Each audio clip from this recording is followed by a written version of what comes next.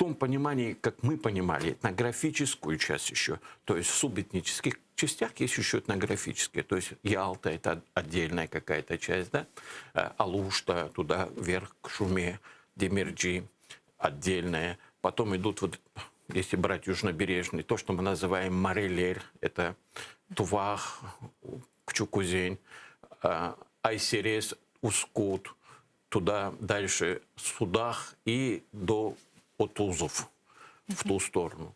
Центральная часть — это Бахчисарай, делится который на степную часть и горную часть. Харасу-Базар делится который на горную часть и степную часть. Кефинский регион. Дальше то, что мы называем Керченским регионом. Южная его часть, западная и восточная. То есть мы шли по такому принципу.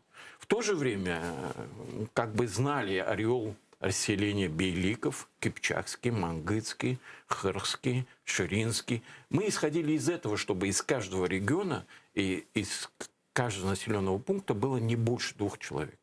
Поэтому работа была очень долго, это было бы несколько месяцев. Прошел ее даже Мустафа Ага, не отказался. Расскажите об этом, какие хромосомы входят в его гаплогруппу. Ну, не буду говорить всех, некоторые члены Меджлиса к этому отнеслись тогда скептически, сказали, зачем это нам нужно, это все, типа, так, ненаучно. А он как-то сразу воспринял это нормально, я ему позвонил, приехали медсестры, взяли у него несколько грамм крови, и у него вышел вот ореол его гаплогруппы. Я не могу сейчас вспомнить, как она точно называется, но обитание — это вот где-то район современной Пруссии. Вот оттуда. Ну, вернемся к нашим гаплогруппам. То есть мы вот таким образом произвели эти исследования. Отобрали, по-моему, около 187 проб. Эти пробы были увезены, и в конце 2013 года, я уже был в отставке, нет, в середине 2013 года мне звонит Любовь Алексеевна и говорит, что американцев просто поразили результаты, и они просят провести дополнительные исследования, разделив крымских татар по 4 субэтническим группам. То есть, если мы взяли всего 187 проб, они хотели, чтобы для того, чтобы какой-то народ изучить, это нужно минимум 100 проб брать. То есть около 400 проб нужно было брать по 4 субэтническим группам. Но тогда я уже не работал, начались вот эти вот волнения в Украине. Я сказал, что это, может быть, попозже получится. И вот так эти исследования как бы не были доведены до конца. Как я сказал, караимы отказались. Каким образом сейчас в сети появляется материал о том, что караимы прошли эти исследования, мне сложно сказать. Может быть, кто-то индивидуально происходил. Но, во всяком случае, вот такие вот интересные материалы, которые... И заключение, в принципе, которое привезла профессор. Она привезла, кстати, в конце 2012 года эти работы, произвела такую презентацию. И вот что она написала. Крымские татары имеют 26 основных гаплогрупп. Я хочу сказать, это очень большое количество. Вот в Украине их 18. То есть 26 гаплогрупп. Наглядно видно, что в этногенезе крымских татар участвовало большое количество древних народов. В том числе около 30% Кавказ, Передняя Азия. 30% индоевропейских народов Европа, Западная Евразия, 10% народы кипчакского, половецкого происхождения, 9% Северо-Восточная Азия, это огузы и все прочее, 5% финно-угры, 7% древние германцы, готы, да. И 4% народа северо-западного Причерноморья и Балкан. То есть гаплогруппы наши обширные. Это говорит о том, что с различных регионов шла миграция этносов в этот район. Когда мы говорим сегодня о том, что, или, например, в российской истории очень часто, что на южном берегу это вот там что-то греческое, Я хочу сказать, что, во-первых, это были колонии. Это были торговые колонии для того, чтобы торговать этим.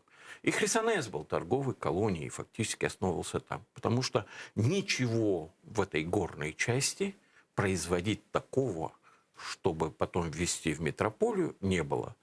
И вот мой следующий вопрос, Эдем Ага. Да. Вот как развенчать мифы, которые сегодня строятся вокруг истории крымских татар? Как гаплогруппы помогут нам повлиять на некоторые вот исторические периоды, которые сегодня фальсифицируются?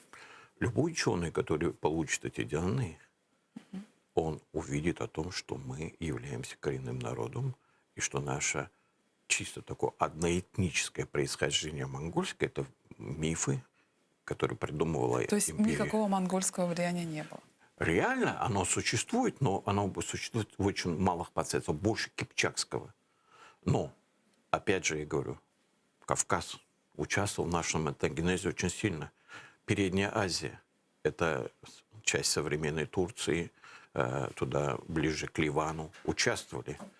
Это Европа участвовала. 30% это европейский этногенез, который в нас находится. То есть говорить о том, что это что-то такое монотонное одно, не приходится.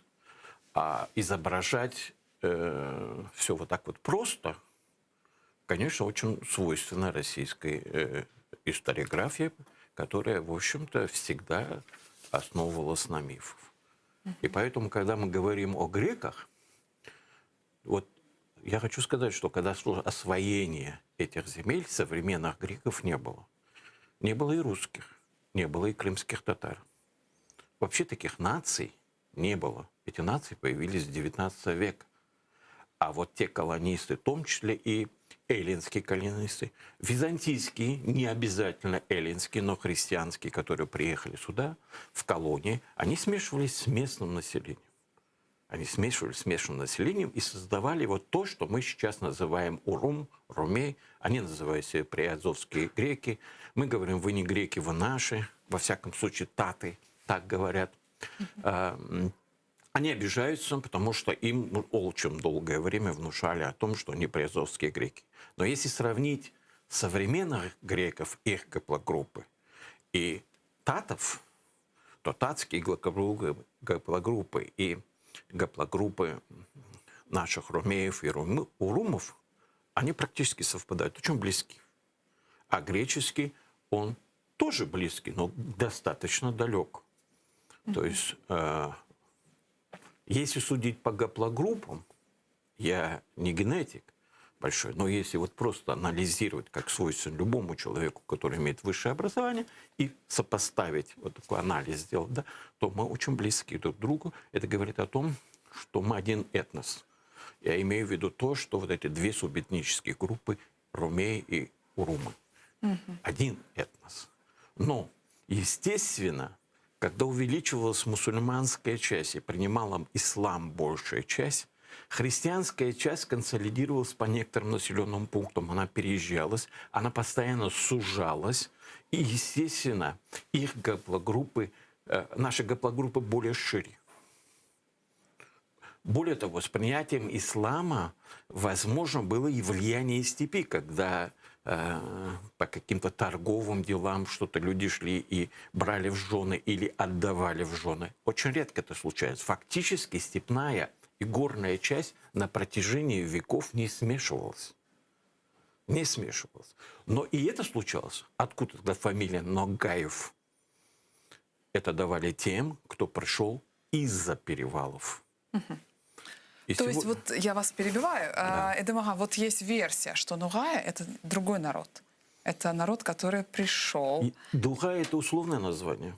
Я бы сказал степной Крым. Так, И больше бы назвал бы их кипчаками. Так. Потому что Нугаи вообще это те же кипчаки и некоторые другие этносы, которые создали в Улусе хана Нугая какую-то вот такую вот этническую суперэтнос, будем так говорить, создали вот в этом плане. И они стали называть себя Нугаями. Мы вслед за ними стали всех называть, кто там особенно южная часть, все, кто на той стороне, все нугаи. На самом деле это абсолютно не так. Это полосы, это печенеги или кангалы, как их называли вообще, правильно себе называть.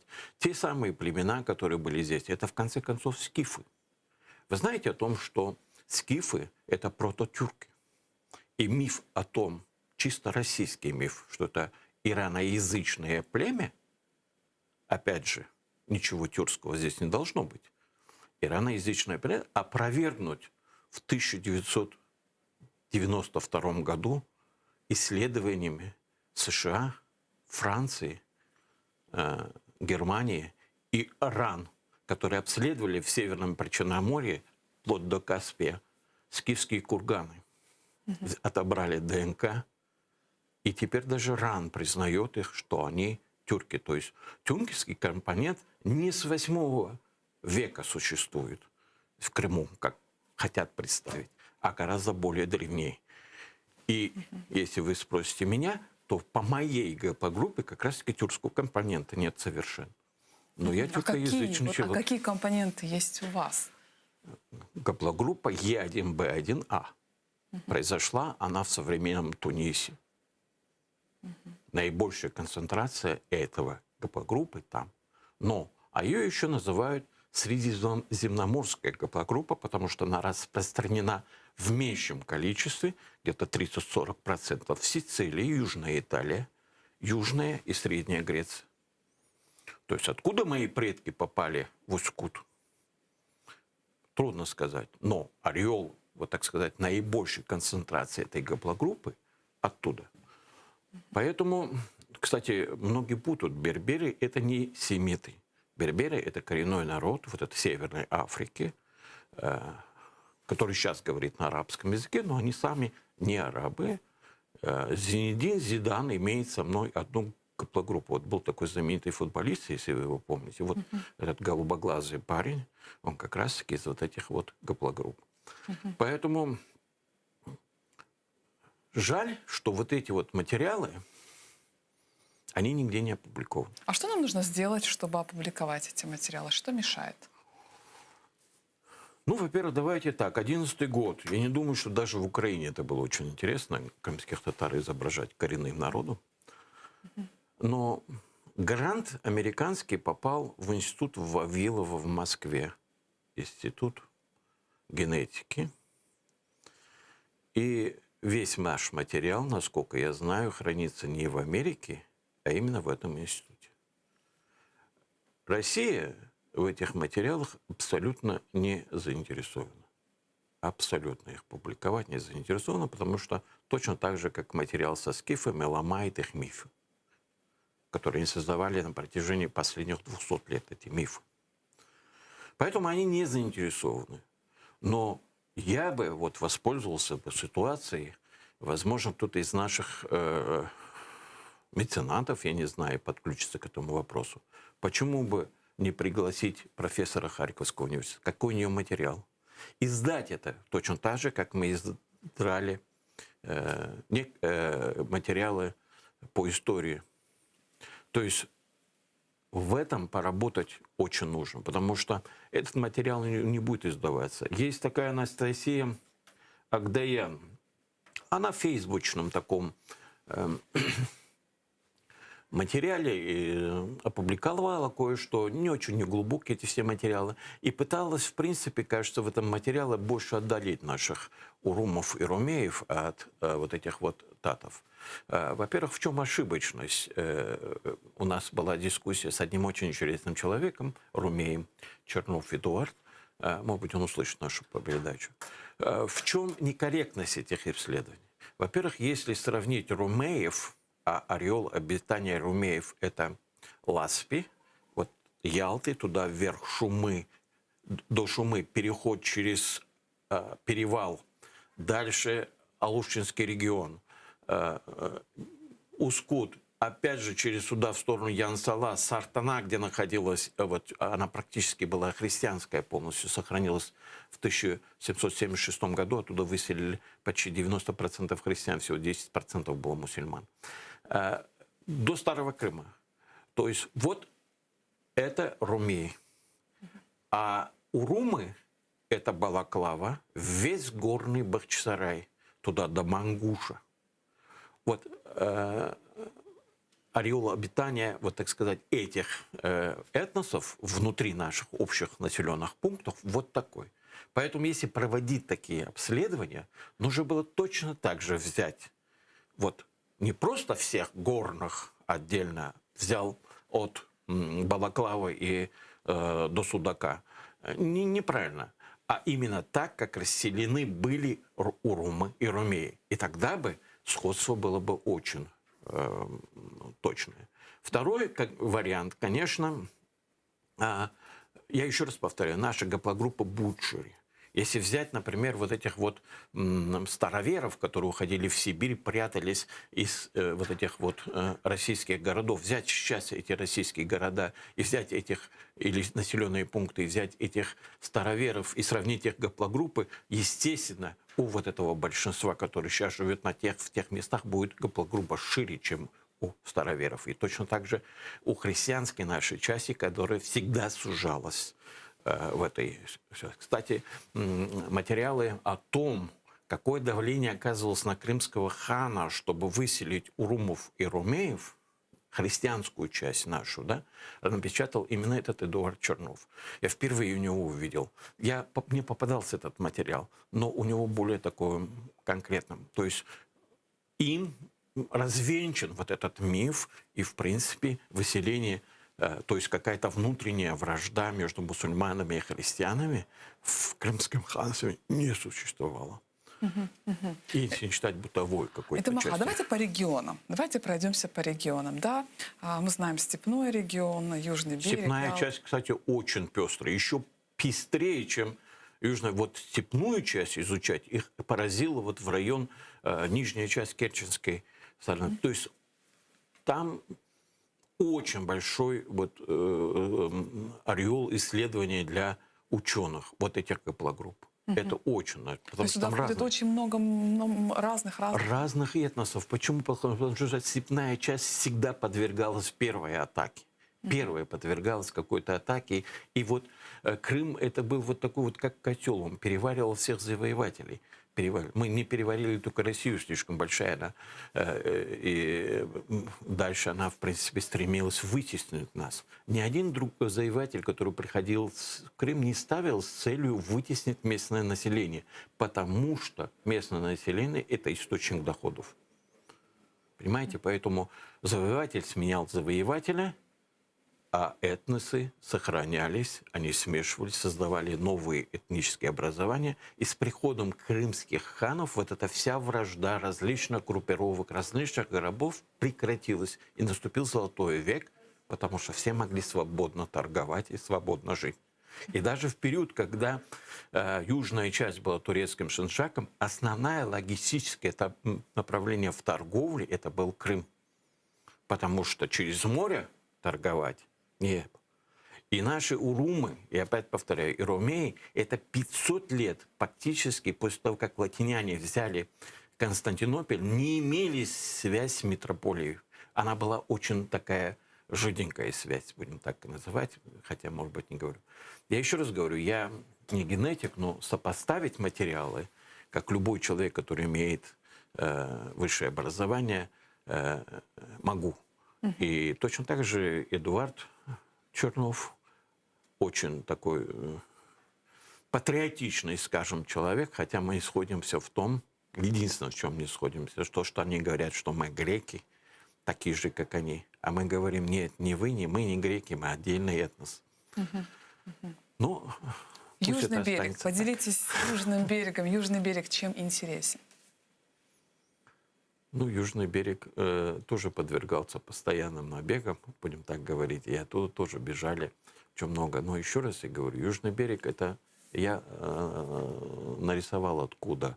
Это Передняя Азия, это все Причерноземье.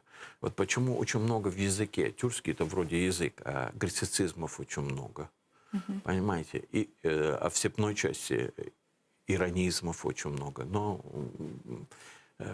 вот мы, как этнос, сформировались уже в 15-16 веке что-то объединяется. Хотя наверняка вот эти жители горных и степных частей, это были два разных этноса одного государства. Это мы уже как нация сформировались, наверное, к середине 19 века, может быть, к концу, а как суперэтнос сформировались в период Крымского ханства, который состоял из двух, как минимум, различных по культуре, по традициям народов, которые не смешивались очень долго. Это два крыла, степной, вот этот вот степная вся часть, и не только, и, кстати, европейская часть, и степная часть, и вот то, что мы называем Средиземноморьем. Вот два вот таких вот крыла, мощнейших крыла, которые объединило нас и сделало одним народом. И сегодня я, южнобережный крымский татарин, имею дочь тюркского племени Кият, своих жен. А вот подробно давайте о тюркских племенах. Какие тюркские племена нам наиболее близки? Все тюркские племена абсолютно близки. У нас очень близкий язык с булгарами, с карачаевцами. И по гаплогруппам, наверное, очень близки. Кстати, это наиболее близкие к нам по этногенезу. И чем дальше, да, хоть мы имеем одно название с татарами Поволжья, наши гаплогруппы, ну, там есть общие, конечно. Ну, вы знаете, вот я прочитала, что у совпадают. нас очень мало общего, практически нет. Сегодня тоже. Сегодня тоже используют этот материал, да, потому что с слово поволжскими татарин татарами. это политическое. Понимаете, если Урум принимал ислам, он становился храм или храм-татар, или татар просто. Если были такие случаи, когда обратный исход был, когда принимал крымский татарин, становился снова христианином, возвращался к своим истокам где-то на Скарсе, и он становился урумом. То есть это вопрос налогообложения. Христианская часть населения облагалась чуть больше, чем мусульманская часть населения. Потом шли караимы, и наибольшие обложения шли приверженцы иудейской веры. Это такой распад. Но наши христиане платили меньше, чем, например, те же католики, которые приезжали здесь. То есть там была такая налоговая... Почему это было важно, почему этот учет шел? Потому что налоговая составляющая, она была разная. И, может быть, и переход к исламу как раз-таки вот и давал вот этот вот переход. Кстати, очень интересные моменты, откуда появилась Сартана. Сартана, выходцы, это, если, чтобы вы представляли, это если от Ускута ехать через Коксанский перевал, то первое село Яны-Сала. А чуть вниз к долине, там идет село Сартана. Так, это еще в 15 веке, по-моему, если не ошибаюсь, переехали вот с Ускута, основная масса населения, основная масса христиан, я думаю, из Ускута, потому что сразу опустили ускутские кладбища урумские.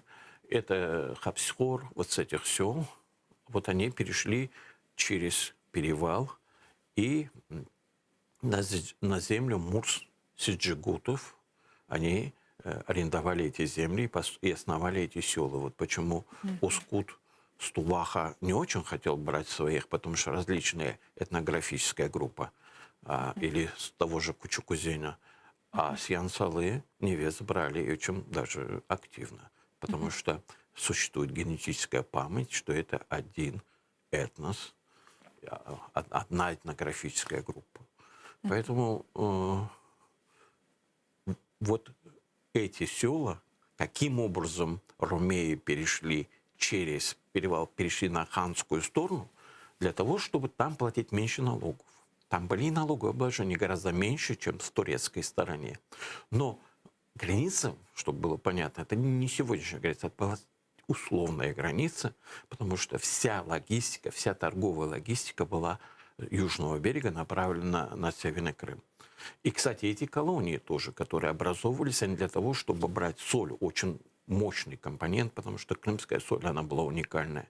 Это жиры, это шкура, это мясо, которое засолено. Вот все отсюда брали, это все шло в метрополию. Вот почему и генуйцы организовали здесь свою колонию. Не потому, чтобы жить здесь, а потому, чтобы через эту колонию иметь это своего рода супермаркет, некий вот такой, на той территории, через которую происходит торговля. И Дамага, о европейской составляющей подробно расскажите. О чем? О европейской составляющей нашего этноса. Ну, гаплогрупп европейских множество их. Я сейчас, например, R1A1, арийская гаплогруппа. Она встречается в степной части очень много. Она встречается в нашей гаплогруппе. Общее количество этой европейской гаплогруппы в нашем этногенезе составляет до 30%. Это R1A1, R1B. Вот гаплогруппы кипчакские. S3, L, O3. У нас составляет, это чисто кипчакское, до 10%. Но опять же говорю, это условно до 10%. Потому что тех, кого мы считали, например, брат моей жены, он тоже прошел, его предки из Салгер-Кията, Степной Крым, в районе нынешнего Буюконлар, недалеко находилась, то у него как раз-таки арийская гаплогруппа R1A1. Поэтому не надо концентрироваться. Это считается кавказская гаплогруппа, потому что она встречается очень много и очень в большой концентрации, кстати, у киргизов. Потому что киргизы – это вообще агузы, большое количество агузских племен, которые с Кавказа перешло туда. И там вот в этой среде, кипчакской среде, приняли вот так облик кипчакский. Поэтому трудно говорить. Но вот эти европейские, например, тот же самый N1, S1, это чисто финно-угры. Они составляют 5% нашей гаплогруппы. Для меня это открытие. У нас есть финно-угры, тоже есть. А? У нас в нашей крови есть даже финно-угры. Да, финно-угры есть в наших играх. Они есть и в степной части, есть и в южнобережной части. Готы 7%, более 7%. А вот у румов и румеев их 11%, их больше, чем у нас. Если сравнить, например, угрофинов, то у графинов она встречается больше в степной части, по всей видимости, это вот те, что шли с гунами. И у нас, если его 5%, то у румов и румеев у них меньше 1% этих гаплогрупп. А у греков их совершенно нет. Вот у нас сколько совпадений, а с греками нет. Например, африканская гаплогруппа Е3 не встречается, она встречается 11% у греков, и ни единого процента ни у нас, ни у румов, ни у румеев. Понимаете? Поэтому говорится, что современные греки, они произошли от совсем других общих этносов и совершенно других этносов, потому что Византия – это христианское государство, где греки не были большинством. То есть они не могли ассимилировать всех, они были, в принципе, в меньшинством в общем большинстве. А расскажите, какое влияние это оказало на культуру? Вот вы рассказываете, сколько гаплогрупп в крымско-татарском народе. Это показывает уникальность этого 26 народа. гаплогрупп. 26. Основных, повторяю. Их гораздо больше, но основных гаплогрупп 26. 26, а у других народов 20-15. Крымско-татарский народ, это показывает, да. что очень народ с очень большой и богатой культурой. Связь наша с Южным, так сказать, Средиземноморьем – наша музыка. То есть хайтарма – это все-таки, наверное, продукт татов, да, который распространился потом уже на весь. Потому что, и в то же время, если мы слушаем много Бетлери наши, да, проигрывание, это уже идет не вот то, что мы сейчас видим, например, на Кавказе или куда-нибудь там ближе к Каспию, а вот сама вот эта музыка, которая проигрывает, она типичная крымско-татарская уже, которая сформировалась здесь, и у румов, и у румеев, и у нас хайтарма.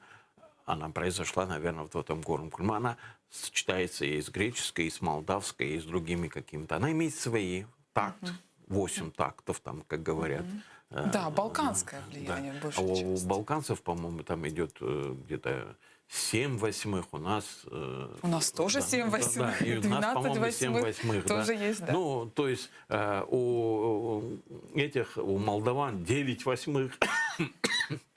Так что тут и музыка, и все остальное говорит о нашем уникальном, конечно, происхождении. Говорит самое главное, что мы есть коренной народ Крыма, что мы произошли из различных этносов, различных завоевателей. И на рубеже конца 18-го, начала 19 века сформировали свой этнос, который имеет два крыла, а в депортации эти два крыла полностью фактически объединились.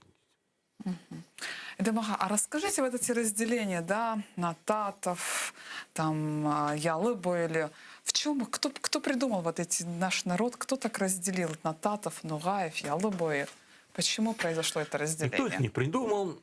Это историческая память, которая заложена в нас. Это говорит о том, что эти народы произошли из различных этносов, иногда враждующих между собой. Почему между том, что мы называем марелер, и то, что мы называем ускутами, существовала вражда? Да?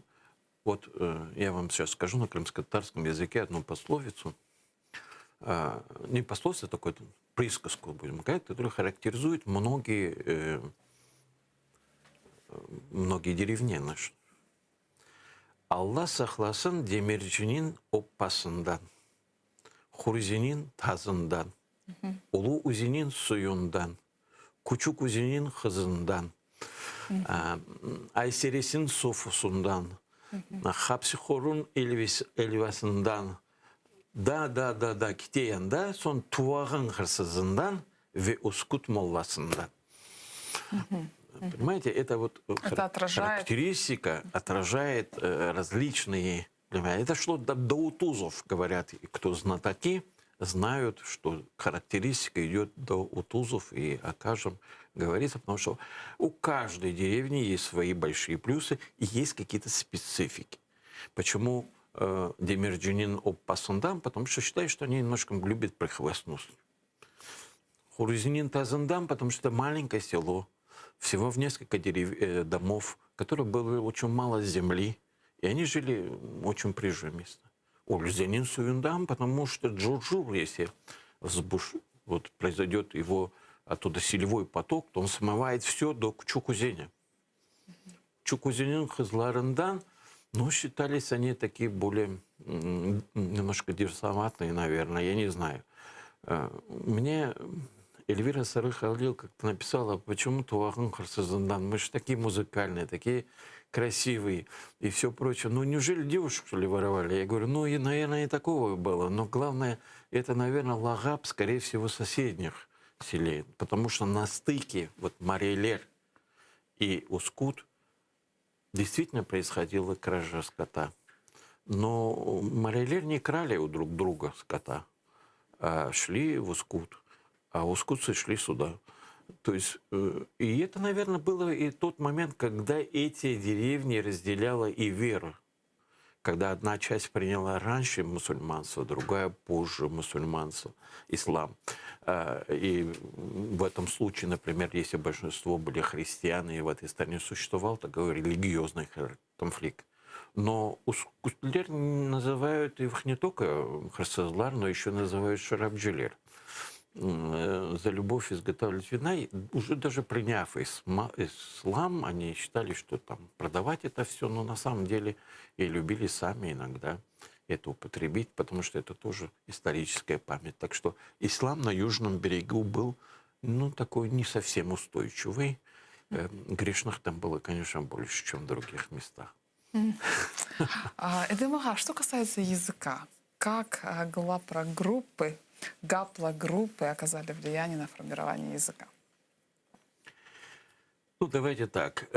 Тут нас не совсем языки меняют.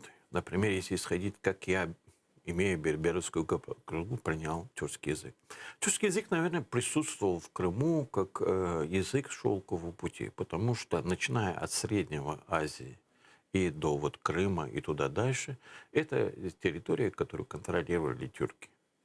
И, естественно, тюркский язык был языком базара. Греческий язык был языком церкви. На каком-то этапе, наверное, на южном берегу тюркский язык стал доминировать. Сложно сказать, на каком. Ну, стал доминировать. И урумы, румеи в обыденном, так сказать, языке, как мы сейчас говорим, получилось так, что в результате депортации вынуждены были перейти на русский язык, то перешли на русский язык, но сохранили свой язык еще. А вот урумы нет. Они говорили только на этом языке. Но вся горная часть, она такая угузская, с очень большим количеством глицицизмов. Да, такие даже, как название хлеба, анавату, плакопта, название вот это, да, плакопита вообще-то, если перевести, да, то это вот говорит о том, что влияние других культур и в то же время влияние вот этих этносов, соседей, которые были раньше соседями, а потом превратились в один, в один народ. Поэтому нам легче поэтому и понять, наверное, вот после особенно где-то в XIX веке, почему очень много переводчиков брали среди крымских татар, это потому что мы понимали и кипчакский язык, и угузский язык. Хотя еще в XIX веке не все южнобережные могли понять степного и степной То есть южнобережный. это была проблема. Да, это была какая-то проблема, да. Но все-таки, я думаю, как мы, приехав в 90-х годах, в начале 90-х годах, быстро как-то начали понимать по слуху украинский язык. Я, например, не говорю на украинском языке, но я его абсолютно понимаю. Точно таким же образом, наверное, на каком-то этапе вот эти торговые люди, те, которые переезжали, торговали отсюда, везли фрукты, оттуда брали ячмень, масло и все прочее, наверное, на каком-то этапе учились говорить. Потом исходите из того, что, например, жители Сартаны, они говорили уже не на еболском наречии, они говорили на кипчакском больше наречии, поэтому Я просто для связь это себя была. относительно недавно открыла то, что в крымско-татарском языке есть и итальянские слова, это тоже кальчин, там, и это, наверное, тоже влияние все-таки гаплогрупп. Это слова Нет, не ну это может тюркские. быть и чисто литературное влияние.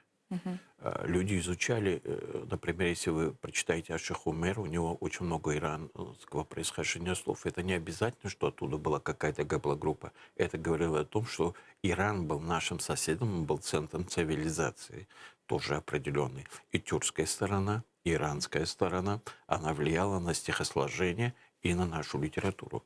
И в Турции, кстати, до Ататюрка иронизмов было очень много. Это уже когда они составили новый вот эти словари, они постарались удалить эти иронизмы. Они существуют. У нас и латинизмы существуют. Скилле. Пристань.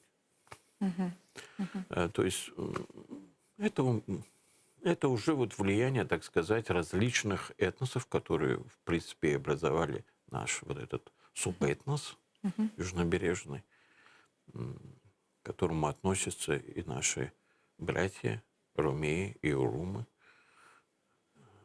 что мы продукт сугубо крымский. Но это не значит, я не хочу сказать, что наша степная часть не сугубо крымский продукт.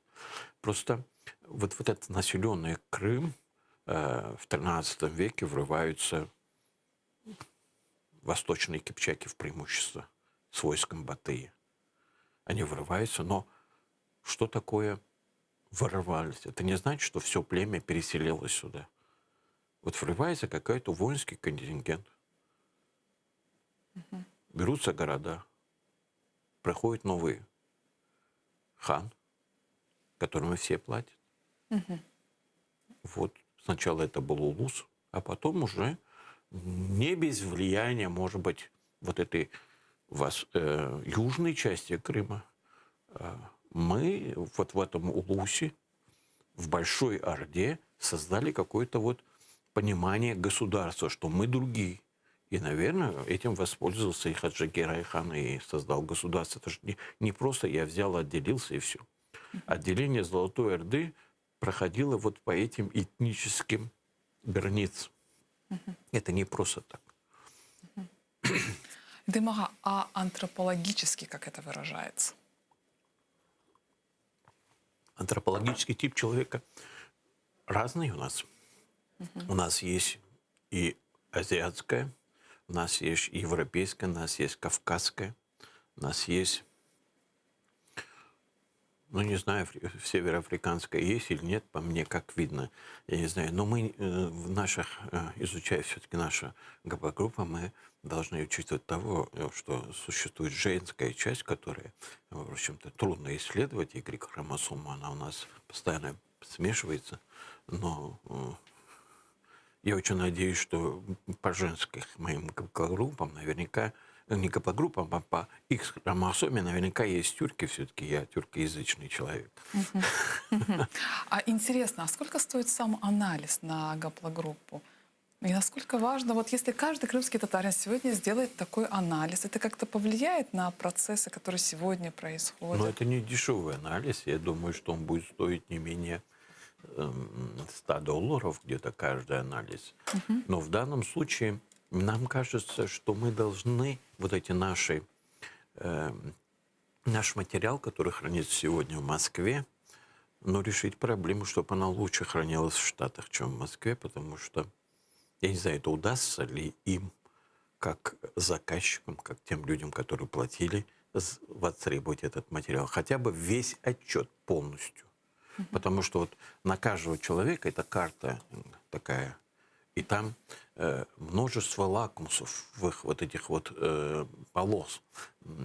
Они вот эти вот геном каждый исследуется. Это непростая. Даже люди с одной гаплогруппой, это не значит, что они произошли в одном месте. Там вот за счет вот этих вот различных внутренних исследований ДНК определяют точно, откуда он.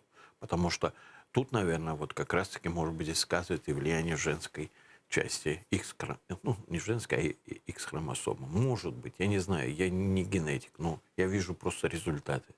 То мы должны этот материал взять, мы должны в Украине его издать, раз Россия в этом не заинтересована, потому что она так и никогда не издаст. Мы должны это издать на разных языках мира, и не просто, чтобы она где-то хранился у нас генофонд, и мы генетический материал, и мы исходили того, что мы знаем, вот и все, а чтобы вот в географическом обществе тех же Соединенных Штатов, других стран было четко понятно, точно видно, почему этот народ сегодня называется коренным народом Крыма.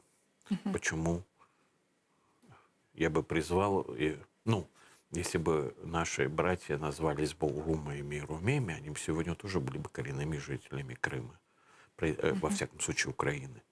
Но это свободный выбор, они хотят быть частью большой греческой семьи. А так бы были бы частью крымско-татарского этноса? Нет, не крымско-татарское, это просто частью. Это мы все-таки не один совершенный этнос. Но это как сейчас живут люди различной религии вместе, да? Но точно так же и так. И, конечно, это другое. Это, ну, как минимум, отдельный этнос, отдельная народность внутри. Точно так же, как и мы сегодня существуем сами. Из нескольких народностей составляем нацию. Возможно, даже они бы назывались... Вот караимов мы как бы к себе не притягиваем, говорим, что это отдельная народность. Но вот и урумы, и румеи были бы отдельной народностью Крыма, коренной народ Крыма, который сегодня живет вот на территории Приазовья. Давайте сегодня подытожим нашу беседу. Что это нам даст? Вот мы если полностью обнародуем, да, все-таки включим Украину в эти процессы. Что нам даст? Ну, во-первых, опровергнуть мифы. Во-вторых, это даст нашим потомкам информацию, обычную информацию, кто мы есть, откуда, где произошли, как произошли. Потому что еще пройдет несколько поколений, и люди начнут путаться, с каких они этих субэтнических групп произошли. Потому что сегодня уже молодежь меньше интересуется, с какой субэтнической группой. Если еще в 19 веке это было ясно, безымкой, это безымкой дегиль, яхшы кыз башка көйге чыкмас, и все вот такие вот разные пословицы, которые существовали, остались у нас, потому что различные внутри одной даже субэтнической группы различные этнографические группы старались друг к другу меньше смешиваться, хотя все равно это происходило, но в гораздо меньшем количестве, чем, например, у других, может быть, больших народов, которые к этому относились как бы не так пристально, как наши. То есть вот эта историческая память, она диктовала нам такое поведение. Это наше, это не наше. Ян-Сала за горами – это наше. Почему, спроси сегодня у ускутских, почему оттуда брали Девеса, почему не брали Вот и я вас, как да, ускутского, да, и они спрашиваю, не почему? ответят, потому Почему? что это существуют различные этнографические группы, различные этносы, которые раньше враждовали между собой. Вот и все. Это почему то, что мы называем море, да, они моряки, они плавают, у них у всех лодки. А почему в Ускуте даже в голодный год они не могли рыбу поймать? Хотя в 3 километрах от моря живут, у них лодок даже не было. Это вот просто была вот такая особенность этого народа. Да. То есть это говорит о том, что, возможно, та легенда, при которой некий сельджукский султан выслал вот какую-то свою часть своей гвардии вот куда-то сюда, вот на северную часть Черного моря, с условием, что не ближе 3 километров жили.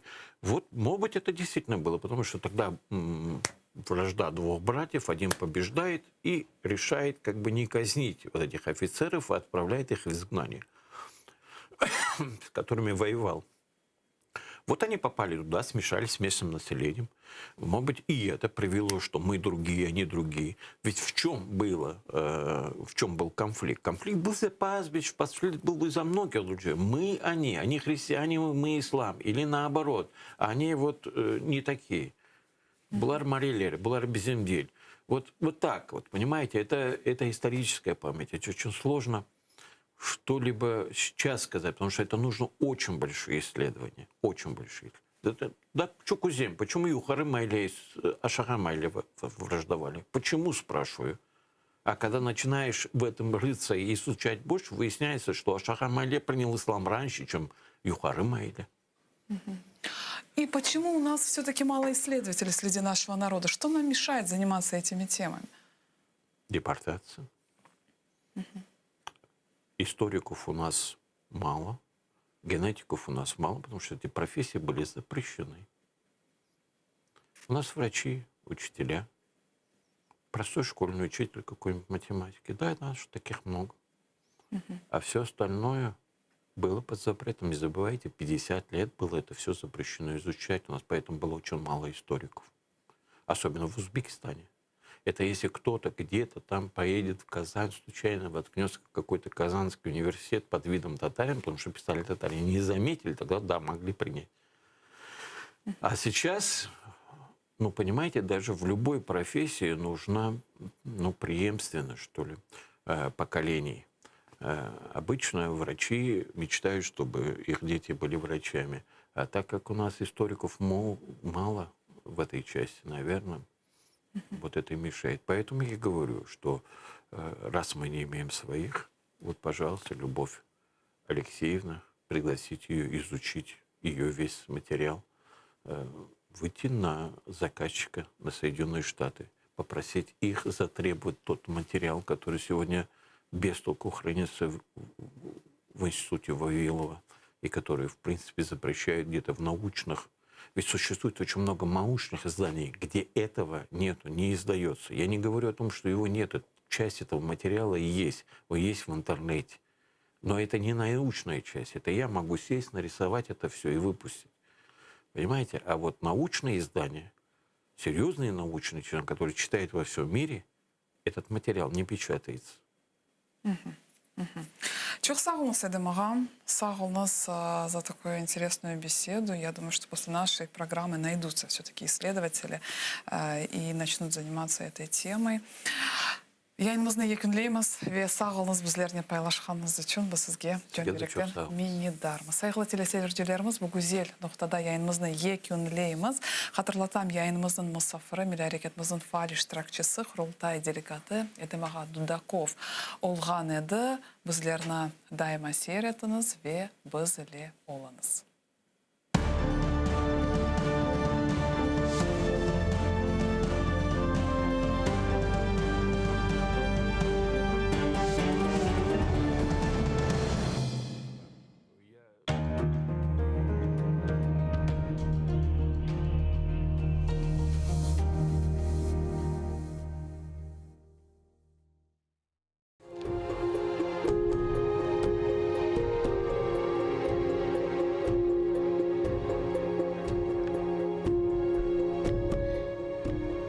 Сем Дефне Еленас мені қабірде. Азиз Украинамнан кеніш чөлі торынды. Ишітілеп ве көрініп тұрсын. Озы үйле кең чөллер, қайнақ нер еңілдісі, ұчырымлы сайылер. Озы дұшман қаныны ақызған сон деңізге, чеменлерні ве қырларны терк етіп ер yüzünde. Мен Tanrıға yol tutarım, kalben dua etmek için. Şimdi ise yaradanını bilmeyim ben akçın. Defneyleniz ve kalkınız, buğavlarını uzunuz. Halis düşman kanını hürriyet üzerine suzunuz. Ulu serbest ailenizde unutmanız meni de. Hayriyetli sözünüzde tutunuz hep hatırda.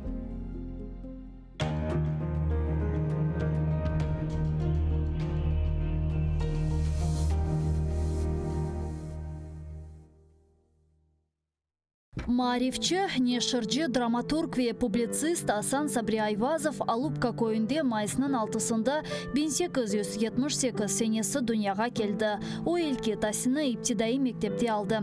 Медреседе оқыды. Медреседе оқуыны бітіріп, мектеплерде муалlimlik yaptı. Sonra bilgi seviyesini yükseltmek maqsadымен кетіп, Istanbul ve Каир университетлерінде тәсіл алды. Асан Сабри Айвазов четел мемлекеттерден қайтып келген сон, башта Баку шерінде нешір етілген Хаят адлы газетада муарир олып çalıştı. Sonra Қарасу базар шерінде Абдурашид Медиев ile beraberlikte Ветан Хадимы намында газета çıkardылар. Асан Сабри Айвазов Ветаны Қырымға авдет олған сон 1913 сенесінден башлап Қадими Бақчасырайда Исмаил Газпралы тарафından çıkarılған Tercüman газетасында çalışı başladı. Исмаил Газпралы 1914 senesi vefat etken sonra Асан Сабри Айвазов tercümanın baş muharriri oldu. Sonra o Ahmetçit şehrinde Millet деп adlandırılған газета neşir etti ve aynı zamanda Kırım Milli Kurultayı reisi vazifesinde bulundu. Асан Сабри Айвазов публицист olmak ile beraberlikte hem yazıcı, hem dramaturg, hem de acayip edebi tercüman edi. Anneciğim neredesin? Kel, neden bu alga kaldık? Gibi bedi eserlerle bir sırada Ivan Turgenev, Anton Çekhov, Lev Tolstoy, Avrupa edebiyatından Knut Gamsun, Longvili gibi müelliflerinin işlerini Kırım Tatar tiline tercüme etti. Асан Сабри Айвазовның icadi umur faaliyeti gayet gürlegen vakitte o Bolşevikler tarafından represiyaga uğrab 1938 senesi aprelinin 17'sinde vahşice öldürüldü.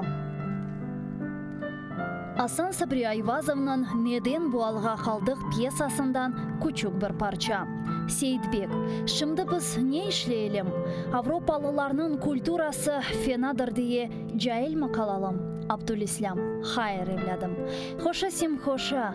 Hazreti Fahir-i Kainat Efendimiz sallallahu aleyhi ve sellem beşikten mezara kadar ilim aranız buyurdukları gibi ilim nerede olsa da gidip alınız buyurmuştur. Avrupalılarının ilimi ve marifini, fenoni ve sanayisini alınız. İhtirat ve keşfiyetlerini de öğreniniz. Milli mekteplerimize sokunuz. Ana lisanınızga tercümeydiňiz. Binaen aleyh Avropaya gideceğinizde bir-birinize lisanı milli bulunur ise size büyük bir siladır. Her yerde sizi selamete çıkarır. Elinizde İslamiyet, lisan gibi bir kuvvet olur ise Avrupa'nın ateşi sizi yakamaz. Mamafih ne Frankistan'ın Paris'i, ne Almanya'nın Berlin'i, ne de İngiltere'nin Londra'sı, ne de Avrupa maişeti millet ve kavmiyetinizi unutturamaz. İşte bizim fikrimiz budur, evlatlarım.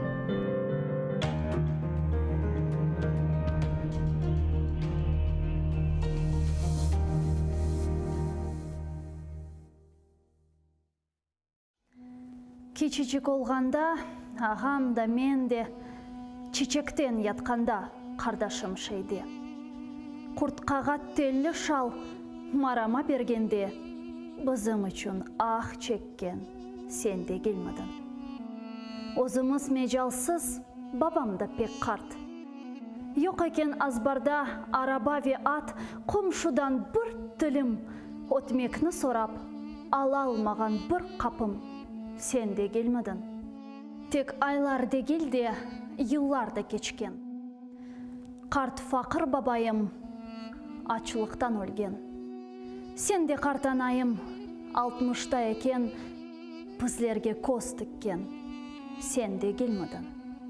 Artık uğur ve serbest olganımız vakit, hepimiz iş korup çalışkan vakit. Aşağan hakkımız ak olganı vakit. Eskisin söylegen, sen de gelmedin.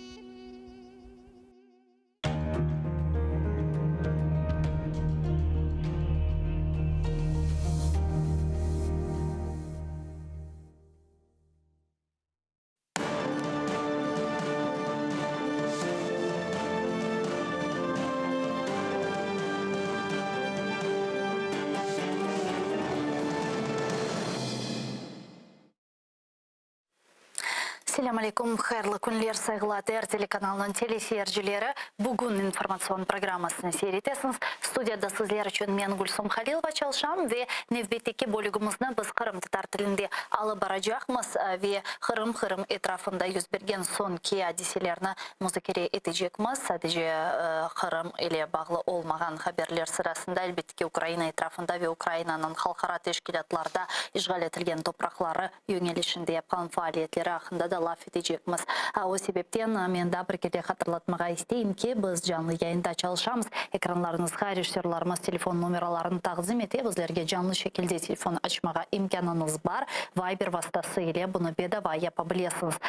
067 63 46 130 bu bizim Viber numaramız ya da Skype adresimizni kullanıp bizlerge telefon açıp video vasıtası ile sorularınızı seslendirmeye imkanına sahip olabilirsiniz. Bununla beraberlikte ATR'ge manevi destekni bizim YouTube sayfamızga abone olarak ifade etmege imkanınız var. Siz için bu hiçbir şey olsa da biz için hakikaten büyük bir destektir. Sadece anda abone olgan bir yerge böyle bir basmak gerek olacak ve bu bizlerge yardım olacaktır. Maddi de TNTR telekanalına destekni ifade etmege isteseniz bizim Patreon'ımızga abone olabilirsiniz saygılar arkadaşlar ve böylelikle Balaban Kırım Tatar Korantasının ailesi olacaksınız. Buna bizim rejissörlarımız şimdi Patreon'ımızın sılkasını yani linkini ekranlarınızga çıkardı. Bu link boyunca kirgen sonra çeşit türlü seviyeler seçesiniz ve gücünüz yetkence seviyeni seçip aile azası olasınız. Bu bizlerge informasyon cebede işimizni, faaliyetimizni, kuryeşimizni devam ettirmeye yardım edecektir. Men size stüdyamızga teşrif buyurgan musafirimiz Milli Meclis azası Rizağa Şevkiyevni takdim etmege memnunum. Selamun aleyküm, hoş geldiniz Rizağa. Aleyküm selam.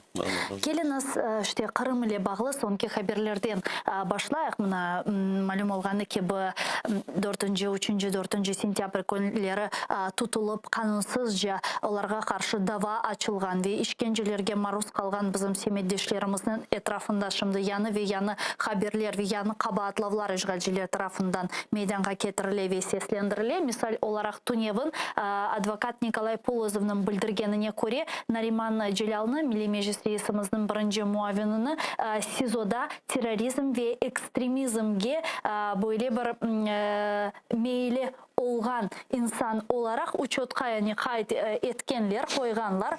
Бұл вақытта айтқаным кебі Николай Полозов, онен көрішкен sonra білдірді, келін сон статусны бердіңлейік. Буквально напередодні нашої зустрічі Наріману повідомили, що його поставили на облік як особу схильну до терористичних та екстремістських злочинів, що явно свідчить про повне незнання співробітниками СІЗО принципів кримінального процесу і такого поняття, як презумпція невинуватості. Звісно ж, всі подібні незаконні адміністративні рішення ми будемо оскаржувати. Бұнен бері берлікте Туневын мәлім олғаны кебі ФСБ Асан ве Азиз Ахтемов қардашларының санки дерсін қабатлавларını қабыл еткенлері ве диверсияны япқанлары еле бағылы итираф сөзлері еле бойле оларының чықышыны мейданға кетірді. Ичкимсен әлбетті ке шүбесі жоқ ки бұларны олар ішкенжелер алтында яптылар. Ичкимсе оларны қабатламай бірде-бір іште диверсияда іштірак еткенлерінде әм Украина, әм Семеддеш ярамыз, әм бұтын дүния оларның қабатсыз олғанларыны білелер ве ФСБ-нің yayınлаған бұл видеоларына инанмамақталар. Amma Кенеде іште Туневын ФСБ бойле бір видеоны yayınladı ве оның etrafında Туневын ве бүгін біз лaf etmege devam etemiz. Бұл вазиятны Милли Межлис рейсіміз Рифат Аға Чубайров да изатлады. Келін сон dinleyik. Ну, весь світ знає про те, як вибивалися показання з затриманих кримських татар, в тому числі з братів, і особливо з братів Асана і Азіза. Їх жорстоко катували, і ФСБ Путіна виявилися не лише старанними учнями гестапо Гітлера, НКВС Сталіна, але вони багато в чому перевищили тих катів ХХ століття. Ми сьогодні знаємо всі деталі, обставини, як вибивалися ці показання. Зрозуміло, що вибиваючи такі показання, російські окупанти намагаються далі компрометувати представницький орган корінного народу Криму, Меджліс кримсько-татарського народу, Курултай. Але це все ніяким чином не спрацює на їхні плани. Обов'язково ці кати, ті, хто здійснював ці тортури по відношенню до Асана, до Азіза, Ахтемова, вони будуть покарані. Прийде час, в цьому немає жодних сумнівів. Ми бажаємо нашим політв'язням витримки. Ніхто їх ні в чому не буде звинувачувати, бо вони невинні, вони пізнали таких жорстоких фізичних тортур, які, здається, мало би хто в цьому світі витримав. Винні Путін, російські окупанти і безпосередньо ті кати, які здійснювали ці тортури. Ну, це їхні, знаєте, плани, вони не міняються для того, щоб розчавити, роздавити кримських татар. Каральні органи російських окупантів, вони намагаються максимально знищити те, що об'єднує кримських татар, а їх об'єднує любов до своєї батьківщини, до своєї мови, і їх максимально консолідує ті цілі, які вони обов'язково втілять на своїй землі, мати власну державну утвореність у вигляді національно-територіальної автономії. І все це максимально взаємопов'язується з національними інститутами кримських татар. Кримські татари настільки вони вже є такими, що не тільки звикли, а вони настільки взаємопоєднані з своєю ролью в створенні, в обранні і діяльністю національних інститутів, що росіяни думають, що такою компрометацією їм вдасться віддалити кримських татар від представницьких органів. Але життя показує вже 7 років окупації, що люди, вони дуже точно усвідомлюють те, що відбувається, і ніколи не було, і зараз не буде такої дрібненької віри в ті твердження, які говорять російські окупанти. İşte Rizaga yukarıda aytılganlarının razısınız mı? Katinde mi işte şimdi böyle temsil bu işgalcilerin yapkan hareketleri ve sonki siz de көргендірсіңіз ve Асан Азиз Ахтемовларның sanki dersin kabatlavlarına kabul etkenleriyle bağlı video yayınlағаны. Bu temsili organımızı halkımızın közünde mi, özünün közünde mi diskredite etmek için yapılgan bir faaliyet mi? Ya da ne için sizin fikrinizce yani böyle bir olarga mecbur etiler айтмаға, sanki dersin meclis olarga işte emir bergen ve korkutkan balalarını öldürecekleri gibi böyle dehşetli ve olmayacak şeylerini ayttıralar semirdeşlerimizge. Ne için? Geçen bunu bakmak gerek bir sözden ayıp olmaysın. Birkaç meseleler o kozogunu tutmak gerek. Geliniz bakayım vaktimiz var. Mesela ne için bu yapılgan provokasyon Rusya'nın provokasyası sayan bunu, FSB'nin provokasyası yapıldı bu Kırım platformadan son. Birincisi meclis reisinin muavini gelip açıktan ekranda çıkıp anda sözden çıktı. İkincisi platformada bizim liderimiz böyle sonuna güzel bir sözden çıktı. Aslında tesirli sözler aytıldı. Sanki o bütün kuvvetlerge bir program bergen gibi oldu. Ama oldu indi beklemeye danlas kırmızı çırtalarını geçmek gerek.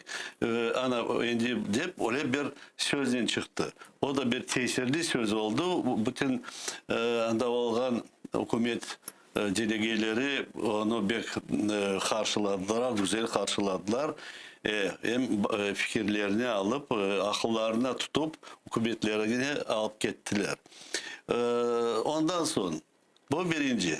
Onun için bir aksiya hareketi yapmaya platformadan son bu bizim Kırım Tatar faktörün bu platformada onu aşağı düşürmek, Kırım Tatar halkını korkutmak, Kırım Tatar halkından artık ses çıkmagay, platformaga koşulmagay, Kırım'dan adamlar platformaga gelmegeler, bu böyle bir manalardan bu FSB'nin yapkanları birinci adımları.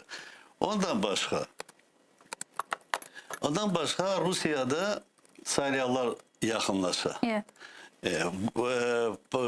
Putin'in partiyası bek indi tarafdarları azlaşa. Onlara bir hareket göstermek gerek. Mutlaka Kırım'da bek azlaşa. Çünkü anda yaşayan Ruslar da beğenmeler bu albaralan politikaların, albaralan yaşayışını. Şimdi ben aytmayayım Kırım Tatar halkını, Ukrayna tarafdarların onu aytmayayım, herkes razı değil onlarga.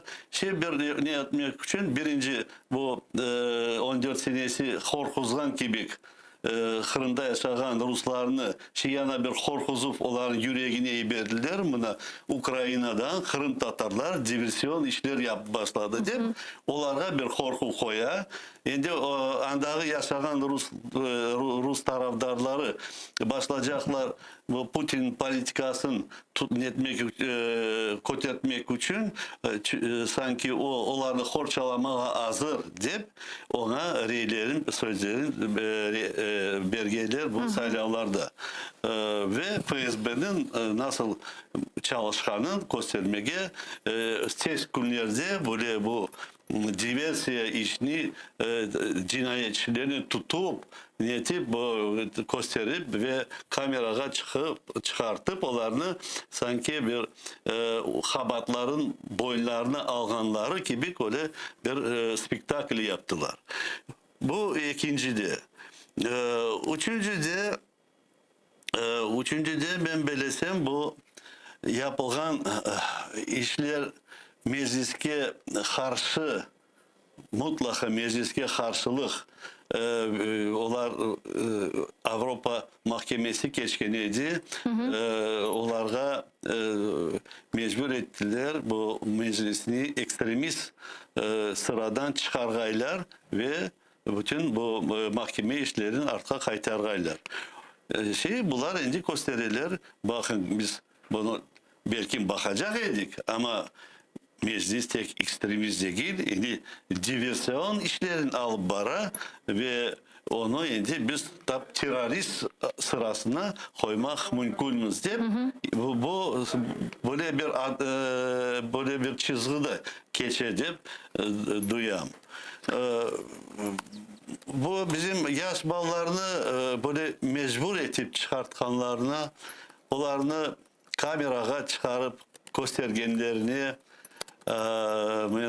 mutlaka Kırım Tatar halkına ve Ukraynalılarga, Kırım'da yaşayanlarga, Ukrayna materikte yaşayanlarga anlatacak olam. Ona kulak asmanız.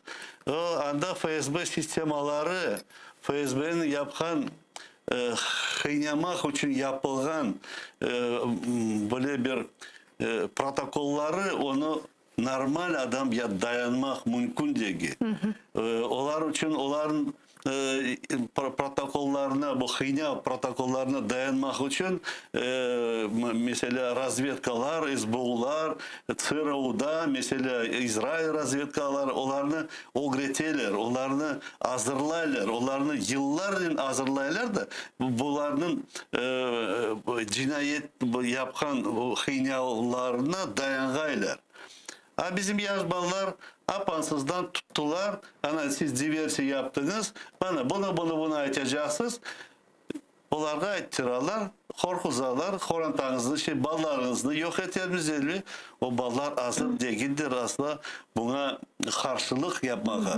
Men onlarını hiç de kabatlamayın valla. Ama buna sizin fikrinizce yani bu yapılgan elbette ki kimse kabatlamıyor. Bütün dünya onların kabatsız olganını bile koruyor. Biz de zaten gördük o videoda onu etik cihetten biz göstermedik. İşgalcilerinin, işkencelerinin neticelerini böyle bir teşvikat etmemek için. Ama şahsen men bakanım vakit gördüm. Yani onlar bularını aytkan ekende böyle ağlap aytalar. Çünkü zor anlaganımızga göre bularını aytmaga yalan yanlış iftiralar atmaga ki onların iradesinde değil bu ne yazık ki. Bunu biz gördük. Buna Rizağım sizin fikrinizce kendi bu yapılganlar bu Kırım platforması için yapılgan bir böyle intikam mı ya da şimdi FSB Milli Meclisimizge yani temsili organımızga böyle savaş cenk ilan etti ve көргендірсіңіз Тунев'in FSB Milli Meclisini проводником украинского реваншизма деп adlandırdı. Sanki dersin biz Ukrayn revanşizmini Kırım'da teşvikat ettiğimiz Kırım Tatarlar ve sanki dersin temsili organımız böyle bir protesto aksiyalarını hazırlay eken Kırım'da. Yani bu nedir? Sadece böyle umumi stratejilerine kirgen baskı mı ya da temsili organımızga yapılgan ayrı böyle farklı bir baskı formasını şimdi işlep çıkaralır? Onlarını eksin ayırmak mümkün değil. Onlar kompleks olarak yaparlar. Hem mecliske karşı, hem platforma karşı, hem meclis bu platformada bir temelli yeri var platformada. Meclis çetleşmeyecek bu devamında platformanın çalışmalarına her zaman girişecek ve unutturmayacak koyulgan vaziyetlerini onu tırışacak o taraftan çalıştırmaya. Bir platforma oysa da hükümet taraftan da çalıştıracak. Ama meclis de onu her zaman teberlettirecektir. Ona bakıp onlar bir kompleks baskın yaparlar. Hem mecliske hem platformaya bakın platformanın adı Kırım platforması. Kırım Tatar halkına Tamur Halk Kanunu verildi. platformada liderimiz çıkış yaptı. Platformada Kırım Tatarlarından, Kırım'dan gelip birinci meclisin muavini çıkış yaptı. Yani platformada Kırım Tatarlarının mevcudiyeti bu sammitni küçleştirdi. Evet. Onun için onu bozmak gerekler. Korkuzup bozmak gerekler, dağıtmak gerekler, şaşmalattırmak gerekler herkesi. Ama inşallah bizim halkımız ve bizim milletke iştirak etken vatandaşlarımız bundan korkmazlar ve Kureyş'in devamı olur. Bizim halkımız her zaman Kureyş'e hazır. Bilesiniz bana ben yani baktım bu rolikni sanki ona mecbur etip korkuzup SBU taraftan ballarını netip eğer anda SBU mu ya da bizler bundan bir diversiya yapacak olsaydık birinci o diversiya anda bir olmayacak turbanı patlatmazdık birinci. İkinci de diversiya yapacak olsaydık biz anda bir olan tankların raket bu S-300'ların bir şeyini patlatırdık mesela. Eğer diversiya yapacak olsaydık bizge gerekmeydi birinin korkuzup yaptırtmağı. Anda ona hazır adam çok tapar edik. Çünkü Kırım Tatar halkı çok narazılık bildirdi bu işgalcilerge. Ama alda Kırım Tatar halkı böyle kureyşsiz, silahsız kureyş metodlarını izleyip ve bunu işte Milli Meclisimiz temsili organ Kırım Tatarlar olarak hiç kimse yapmazdı bir taraftan. Çünkü bu bizim siyasetimizge kirmegen, bizim milli hareketimizge kirmegen bir hareketler. Evet, yapacak olsaydık ben diyeyim. Ama biz o şeyini yapmamız. Çünkü diversiya işi yapılacak olsa onu bilirsiniz ne zaman cenk bir böyle bir aktif zamanda o zaman diversiyalar başlarlar. Ama bu uydurma bir iş yaptılar. Onu bir hazırlık yaptılar. Hazırlık değil. Bu ne diyeyim bu bir pastanova deyirler. Hazırlap yapıp dünyaya bunu çıkardılar.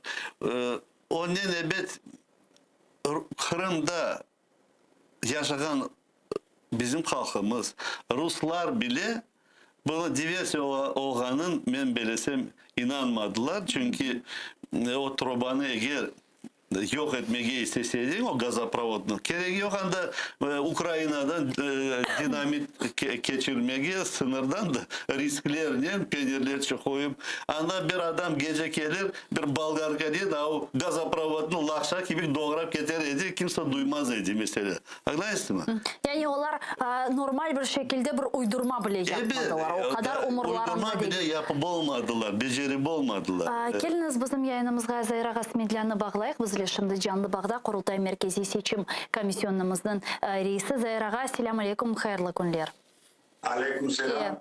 Tunevin biz sizinle anlaşkan edik. Bugün de yayınımızda görüşmege ve ötkerilgen mahkemenizin neticelerini muzakere etmege. Tunevin bugünkü geçirdiler mahkemeni. Bugün mahkeme olup geçti. Ben neticeni bilem ama siz tarafından seslendirilmesini isterim. Bizim simedeşlerimiz sizin nutkunuzdan eşitsinler. Nasıl netice oldu mahkemede? Aslında biz nasıl o günden aytkan edik, mahkeme degen mahkeme yok, adalet degen adalet yok. Bu tekrardan noktalamadı işte Kırım'da mahkemelerde tekst marşını yerine getirdi. Ve kimge nasıl rakamını yazacaklarını şimdi başından belli. Kadidendeki onlarga topeden ana gizli hizmetten emir verildi. Bu kadar verirsin. Bu çok konuşmasın. Bu ana tilde mahkemelerde çalışmasın. Bunun var ana tilinin tercümanlarını çağırmasın var. Adaletini bunda kıdırmasın var. Ve kararın tanıtkan zamanda gerek demek ben kabahatım varım yokum ama ben boysuna men demek sizin kararınızı boysuna men de ağma sızma demek siz beni biraz ağıma kırıp biraz azca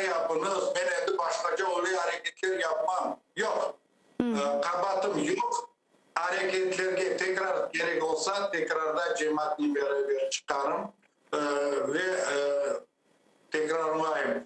Umarım mahkemelerde adalet yok. Ama millet bizimle beraber, mana bugün o kadar adam var, gelip soruyorlar, bizde nasıl destek gerek, para mesela, başka geliniz hareket yapayım, onlar kumuş toplayayım, birer kumuş toplayayım, toysun var ana o demir para var, bu otursunlar diler. Yani Milletimiz sağlam. Yani benim anlaganyma göre Kenya böyle 10 rublelik aksiya mı başlayacaksın? No, men bellesem başka adamlar var, ta 58 mahkeme olmak gerek. Evet, birinci mahkemede 5000 İbrahim Çıgırtmağa pay piçti var.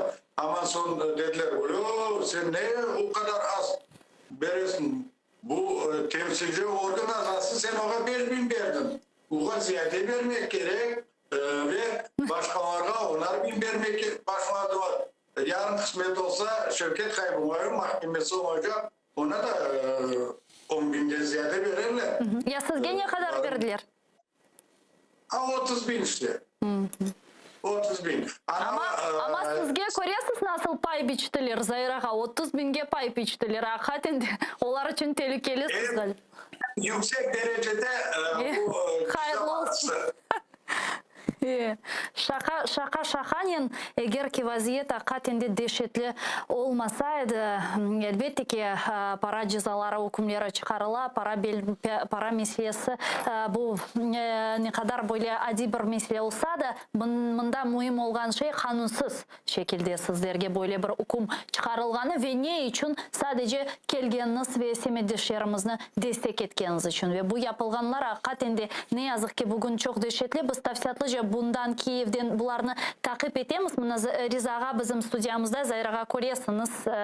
Beraberlikte bu meselelerini muzakere etemiz. Zahiraga bundan yani Ukrayna ana kıtasından sizin fikrinizce hangi bir hareketlerinin yapılmasını bekler ediniz sizler? Anda bulungan halkımız ve ilahi şimdiki bu vaziyette hangi bir destek sizin fikrinizce en faydalı olur edi?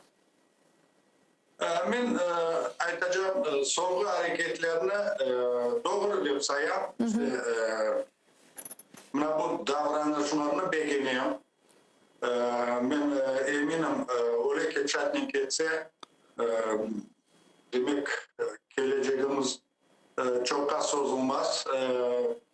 Adalet ve onların arasında da ana hükümetin yolbaşının yanında olan nelerin yakınları nasıl dediler padyor başlandı. En küçük enesi saklanıp otura. Bu öyle bir yaxşı signallar çok az olmaz. Rizaga siz ne düşünüyorsunuz? Buna yeterlice mi bugün Ukrayna tarafından yapılması gerek olanlar? Ukrayna tarafından büyük adımlar yapıldı, hem yapıla. Mesela ben bakıp çıktım yakında onların stratejiyasın, halkara stratejiyasın 24 sene geri. Anda çok maddeler koşuldu. Ukrayna toprakların kaytarılması her şey yazılgan. Evet ben söylediğim anda mutlaka Kırım sözü de belki ben hepsini görmeyendim. Ben onları onu okuyup olmadım. Ama stratejik nelerin okudum. Böyle Ukrayna'nın stratejiyası var. Şimdi adımlar yapılgan adımlar için ben beğendim bazı politologlar NATO'ya kireyik deyip işanıp ona biz Ukrayna taraftan iş barılmasın. Çünkü NATO o perspektif iş, o bugünkü iş değil, o gelecek 1 yıldan mı, 2 yıldan mı bilmem, belki yarım yıldan. Ama Ukrayna, Avrupa, NATO hükümetlerini aytmak gerek bugün silahını bugünkü bizim ordumuzga veriniz. Bugün bizim ordumuzu pekitiniz. Bugün bizge yardımlar etiniz. Biz Rusya'ya karşılık beceri bulgayımız. Ana bu böyle bir intonasyon ketmek gerek de tez aralarda bütün NATO hükümetleri Amerika taraftan, Avrupa taraftan Ukrayna'nı pekitkeler. Birinci odur. Çünkü Ama, herkes ayta sentyabr ya oktyabr cenk başlayacak ne diyecek? Onlar Rusya hazırlık yaptı. Bu harbi grupировкаларын yakınlaştırdı Ukrayna'ya. Ana onun için ben umut ettim Ukrayna taraftan da böyle adımlar yapılmak. Ama olar yapılır ekende ne yazık ki bu böyle kısa müddette yapılacak şeyler değil. Bu uzun böyle bir müddetke çözülecek şeyler, hareketler ve doğru olan hareketlerdir. Ama bunların yapılganı sırasında bilmem Kırım azat etülüvü stratejisi işke kırsetülüvü sırasında işgal edilen Kırım'da ne yazık ki böyle bir işkenceler semiddeşlerimizge karşı baskılar, korkutup siyaseti devam etmekte ve Münazayırağanın işi bugün bakılgan işi ve bundan evvel tutuklangan bizim siyasi mabuslarımız olar sırasında endi temsili organımızın reisinin birinci muavini Nariman Ağacelal'da var. Bu gibi hadiseler yüz vermekte. Zayırağa şunu sizden soramağa isteyeyim. Mına Tunev'in biz bu çeşit türlü videolarını gördük. İşte temsili organga karşı vatandaşlarımızın ifade vermesi için böyle bir korkusu fişleri alıp barıldı ve onlarca işkence altında bunu aytmağa mecbur ettiler. Sizin fikrinizce bu sadece buna Ukrayna tarafından yapılgan hareketler için, hususan Kırım platforması için alıngan bir intikam mı ya da temsili organga ve temsili milli meclisimizni temsil etken insanlarga karşı yanı böyle baskı formaları şimdi işlep çıkarıla, meydana getirile ki işte 2016 senesi Rusya Milli Meclisi'ni yasak etkeninden sonra yani böyle dehşetli temsili organga baskılarını biz çok görmegen edik. Şimdi ne içindir olar çok faalleşti bu yönelişte. Ne denişti? Bilesiniz soğuk zaman bizim temsilci organın hareketleri halkara platformlarda çeşit OON olsun, OBSE olsun, başka Avrupa parlamentinde çok bizim temsilci organın sesi peyda oldu ve o teşkilatlar, halkara teşkilatlarından işte, Birleşmiş Halkara Teşkilatı adından Nariman Celal'ını kapatmazdan o güne bir maruza çıkan işte rezolüsiya. Buna karşı davranışını gösterelim ve son hareketler öyle. Diğer halkara teşkilatların adından bir vesikalar çıkan zamanda Rusya'da bizim milletimizge karşı baskılar başlandı. Elbette bunu da geçmek gerek. Ular tırışalar görsetmeye sanki biz halkara teşkilatın kararlarının ayak astında almamız. Bizge bu aslında emir değil, biz ona boysunmayacağımız, isteyenimizi ömür boyunca yapacağımız. Ama ömür da kısa ama adam tez böyle bir zamanlar geliyor. Şimdi başka dünyada meleklerin o günü cevap yapan hareketlerine verir. Onun için bilmiyorum ne zaman ama zamanlara yakınlaşa cevap. Ve Zayrağa sizin fikrinizce halkının bu dehşetli vaziyetler sırasında hareketi ve faaliyeti neden ibaret olmalı? Birinciden bilmek gerek, bizim niyetimiz, bizim isteğimiz, bizim maksadımız yerine gelecek ve bizim halkımızda çeşitli memleketlerde destek olacak. Halkara teşkilatlar da bize destek verecekler ve inşallah adalet olur. Evet, ben tekrarlamayayım. Çeşit zaman olmak mümkün ama ben eminim çok kısa olmaz. Biz de bu büyük bayramlarını parmağın milli bayrağımız, devlet bayrağımız olacağını görürüz inşallah. Амин. Çok sağ olunuz Zeyrağa. Bizle bağlanıp suallerimizge cevap bergeniz için büyük teşekkürler. Kurultay Merkezi Seçim Komisyonu'nun reisi Zeyrağa Smidlia bizle canlı bağdaydı. Elizağa, sizin fikrinizce, mına biz korduk 4. ve 3. sentyabr günleri vatandaşlarımızdan kayda tutulganları ile bağlı malumat olmağanı vakit semedeşimlerimiz FSB idareciliği binası yanında geldi de o gün 58 kişi tutuldu ve onlara karşı böyle memuri protokoller tızıldı ve şimdi bu memuri protokoller boyunca mahkeme davalara bakıla çeşit türlü ceza para cöremeleri çıkarılamına Zeyrağa 30 bin milli meclisi sizin meslektaşınız İbrahim Ağa Çegertmağa 5 bin diğerlerine işte de 10 bin para cezaları çıkartıla. Yani bu gibi vaziyette sizin fikrinizce böyle FSB binaları o güne çıkmağa, protesto aksiyalarını gerçekleştirmeye, narazılık bildirmesinin ne kadar faydası var? Her bir kureşin nasıl olsa da kureş onun faydası var. Kureşmesen, korkup evine kalsan onun faydası olmaz. Onun için ben böyle halk, cemaat böyle alda kalganda bizim bağlarını FSB'ye ya da başka komitetlerge, prokuraturlarga alıp kapatkanda, haksızlık yapkanda halkımız işitmek gerek buna bizden bu taraftan biz signal veririk onu. Televizyondan veririk, internetten verilir signal. Halkımız hepsi ayakta durup çıkmak gerekler sokaklarga. Halkımız çıkıp sokaklarda hepsi bu FSB'ye kapatsalar anda yakınlaşmak gerekler. Prokuratura da olsa anda yakınlaşmak gerekler. Binlerle yakınlaşmak gerekler. Bilesmi, onlar arasında organizatör yok. Onlar özleri yaşlarımızın hasevetin çekip yürekleri onların tartağında barmağa onun için cinayet iş açılıp olmay.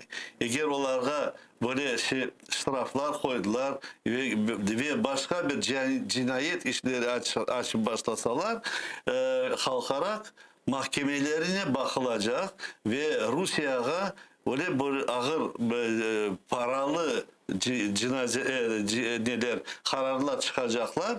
Onun için Rusya bu Kırım'dan çıkan son ondan asla daha ağırlıkta kalacaklar. Çünkü Kırım'dan işgallarını çıkargan son Rusya bayağı Ukrayna'ya bayağı para vermek mecbur olacak. Ve kompensasya mı nedir o kontribüsya mı bir adı var. Tazminat ile. Verecekler. Onun üstüne de yüklense de bu mahkemeler işleri. Ama o mahkeme işleri böyle işte bu halkın akın horçalap kararlar çıksa o bek ağırlık çok para olan boyunlarına Rusya'nın boyuna asılır. Onun için ve avtoritet degendi. Bütün dünya onu baka halk mesela özleri turup öz başına evinden gelip yakınlaşkanda o yerge onu böyle cezalasalar son Rusya FSB organları bütün dünya onu koruyor. Haksızlığın koruyor Rusya'nın. Rusya her yerde son çıkışlarda bunu laf tapmaz asla özün aklamak için. Lafı tapılmaz. Çünkü bu haksızlık olacaktır. Ben onun için belleyim. Böyle zamanlarda halk haberi olgan son mutlaka çıkıp binlerden gelmek gerekler. Sonra onlar o gün kesip olmazlar. Onlarını hapislerge alıp olmazlar. Onlarını tek bir belki blokada yapıp polisleri çizip arka çevirirler. Böyle işler yaparlar. Ama buna misal olarak böyle cevap... Avtozeklerge doldurup bir yerge alıp getirip beceremezler. Binlerden kişi kesin. Buna misal olarak Kırım'da yaşayan semedeşlerimiz bazıları böyle aytabilirler. Elbette ki sizge bularını Ukrayna'nın kıtasında bulunup aytmağa teklif etmeye kolay ama anda biz baskı altında bulunamız ve hiç kimse kifayet altında değil degen böyle şeyler de aytılabilir ve akları da var bunu aytmağa. Aytılgas. Aytılabilir ama hanım bana eğer andan aytsalar Riza Kelman'da başla bu işini deseler hana nasıl koruylar? Ben sınırdan kaç adım Kırım'a bana verirler atlamaya? Bir adım da vermezler. Sınırda alır kapatırlar. Onun için ben mecburum buradan onu söylemeye. Eğer ben anda olsaydım mesela başka statusta olsaydım ben böyle mutlaka özüm yapardım ve tanışlarımı, dostlarımı hepsini böyle aksiyalara yavaştan çağırırdım. Hem razı olurdum. Ya başka türlü hareket yapmaya yol vermirler. Biz silah alınız demeyiz. Biz onların gazoprovodlarını patlatınız demeyiz. Ama bizim yaşlarımızı, bizim halkımızı haksız alıp kapatkanda, hırsızlar evlerinden alıp kapatkanlarda halkımız razı olmayacak. Narazılığın böyle çıkışlarla göstermek gerekli. Bu silahsız kureyşin bir parçasıdır. Ben bilesem bu bir güzel bir nesi bu kureyşin bir yoludur. Onun halkımız mutlaka faydalanmak gerek. Kullanmak gerek. Mına sizin fikriniz şimdi meslekdeşiniz olgan Nariman Ağacılal'da tutulganlar sırasında onun da diversiyada kabatlaylar ve oyunda hapishaneden 2 mektup yazdı. Birinci mektubunda ona karşı yapılgan baskılarını çok böyle tafsiyatlı şekilde aytıp geçti, yazıp geçti 4 sayfaya ve bunun beraberlikte ikinci mektubunda Kennedy halka böyle müracaat etti ve degenine göre aytılganlar ve söylengen bu iftiralarga inanmağınız dep çağırdı Nariman Celal ve o'zi hapishaneden kureyşini devam edeceğini anlattı ki onun esas silahsı sözü olganını aytıp geçti. Mına Rizaga nasıl düşünüyorsunuz? Şimdi bu yani represiyalar dalgası, yani ne kadar bunu böyle bir şekilde aytmak belki de doğru değil de böyle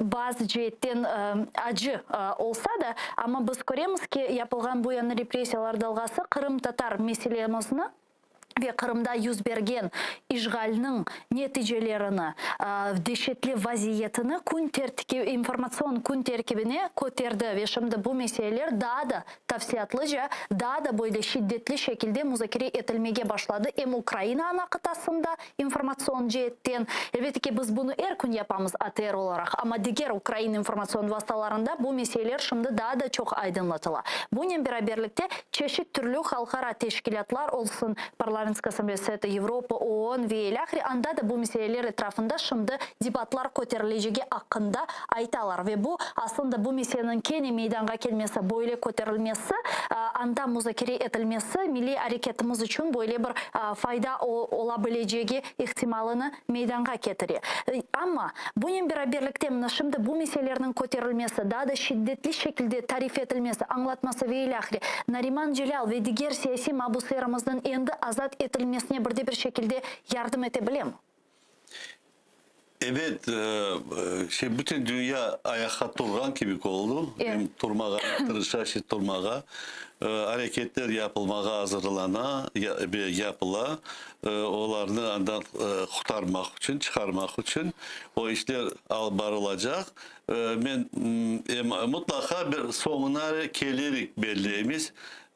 O ballarını andan kurtarırız. Ben öyle bir düşündüğüm duygum var. Yani ben şunu demek isteyeyim. Bu sonki represiya böyle bir trigger, bir talçok olabilir mi diğerlerin azat etmek için? Çünkü hatırlarsınız mı sonki kere azat edilgen bir Kırım Tatarı ve siyasi mahpuslar sırasında Kırım'dan olgan siyasi mahpusların azat ediliyor 2019 senesi olup geçkendi. 2 yıl evvelsi. Şimdi belki de bu böyle bir iterif verir. Evet o verir itirip. Olacaktır bir şeyler. Ama ben daha bir şeyden sakınam.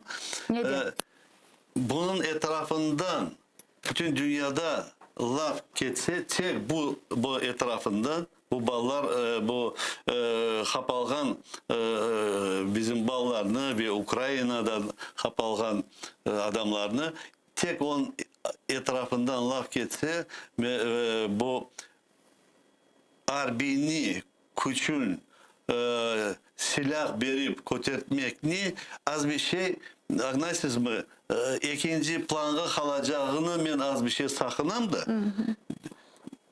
Bu Xtarov, Balların Xtarov kampaniyası çalışmak gerek. O sırası ne?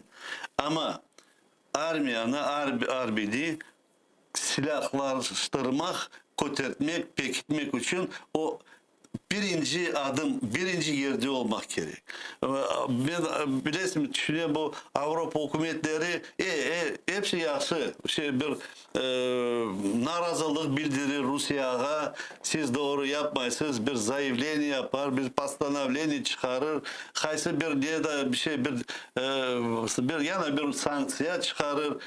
Deyip onun ana biz işimizi yaptık deyip az bir şey tırmak mümkün.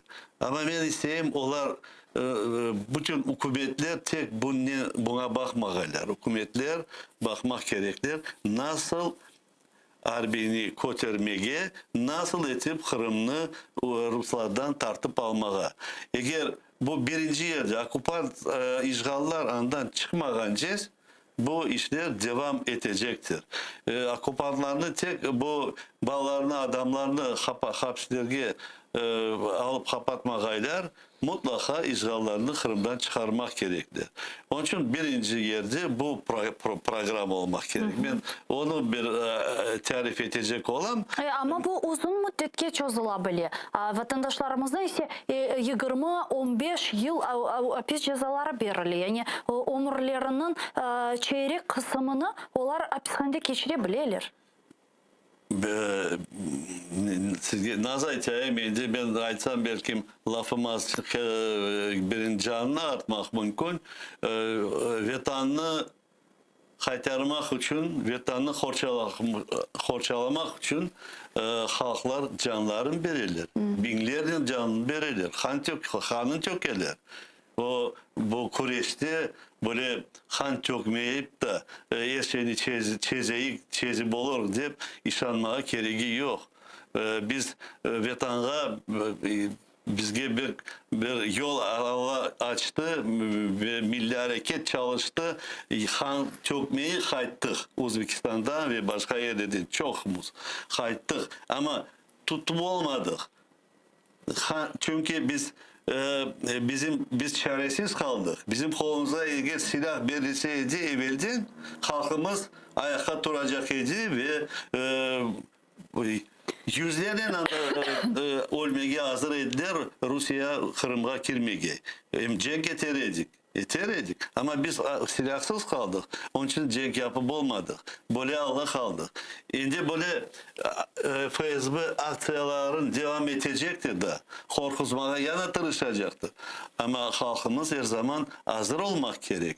Halk özünden kurbanlar da çıkaracaktırlar. Onsuz olmaz. Cenk Ukrayna'da bilemiz. 14 bin yakın ve belki ziyade. Zaten de beremiz kurbanlarını Ali'da, Kırım'dan, Reşat Ametov'dan başlap kayıp olganlar ne kadar, ölgenler ne kadar. Onun için o olacak şeydir. Ondan halkımız korkmasın. Halk korkmayacak. Halk o gek edecek. Onun için aytam narazılık bildirmek için eğer yana böyle aksiyalar yapsa FSB halk ayakta durup yavaş yavaş yakınlaşıp narazılığını bildirmek gerekli. Tınmayacaklar. Ana onu aldılar da 15 yılda kapattılar, onu 20 yılda kapattılar deyip ona bakıp evlerine oturup kalmasınlar. Çünkü onlar bir parçasını kapatıp başlarlar. İndi mesela başlarlar hırsızlar öldürmeye, indi meseleler başlarlar köylerge gelip atış çıkarmaya. Eğer indemeyen baskın tümüne kalan halkını onlar yok etmeye mümkündür. Onun için halk her zaman ayakta durmak gerek. Bunun beraberlikte elbette ki biz anlayımız. Temel problem bu işgal. Ve işgalden sebep çıkan çeşit türlü problemlerini çözmek için birinciden işgal problemini çözmek gerek. Sonra otomatik şekilde meydana gelgen diğer problemler de yok olalar.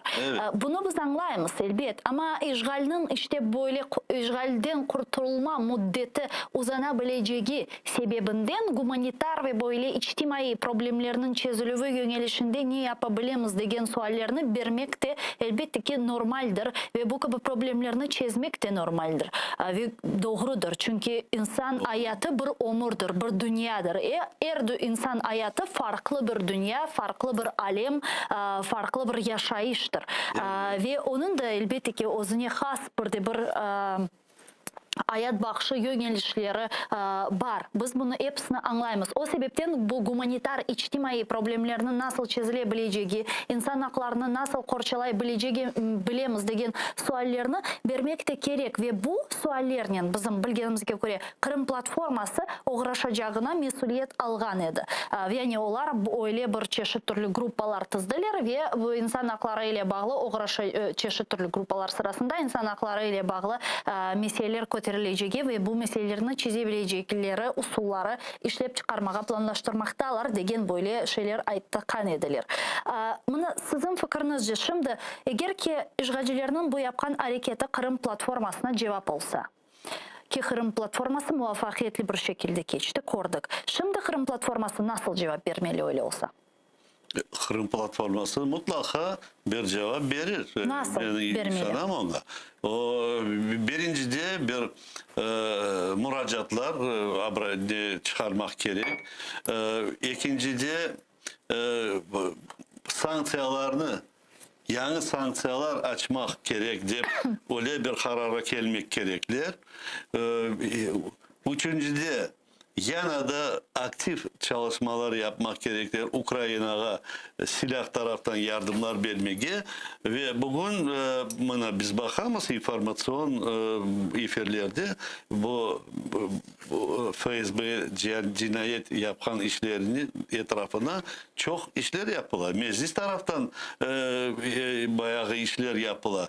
Biz her yerde onu aytıla. O unutulmay. Onun etrafına çalışmalar geçer. Bugün değil, yarın bir karara gelecektirler. Birden olmaz. Buna böyle yapayık da onları yarın çıkarsınlar degen tapmamız. Ama Kırım platforması böyle bir şeyler olabileceği ihtimalını koz önünde tutmadı mı? Ya böyle bir şey olsa buna nasıl cevap verebileceğimiz hakkında aletlerini işlep çıkarması gerek değil edi mi ötkerilmezden evvel? Öyle biliyorsunuz mi? Onların bir deklarasyaları çıktı. Deklarasya. O deklarasyonu eğer açıklap başlasan ve razvivat İnkişaf. anda her şey var içinde. Onun etrafından çalışmalar getedir mutlaka. Bizler de indemeyiz Kırım platformasına mındağı neler ofislerini, o işlerini tebertemiz bizim liderlerimiz taraftan, meclis reis taraftan eğer bir çıkışlarımız onlar işiteler, onlar bakacaklar, hazırlıklar getir. Bir şeyler yapacaktırlar ama mutlaka bir şey yaparlar da her şey çezilir demeye sıra düşmüyor. Öyle umut etmeyin o kadarlık. Ama bu valların ana babaları bir kasevit etmesinler. Bunda onların unutulmaz. Onları kurtarmak için, çıkarmak için hapslerden işler alıp barılır. Yani bir günde toktalmaz bu işler. İnşallah onlar çıkar. Ya buna bağışlanız. Böyle bir şey sormağa istedim. Şimdi malum olğanı ki bu nevbetteki hafta Avrupa Şurası Parlament Asambleyasında oturuşlar böyle online şekilde ötkerilecek ve anda bu meselelerin müzakere edilmesi için böyle bir müracaat verilgen. Bunun beraberlikte Ukrayna Dışişleri Nazirinin Dmitri Kuleba'nın aytkanına göre Birleşken Milletler toplaşımında da Kırım meselesi etrafında böyle debatlar ötkerilecek eken ki Ukrayna Prezidenti Vladimir Zelenskiy de Birleşken Milletler'in baş asambleyasında iştirak etmek gerek olğanı akta çeşit türlü siyasetçiler ayta ve anda muhakkak bu meseleni kotermeli dep ona çağıruvlarda bulunalar. Buna sizin fikrinizce bu gibi halkara teşkilatlarda bu gibi çıkışlarının olması ki olacağına umut ettiğimiz ki ihtimal da çok büyük. Zelenskiy de iştirak etse, tribunadan bunlarını aytsa ve ilahri. Bu nasıl böyle bir konkret neticelerge getirebilir? Onun da bir faydası olacaktır. Ben bilsem böyle ona Kırım platformadan da bir hazırlanıp müracaat verilse pek yaxşı olur idi, öyle duyam. Çünkü Zelenskiy çıkışta o Ukrayna pozisiyasını aytır idi ve ona koşar idi bu Kırım platformasının pozisiyasını bu soğuk yapılgan haksızlıklarga Kırım'a ve Kırım dali inşallah tümünü kalganına. Onun faydası olur idi. O zaman da ben umut eder edim, bekler edim prezident taraftan mutlaka çıkay bazı bir teklifler o anda yakınlarda Erdoğan da Türkiye'nin prezidenti aytıp geçti. Ne için 4-5 hükümet onda veto koyup olar deyip ona reformalar yapmak gerek deyip böyle çağırtı yaptı. Ben bilesem Zelenskiy taraftan da öyle bir teklif olmak gerek. Mutlaka anda da bir reforma geçirgeler de bu işgal yapan hükümet mesela veto koymağa hakkı yok. Bilesiniz mi? O işgallık yapan agresör veto koya ona karşılık yapılsa, bir karar alınsa. Bir anlaşılmayan bir şey. Nonsens. Öyle şey olmaz. Ana böyle reformalar daha belki manda vardır. Nasıl yapmak gerek de. Eğer onu yapmasalar o institutu da ben bilesem bir kriz haline kaldı. Eğer öyle yapmasalar bir zamanı gelecek, on ya dağılıp gidecek ya da dünya karışacak, bir arbitr da olmayacak, bu bir cenkler başlayacak da arbitr olmayacak, toktatkay olarını, çağırtkay bir yerge, oturgay masalarga ve toktatkay. Reforma mutlaka gerek. Eğer Zelenskiy bu reformalarını yapılması gerek deyip çıkış yapsaydı, o da pek yaxşı olur idi. Çünkü bu ağırlıkta Ukrayna kaldı. Bu ağırlıkta veto koyulacağına, Sovyet'e koyulacağına Rusya'nın ağırlıkta Ukrayna kaldı. Onun için Ukrayna taraftan böyle teklifler mutlaka çıkmak gerektir. Buna Türkiye'ni aytıp geçtiniz. Recep Tayyip Erdoğan'ın dünya beşten ibaret değil degen işte bu ifadesini. Sizin fikriniz şimdiki bu vaziyetke Türkiye'ni celp etmek, Türkiye kanallarından bu meselege dikkatini celp etmek ve belki de Ilmi Umerov ve Ahtem Çiygöz gibi olğanı gibi siyasi mahpuslarının azat edilmesine yardım etmesine kadar ihtimali büyük Erdoğan'ın? Bilesiniz mi? Ben böyle aksiyalar yapmasın ben hocam beğenmeyeyim mesela. O bilesiniz bir global işi çözmeyi. Bu частный bir iş. Onun için varsınlar prezidentler değil mesela Halkara Bakanlığından ve Ministerstvo иностранных dел Ukrayna, Rusya ve Türkiye birileri görüşsünler, laf etsinler, boşaltsınlar, gelişsinler. Ama mutlaka böyle dünya o güne prezidentler o güne koyup da bunları çizip de ondan sonra da Putin gelip herkesin selamlaşıp buna biz verdik, bana böyle işler yaptık, becerdik, sanksiyalarını boşalttık deyip ya da yeni sanksiyalar geçirmeyin deyip ona öyle fırsat verilmeyecekti. Verilmemeli de. Onun için böyle işlerden ben taraftar değilim. Ama bunu iki taraflı anlaşma olarak yapmalı. O yok, olsun 3 taraf, olsun 4 taraf. Ama birinci hükümetin birinci adamları değil, böyle yani Ministerstvo İnastranных Dел var. Hani onlar konuşsunlar, laf etsinler. Çünkü Rusya bedava bir şey vermiyor. O pazarlık yapacak. Biz bu mallarını boşaltacak mı?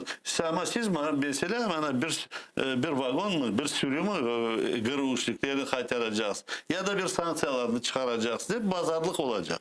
O pazarlıkta prezidentler koşulmasın ben beğenmiyorum. Prezidentler mesela Ukrayna prezidenti, Avrupa prezidentleri, Türkiye herkes tırışsınlar Kırım'ı işgallardan boşaltmağa. Çok sağ olunuz Rizaga stüdyamızga kelip suallarımızga cevap bergeniz için büyük teşekkürler. Milli Meclis azası Riza Şevkiyev stüdyamızın musafiri edi. Saygılar arkadaşlar, biz sizden sağlıklaşmayımız şimdi 5-6 dakikaga küçük bir teneffüsке geçemiz. Sonra bu stüdyaga qaytacakmız ve stüdyamızga teşrif buyurgan musafirlerle bu ve diğer meselelerini müzakere etmeye devam edecekmiz. ATA telekanalından ayrılmanız. Görüşkенce.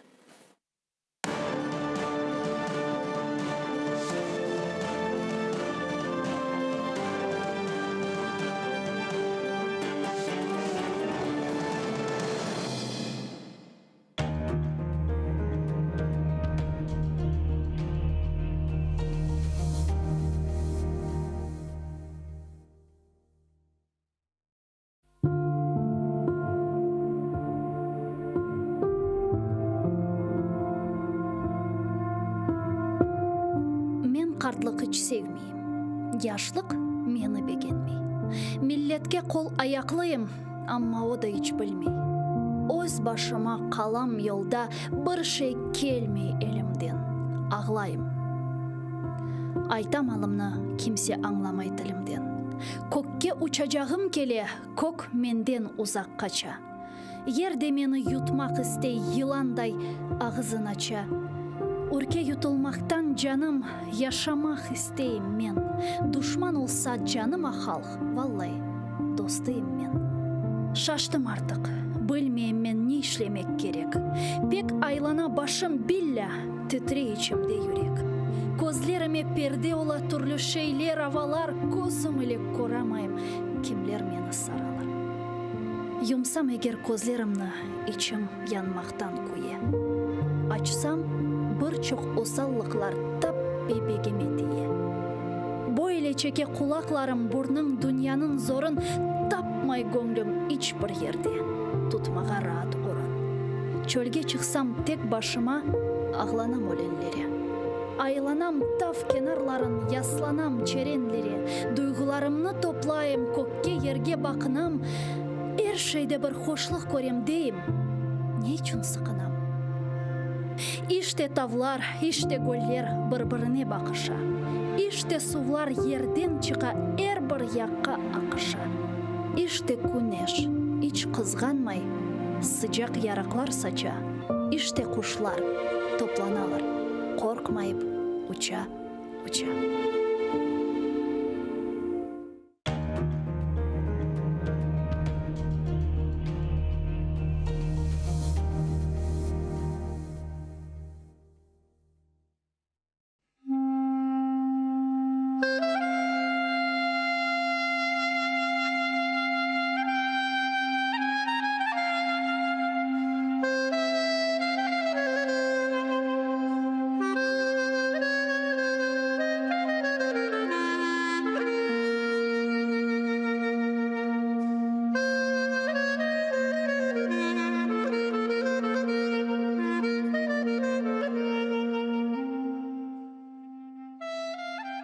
Bismillahirrahmanirrahim. Yaratanım, Allah'ım, 99 ismin var. Ya Rabbim, Kırımlarga isteklerini bir yutunda devletlerini. Senden hayrı yok kimsemiz. Vatan için dua etemiz. İmdad bekle, Kırım hürmette. Rahim eyle açsın hizmette. Bizni Kırımda yarattın, yardımın ile. Sürgünden kaytık. Endi halkımız Kırım'ında devletli olsun ve ветанымызға. Біз үшін азиз Қырымымыз, тек мұнда açsın бақтымыз. Сенден хайры yok anlayacak. Yaratanım aç bizge huçak. Kırımlarga elini uzat. Yardım ver ya Rabbim. Bir bizge imdat. Bu aziz toprak ecdadım yeri. Kırımlarının tükenmez yeri. Adda bizlerini vetanımızga. Sayıp alayı Kırımızga. Kırımlar kalbi tek sana eman. Ecdatlar yerini bağışla. Amin.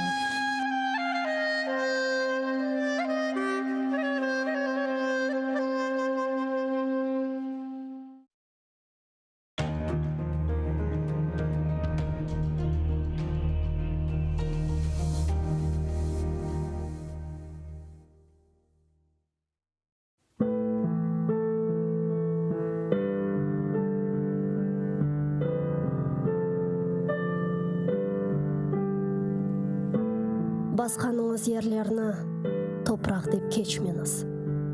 О топырақларда сіздің адыңызды сақламақ үшін ниже құрбанлар берілді. Бинлерже шейітлерінің қанлары бар о топырақларда. Құруды деп беллемеңіз. Алида синмеді шуқан топырақның ішіне. Кечкеніңіз ерлерні соқақ деп кечмеңіз. О соқақларда ниже жесур аскерлер жүрді. Ватанымны қорчалайым деп қылычлар салланды.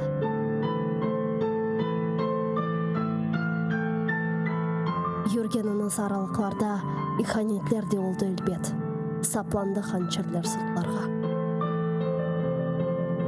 Көтергеніңіз байрақны тамғалы басма деп кечмеңіз. О байрақның үстінде шерефіңіз, намысыңыз, итибарыңыз бар. Көтеріңіз ең yüksекlerге, ең төпелерге, көк yüzüyle paylaşsın ренкіні. Керек олса оның үшін нишан олыңыз. Бір кеткен жан недір ки? 1000 жан кетсе феда олсын ona. Қиямет өлім ма? Бұ му фелекет? Асыл фелекет байрағымыздың ерде саврылмасыdır. Утаныңыз, эфенділер, егіңіз башларыңызны. Тітрейдір шымдалымызға бақып еждатларымыздың кеміклері. Кірді евімізге дұшман қуа алмайық. Сесіміз шықмаз олды қорқуға далдық. Утаныңыз, эфенділер. Ғайып болған рухыңыздан утаныңыз. Байрағыны көтеріп оламаған еллеріңізден утаныңыз. Мен утанам.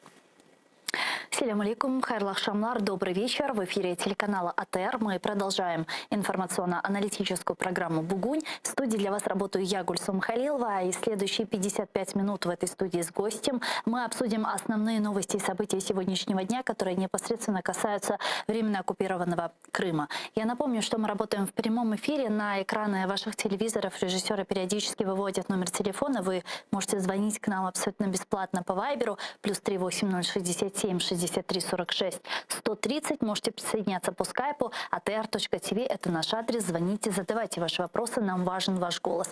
Не забывайте подписываться на наш YouTube-канал. Там мы вещаем как в онлайн-режиме, так и выкладываем самые интересные фрагменты из наших эфиров. Выкладываем практически все наши программы в записи. И, наконец, поддержать телеканал АТР вы можете, подписавшись на наш Patreon. Я попрошу наших режиссеров сейчас вывести ссылку на экран. И пройдя по этой ссылке, вы можете выбрать уровень поддержки, станете членом большой крымско-татарской семьи АТР, а это, в свою очередь, поможет нам продолжать работу на информационном фронте. Я рада представить гостя нашей студии Ярослав Бошко, голова Центру політичних студій «Доктрина». Пане Ярославе, витаем вас. Селям алейкум. Здравствуйте. Я предлагаю наш эфир начать со следующих новостей из временно оккупированного Крыма, которые связаны непосредственно с последними репрессиями в отношении крымских татар. В Крыму вот заместителя главы Меджлиса Наримана Джиляла поставили на учет в крымском СИЗО как склонного к терроризму и экстремизму. Российские оккупанты содержат Джиляла в специальном отделе изолятора Симферополя. Об этом сообщил на своей странице в Facebook его адвокат Николай Полозов. Вот его цитата. Буквально напередодні нашої зустрічі Наріману повідомили, що його поставили на облік як особу схильну до терористичних та екстремістських злочинів, що явно свідчить про повне незнання співробітниками СІЗО принципів кримінального процесу і такого поняття, як презумпція невинуватості. Звісно ж, всі подібні незаконні адміністративні рішення ми будемо оскаржувати. Ну вот где Нариман Джилял, первый заместитель председателя Меджлиса крымского народа, интеллигентнейший, образованный человек, и где склонность к терроризму и экстремизму? Ну, в современной России, во-первых, вот это вот и федеральный список экстремистских материалов, и государственная политика касаемо терроризма, она выписана таким образом, чтобы туда еще попадали все политические и вот эти вот гипотетические, политически неблагонадежные. В контексте Крыма мы уже с самого начала оккупации видим, что на самом деле Российская Федерация пытается всячески создать некие альтернативные крымско-татарские структуры, которые будут отдельно от Меджлиса существовать, там влиять как-то на социально-политическую жизнь крымских татар. Меджлис всячески вытесняется, в том числе такими методами, чтобы вот эти вот альтернативные структуры имели некую монополию влияния на жителей Крыма и вообще на саму крымско-татарскую повестку. Потому что если России удастся реализовать этот сценарий, то в конечном итоге, например, любое заявление с украинской стороны, они могут выставлять своего представителя крымско-татарского народа, который скажет, что нет никаких репрессий, нет, что это там действительно террористы, что там его народ действительно там поддерживает оккупацию и т.д. и т.п. Поэтому у этого есть как такой значительный стратегический компонент с самого начала оккупации Крыма. Во-вторых, в Российской Федерации скоро будут выборы в Государственную Думу, и безусловно, что перед выборами все сопутствующие структуры, они получили указания так или иначе пресекать любую оппозиционную деятельность, в том числе превентивно. И мы понимаем, что когда государство, по сути, командно-административное, это происходит таким образом, что там Путин или Бортников, начальник ФСБ, дает указание вниз, кого-нибудь прессануть. Да? И чаще всего бывает так, что арестовывают тех, до кого просто физически дотягиваются. Опять же, при нынешнем российском законодательстве нарисовать статью о терроризме практически любому лицу, вовлеченному хоть в какие-то политические процессы, не так и сложно.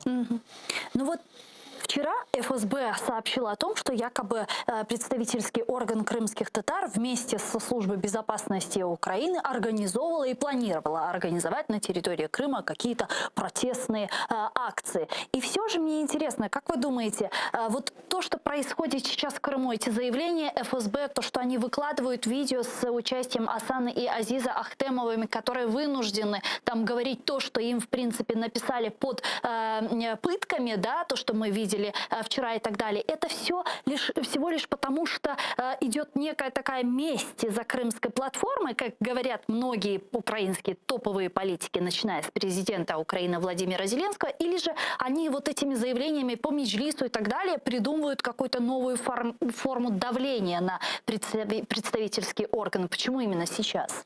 Ну, на самом деле... В такой гипертрофированной форме. Да, вот эта вот российская борьба с Меджлисом, она, в принципе, не прекращалась особо никогда. Да, конечно. Но крымская платформа, она дала возможность хоть как-то осветить тематику Крыма, в том числе коренных народов, прав человека, в том числе и политических прав на оккупированном полуострове.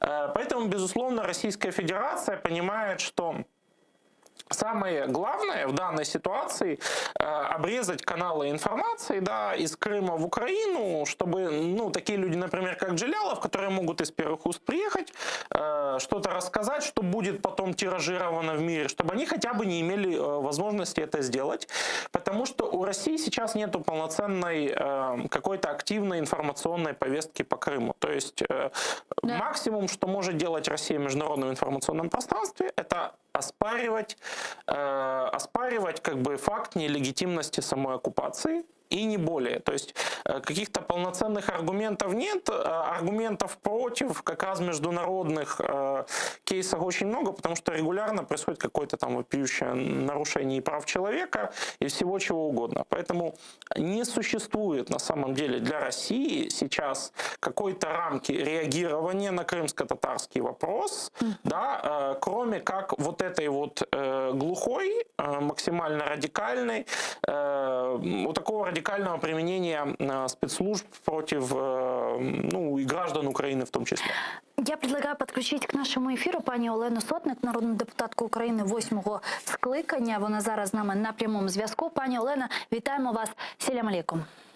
Доброго вечера. Пани Олена, сегодня мы видим, что страна-агрессор Россия, которая является членом ОБСЕ, делегация, которая представлена в парламентской ассамблее Совета Европы, в Совете Европы, которая является членом Организации Объединенных Наций, ведет себя как террористическое государство, на территории которой нарушаются все человеческие права, которые могут быть и которые вообще существуют, где люди в погонах являются преступниками, а за стенках ФСБ сидят абсолютно ни в чем не виноватые люди. Вот как в данной ситуации должен реагировать мир? Что он должен предпринимать и делать в отношении России, и почему он этого не делает?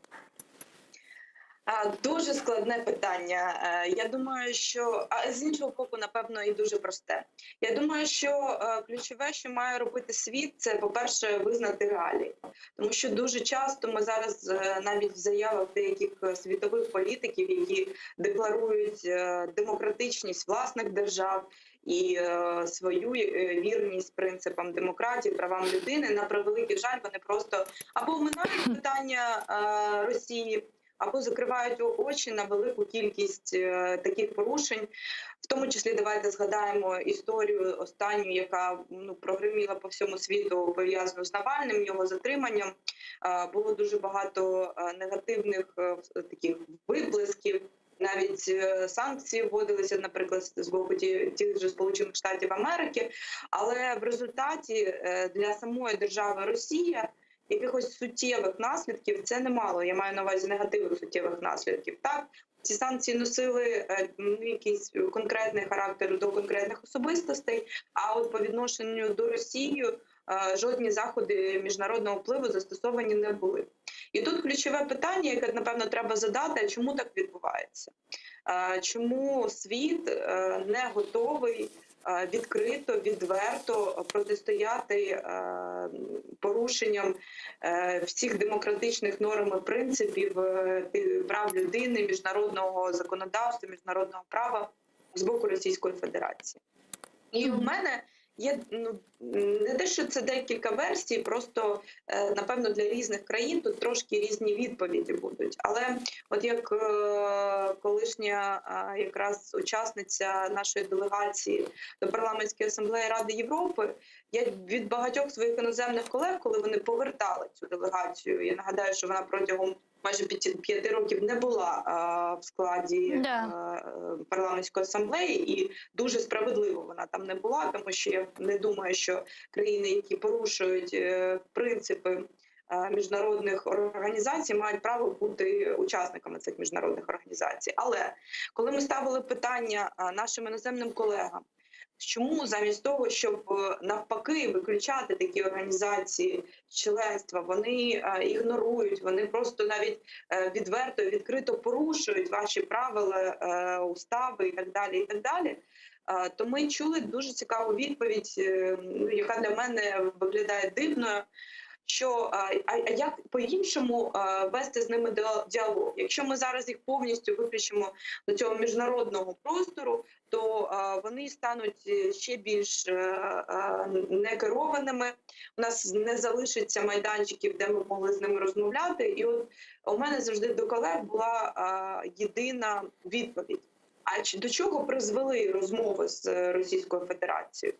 Вони взагалі мають якийсь позитивний ефект? Мені здається, що чим більше Російською Федерацією намагається повернути, ну, знаєте, в демократичні родини, тим більше і відвертіше вони починають ігнорувати всі принципи, тим більше вони починають тестувати міжнародну спільноту, міжнародні правила і права, і тим більше вони стають некерованими. Тому тут ключове питання, чи відчуває світ взагалі загрозу, ви правильно назвали, від фактично терористичної країни, яка може піддати терор будь-яку іншу країну. І ми з вами чудово розуміємо, що на відміну від відкритих військових дій, де ти можеш і розумієш, хто твій ворог, то коли діють якісь заходи терористичного формату, то це можуть бути і гібридні загрози, це можуть бути і кіберзагрози, тобто це і питання тієї ж пропаганди, це і питання дезінформації, багато інших на сьогоднішній день вже інноваційних способів терору, які Російська Федерація дуже активно застосовує. Вы упомянули Парламентскую ассамблею Совета Европы. При прошлом созыве Верховной Рады Украины вы были там, вы были представителем украинской делегации в Парламентской ассамблее Совета Европы. Вот по линии ПАСЕ, что можно сейчас сделать в связи с последним обострением ситуации в Крыму? Что нужно было сделать? Насправді, я вважаю, що наші колеги, які зараз є народними депутатами і членами делегації, не мають залишати спроб притягнення до відповідальності, в тому числі в цій організації Російської Федерації. Для цього є устав, для цього є можливості обмеження повноважень і інші заходи, які вони мають хоча б як політичний сигнал постійно посилати. Це перше. Другий момент, звичайно, це звернення до уповноваженої по правам людини, яка зобов'язана моніторити, яка зобов'язана реагувати на всі такі порушення. Більше того, нагадаю, що вона особисто обіцяла, що Крим буде однією з ключових її точок уваги, що вона буде постійно моніторити, що приїде з відповідною місією, і це буде один з її пріоритетів. На превеликий жаль, на сьогоднішній день я якихось жорстких заяв з боку повноваженої не бачу. І третій момент, який я вважаю, Україна як держава має робити, я не знаю, чи обговорювалось колись у вас це питання, але нещодавно Російська Федерація подала проти України позов до Європейського суду з прав людини. Да, конечно. Да. Де фактично перекрутила всю історію, всі ті порушення, які вчиняють вони на окупованих, на анексованих територіях, вони намагаються приписати Україні як суверенній державі, до якої належать ці території. І де-факто це такий теж гібридний спосіб і маніпуляція, і фактично відвернення уваги від того, що порушником всіх цих правил, всіх цих прав є сама Російська Федерація. Так от Україна, як держава-члени, як взагалі держава, яка притримується конвенції і підтримує і ратифікувала конвенцію про права людини, вона має, не просто може, вона має з відповідним обґрунтованим позовом, я вважаю, системним, і в нас достатньо для цього зібрано фактів, доказів порушень з боку Російської Федерації, посадових осіб, конкретних органів влади, порушень прав людини як на територіях окупованих, так і анексованих. Ми, як держава, маємо звернутися з позовом, розставити цим позовом крапки над «і». І я вважаю, що це має бути чи не пріоритетом, ключовим пріоритетом, особливо після Кримської платформи, коли ми отримали таку велику кількість підтримки міжнародної на топовому рівні. Це зараз от саме правова площина має стати ключовим пріоритетом для української держави. Дякую вам дуже, пані Олена. Чухсаголна, що знайшли время і підключились к нам в ефір. Олена Сотник була з нами на прямому зв'язку, народний депутат України 8-го скликання та перша заступниця голови комітету з юридичних питань і прав людини УПАРЕ. А тем временем Европейский парламент поддержал жесткий доклад о будущем отношений Евросоюза с Российской Федерацией. Об этом сообщает пресс-служба Европарламента и Министерства иностранных дел Украины. Текст одобрили 494 представителя, 103 проголосовали против, 27 депутатов воздержались. Полный текст принятого документа еще не обнародован, но в сообщении, опубликованном Европарламентом, приводятся ключевые его положения, которые я бы хотела зачитать, а именно различать российские власти и российский народ, поддерживать демократические тенденции в России и гражданское общество, но быть готовыми принять санкции и противодействовать потоку грязных денег из России, избавляться от энергозависимости. Нынешнюю власть в этом докладе называют стагнирующей авторитарной клептократией, возглавляемой пожизненным президентом в окружении олигархов. Также призывают не признавать результаты будущих выборов в Государственную Думу, если они будут проведены с нарушением демократических принципов и международного законодательства. В Украине уже отреагировали на эту резолюцию парламента Европы. Давайте послушаем цитату руководителя украинского внешнеполитического ведомства.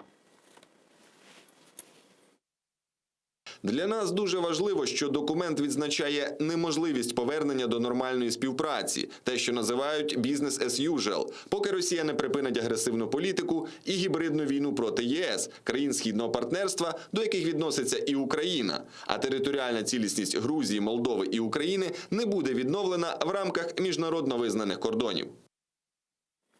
Пане Ярославе, как вы считаете, какова вероятность того, что Европарламент не будет признавать легитимными результаты выборов в Государственную Думу, по крайней мере, из-за нескольких позиций. Первое – это Крым, оккупация. Из Крыма делегируют Верховную Раду так называемых депутатов. И вторая, естественно, это паспортизация Донбасса и то, что с Донбасса везут представителей ОРДЛО, жителей, которым раздали эти паспорта, для того, чтобы те голосовали на выборах в Государственную Думу.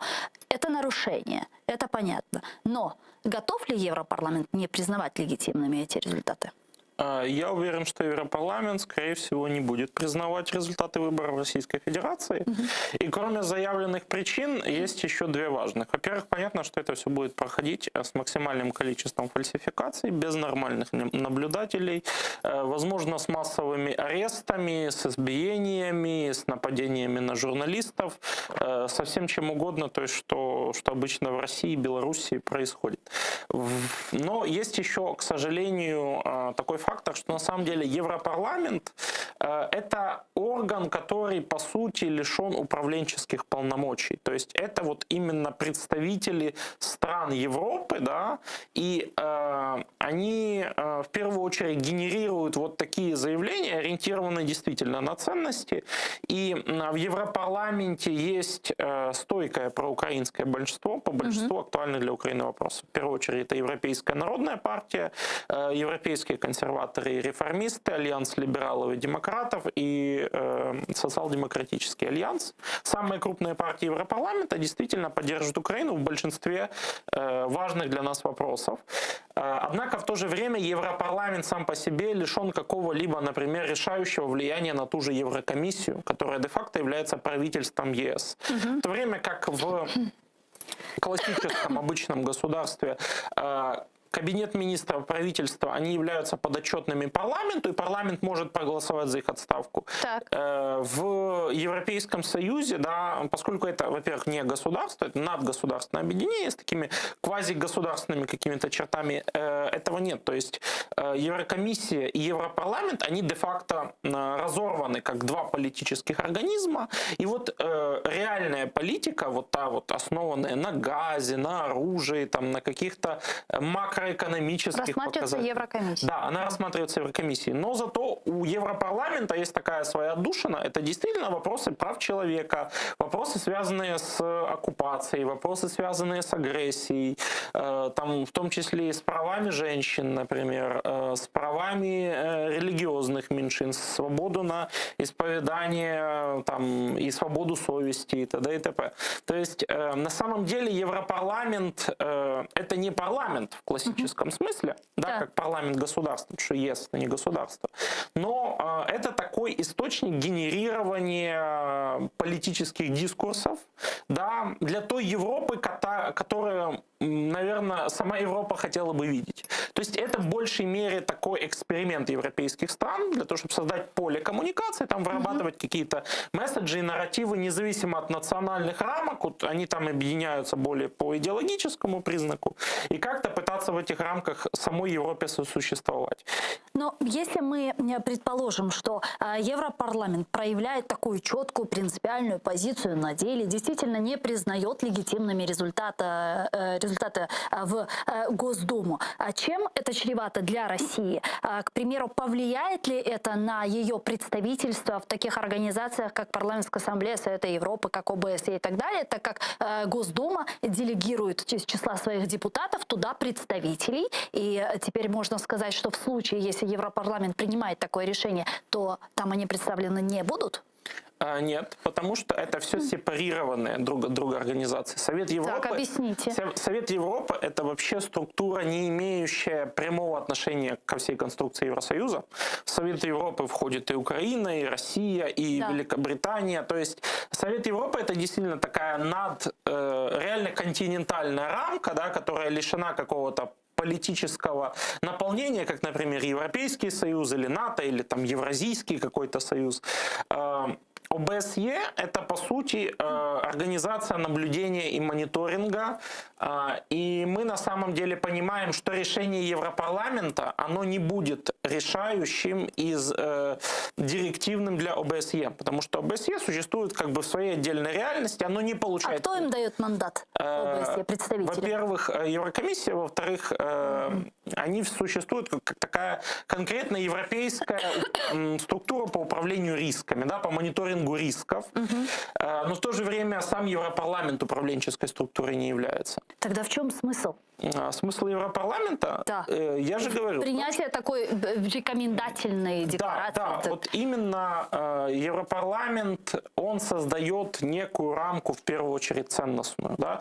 Европарламент, он не скован вот этими вот идеями, что им нужно немедленно газ, потому что у них избиратели замерзнут зимой, да?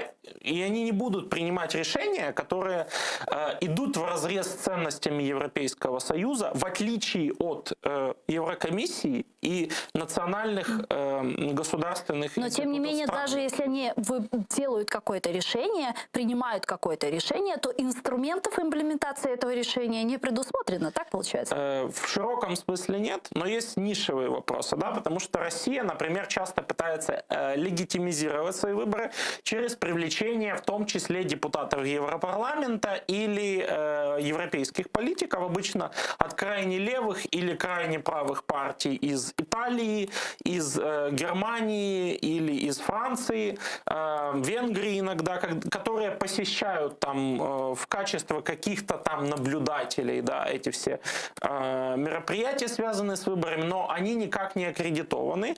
И вот как раз тут Европарламент может выносить им дисциплинарное взыскание, если кто-то из депутатов Европарламента, к примеру, будет участвовать в таких мероприятиях, как наблюдатель, да, потому что для того, чтобы поехать наблюдателем от Европарламента, как раз нужно получать аккредитацию Европарламента. Понятно, что Европарламент никаких миссий в Россию не будет отправлять, но Россия может в частном порядке покупать таких радикальных пророссийских депутатов, привлекать их, в том числе особенно на территории Крыма, потому что присутствие иностранных политиков пророссийских на территории Крыма тоже используется Москвой как инструмент легитимации самой оккупации. И тем не менее мы действительно в этом докладе увидели довольно такое нестандартное, жесткое, не детское заявление. Они назвали Россию стагнирующей авторитарной клептократией, там в окружении олигархов, пожизненный президент, да, и так далее. Довольно жесткая такая формулировка, можно так сказать. И вот многие аналитики в этом контексте говорят о том, что Европа начинает понимать и просыпаться, и осознавать те угрозы, которые представляет Россия. Это так, на ваш взгляд? Я бы сказал, что на самом деле в Европе очень между собой разделены вот эти вот инструменты реального какого-то консенсуса или конфликта и инструменты генерирования ценностей и дискурса. Потому что мы понимаем, что парламент Франции, там, например, завтра может принять что угодно против России, там, если произойдет какое-то нападение на важные для Франции ценности, да, например, там какие-нибудь права ЛГБТ, да, что Франция активно отстаивает. Но в то же время какая-нибудь французская корпорация Total будет добывать спокойно в России там, полезные ископаемые, потому что обеим сторонам это выгодно. Или российские ЧВК будут охранять французские интересы Центральноафриканской Республики. Да? Но это не отменяет того, что в Европейском Союзе есть конкретная прослойка политиков. Да? Пускай они отрезаны от того, что они должны принимать немедленно какие-то сверхважные решения, да. Но они как раз за счет того, что они отрезаны от вот этой потребности, от оперативки вот этой вот, они имеют полное право давать вот такие острые ценностные суждения, и в том числе активно они по уйгурскому вопросу комментируют, хотя сам Европейский Союз в это же время с Китайской Народной Республикой довольно активно сотрудничает.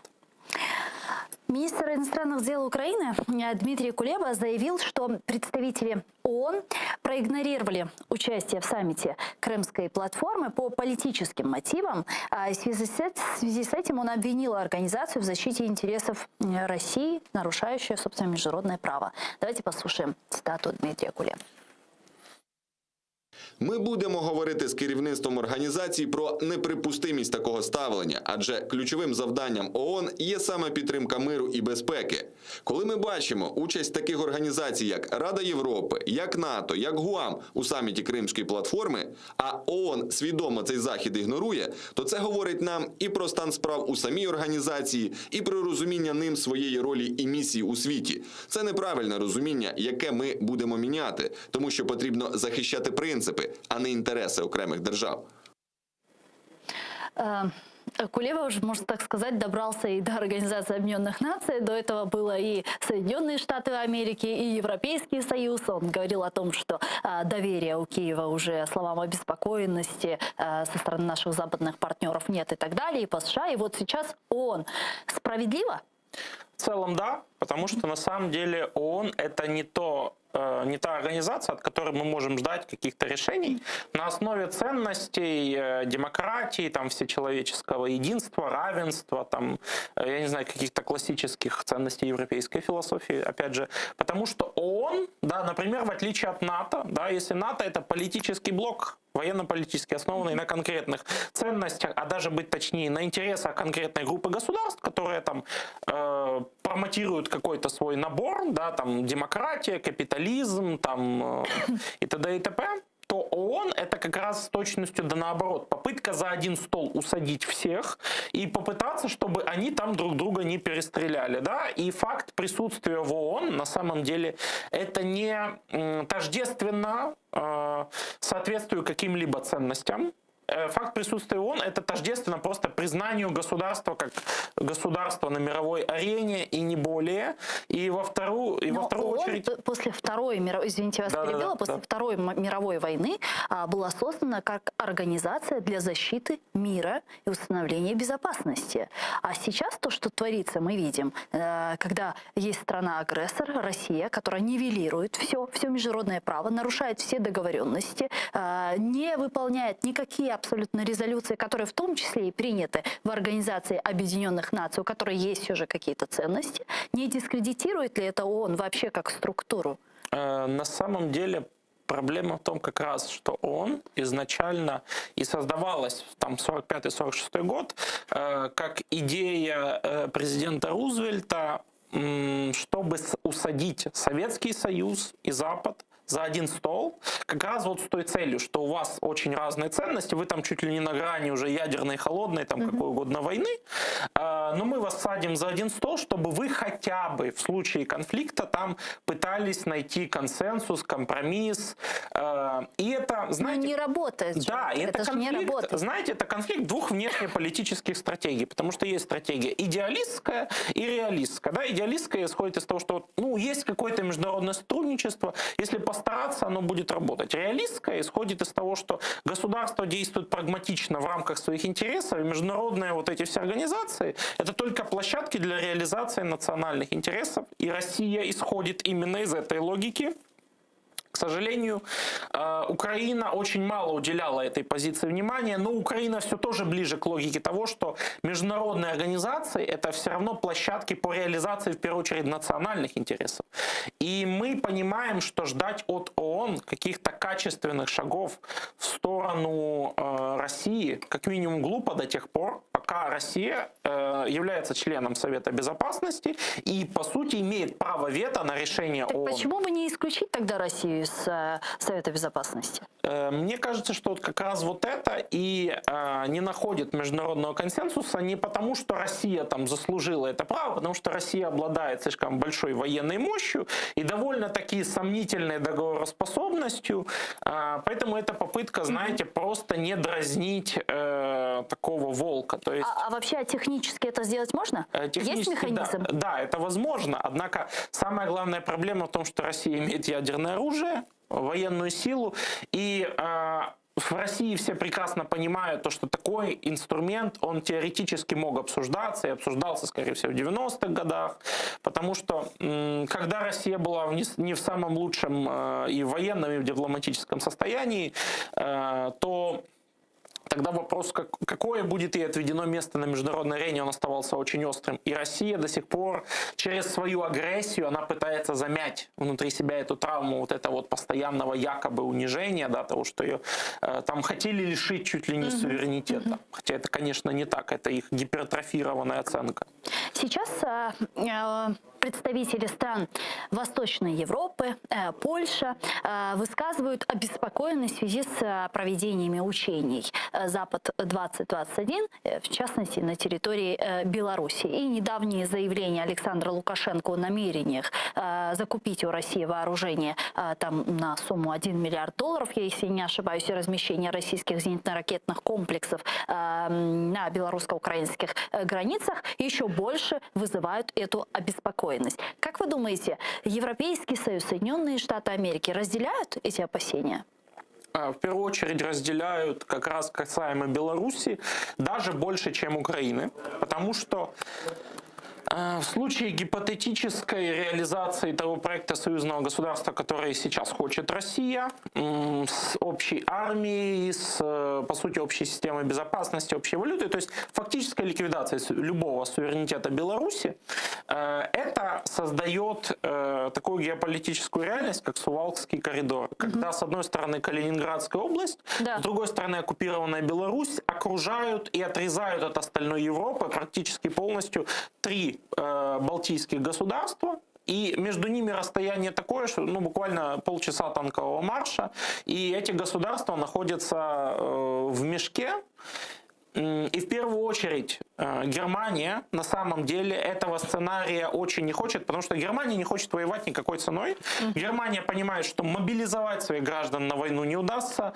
В Германии настолько сильна антивоенная риторика, что тот политик, который рискнет применять где-то вооруженные силы Германии в масштабном конфликте, да, не в миротворческой операции, он, скорее всего, будет делегитимизирован самим немецким народом. Поэтому для Германии белорусский вопрос, он является крайне важным. И крайне важна для Евросоюза сама фабула этих учений. Потому что, согласно фабуле учений, Центральная Федерация, да, это название из плана учений, и Республика Полесье, да, то есть РФ и Республика Беларусь, проводят боевые действия примерно на востоке Польши и примерно на юге Литвы. Согласно некоторым картам, распространенным в связи с учениями, польский город Белосток принадлежит Беларуси, и город Вильнюс Вильнюс тоже является оккупирован в одном из сценариев. Поэтому, безусловно, это такой, с одной стороны, российский сигнал. Он касается сразу целого ряда вопросов. И в первую очередь Северного потока. Потому что Беларусь это очень актуальный для влияния на Германию плацдарм.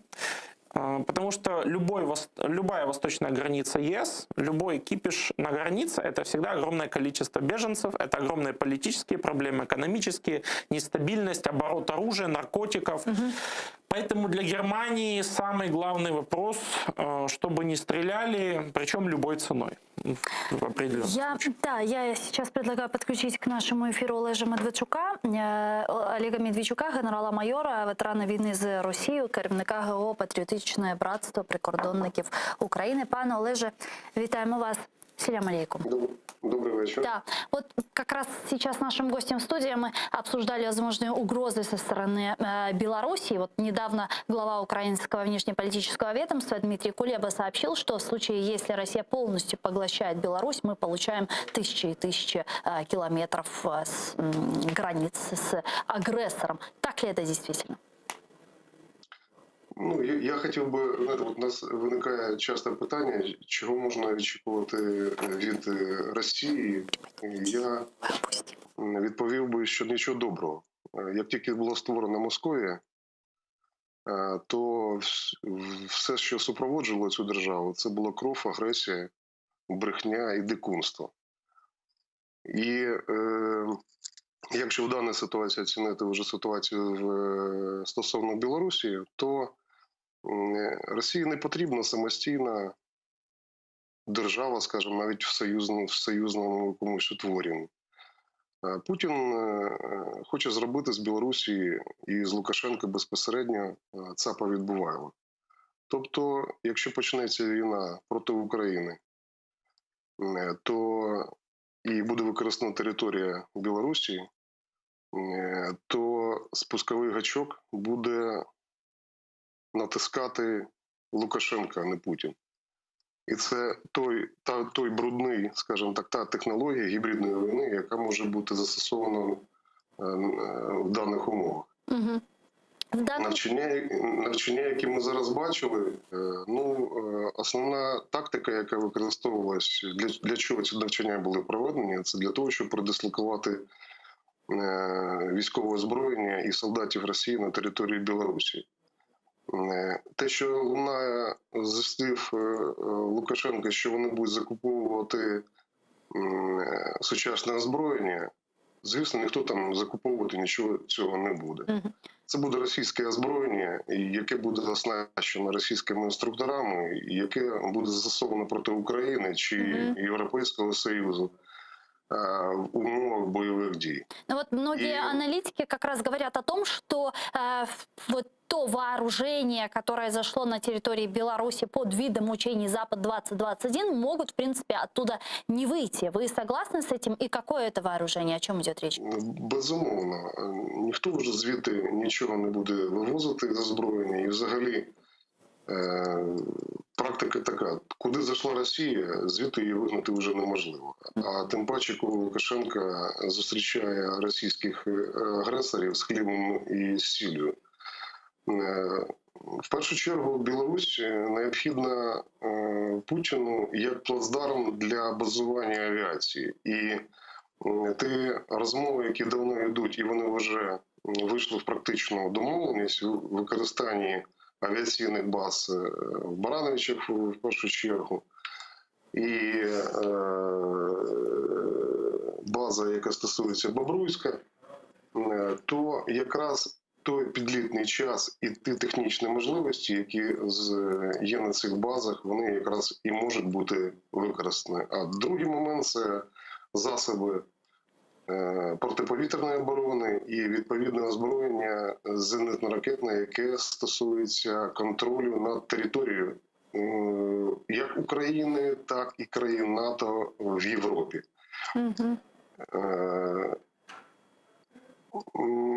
Сучасная война, это в основном... А можно, пожалуйста, уточнение потом к современной войне, а радиус поражения С-400 какой? С-400, як правило, це ЗРК дальньої дії і можуть використовувати до 1200 кілометрів. Тобто вони перекривають практично всю ту територію, яка може бути якимось чином використана як базування авіації на території України і країн НАТО, які примикають до найближчих регіонів території. Да, Сучасна війна це військово-повітряна операція, наступальна операція, яка використовується в тому числі як країнами НАТО, всіма сучасними країнами. Як правило, широкомасштабна війна – це не обов'язково, коли йдуть танки і піхота. Це довготривалі заходи, які стосуються захвату контролю над повітрям, і коли знищуються пункти управління, командні пункти, пункти державного управління і стратегічні об'єкти промисловості. Фактично, країна втрачає способність управляти, способність поновлювати економічні ресурси, а потім вже працює, скажімо так, наземна операція або інші засоби впливу політичного примусу до так званого миру, фактично капитуляции. Пане Олеже, и вот еще один вопрос, который я хочу успеть с вами обсудить, а именно ситуация с привлечением жителей временно оккупированных территорий к выборам в Российскую Госдуму и, собственно, вот эта массовая паспортизация жителей ОРДЛО. Чем это нам грозит? Я хотів би почати з того, щоб нагадати всім нам, що декілька місяців назад з'явився трактат, умовно кажучи, написаний Путіним про один народ і тому подібне. Да. Якщо один народ, значить це одна історія і одна територія.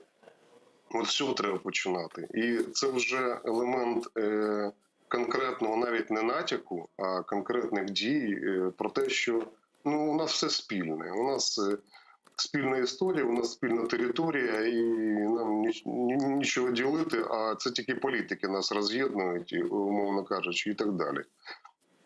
Так от, те, що стосується Донбасу і використання громадян України, які вже отримали якимось способом російські паспорта, це якраз показати, що єдиний стратегічний простір, що громадяни України і Україна взагалі, вона вже живе в єдиному нашому просторі руського міра, так би мовити.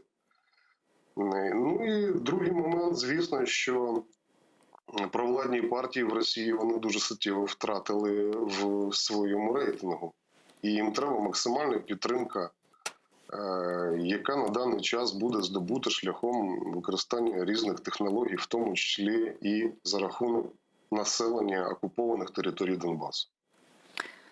Дякую вам дуже, пане Олеже. Чусагну, що знайшли время і підключились к нам в ефір. Олег Медведчук, генерал-майор, ветеран війни з Росією та керівник громадської організації «Патріотичне братство прикордонників України». А тем временем Украина призвала Россию в трехсторонней контактной группе в Минске ускорить подготовку к обмену пленными и разблокировать работу КПВВ. Украинская делегация напомнила о представленных ранее гарантиях безопасности. Українська делегація закликала російську сторону зосередитися на відповідальній роботі щодо порядку денного та виконання рішень лідерів держав нормандського формату, зокрема Паризького саміту.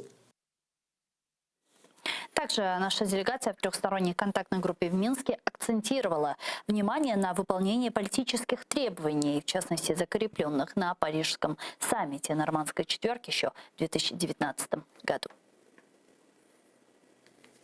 Українська делегація закликала російську сторону прискорити підготовку до проведення наступного етапу одночасного взаємного звільнення утримуваних у зв'язку з конфліктом осіб та забезпечити розблокування роботи КПВВ з російської сторони.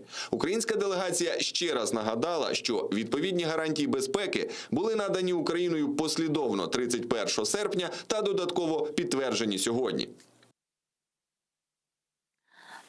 Пане Ярославе, на днях представитель украинской делегации в трехсторонней контактной группе в Минске Сергей Гармаш сказал о том, что Россия сорвала обсуждение в рамках ТКГ формулы Штайнмайера. И здесь новость даже не в том, что Россия сорвала там обсуждение, она в принципе это всегда делает, а новость в том, что оказывается в трехсторонней контактной группе в Минске мы обсуждаем все же имплементацию формулы Штайнмайера в украинское законодательство. И, собственно, это подтвердил сейчас Алексей Резников, вице-премьер-министр, который сказал о необходимости выполнения коммюнике по итогам Парижского саммита 2019, в котором, в принципе, и прописана формула Штайнмайера, которую нужно имплементировать в украинское законодательство.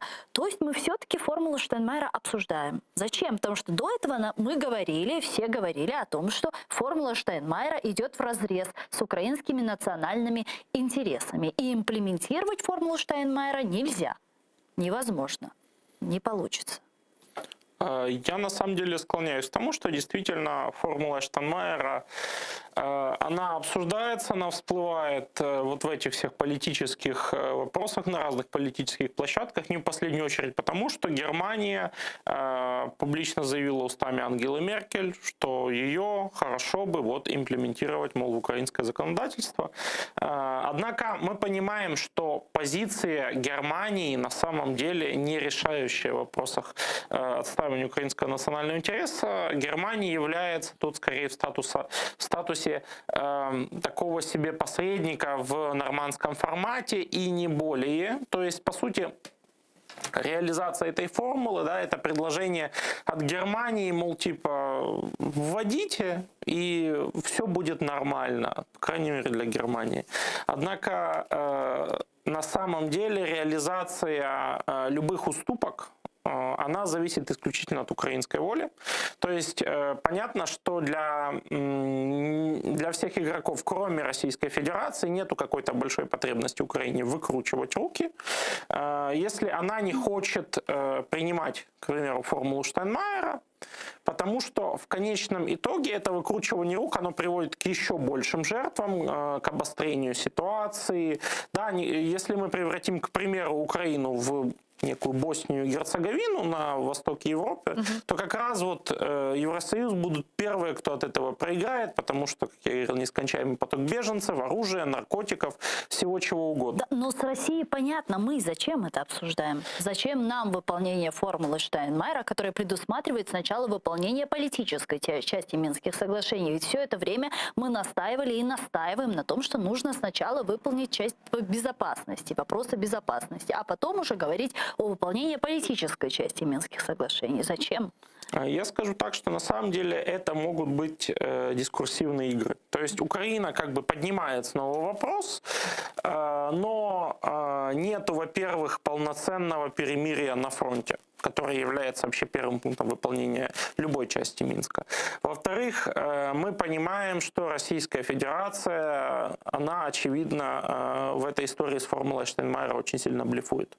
Потому что вполне возможно, да, даже если мы гипотетически проводим какие-то там выборы, то никто отдавать контроль за границей, которую там россияне отбивали с кровью, да, никто не собирается, потому что там точно так же, я уверен, рассматривают сценарий, что Киев все равно может и после этого реализовать какой-то силовой путь. Так после выборов можно уже и границу, в принципе, отдать. А что? Прокси-режим, пожалуйста, да, конфедерация в стране, все, что хотели, получили. Вот взяли вот эти прокси-режимы в тело, политическое тело Украины, внесли. И все. А зачем уже тогда границу держать, в принципе? Ну, потому что на самом деле... Так не в этом ли цель была? Цель была на самом деле в том, чтобы международно-правовой вот этот вот статус виновника за ситуацию на Донбассе России сбросить и перевести ситуацию в плоскость некоего внутреннего конфликта Украины, да, за который могут наложить санкции на Донецк и Луганск, что вряд ли, да, но на Россию уже не будут накладывать. А те старые санкции снимут. Вообще весь смысл сугубо в санкциях. Реализация формулы Штайнмайера сейчас невозможна по той простой причине, что, во-первых, в реальности, в краткосрочной перспективе она не даст ничего положительного, только обострение конфликта. Пане Ярославе, я предлагаю підключитись к нашому ефіру пана Олександра Коваленко, військового та політичного глядача. Він зараз з нами на прямому зв'язку. Пане Олександре, вітаємо вас. Салям алейкум. Добрый вечер. Да.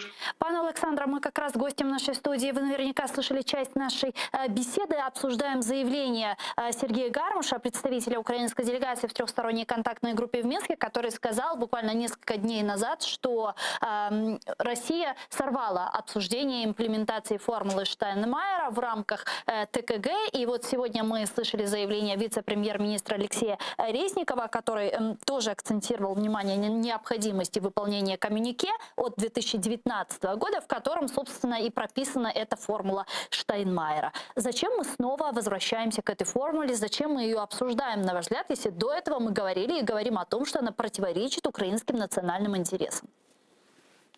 Ну, в первую очередь стоит отметить, что сама по себе формула Штайнмайера, она уже говорит об авторстве ее, авторстве, кто предложил данную, скажем так, упрощенную формулировку Минских соглашений, а именно речь идет о таком немецком политике, как Франц-Вальтер Штайнмайере. И в данном случае стоит ее рассматривать исключительно именно как своеобразную вариацию немецкого политикума в рамках рассмотрения проблематики конфликта на Донбассе вот именно под таким углом, под упрощенной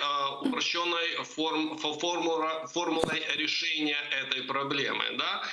Безусловно, она нас не устраивает, поскольку она не подразумевает целый ряд, скажем так, пунктов, которые должна выполнять, например, страна-оккупант Российская Федерация. Она подразумевает именно выгодные для Российской Федерации шаги по решению конфликта на Донбассе. Как-либо это связано с достаточно тесными, я бы назвал, дружественными отношениями непосредственно господина Штайнмайера с представителями российского политикума, ну, это уже пускай будет второй вопрос. Но то, что сама по себе формула была озвучена, она была предложена, пользуясь политическим статусом господина Штайнмайера, и она должна так или иначе, но как один из элементов представителя нормандской четверки, озвученной в ходе, опять же, нормандских встреч, рассматриваться. Увы, к сожалению, да, мы ее должны рассматривать. Будет ли она как-либо реализована в рамках урегулирования конфликта и вообще как-либо обозначена в нашем законодательстве, это тоже вопрос на сегодняшний день нерешенный.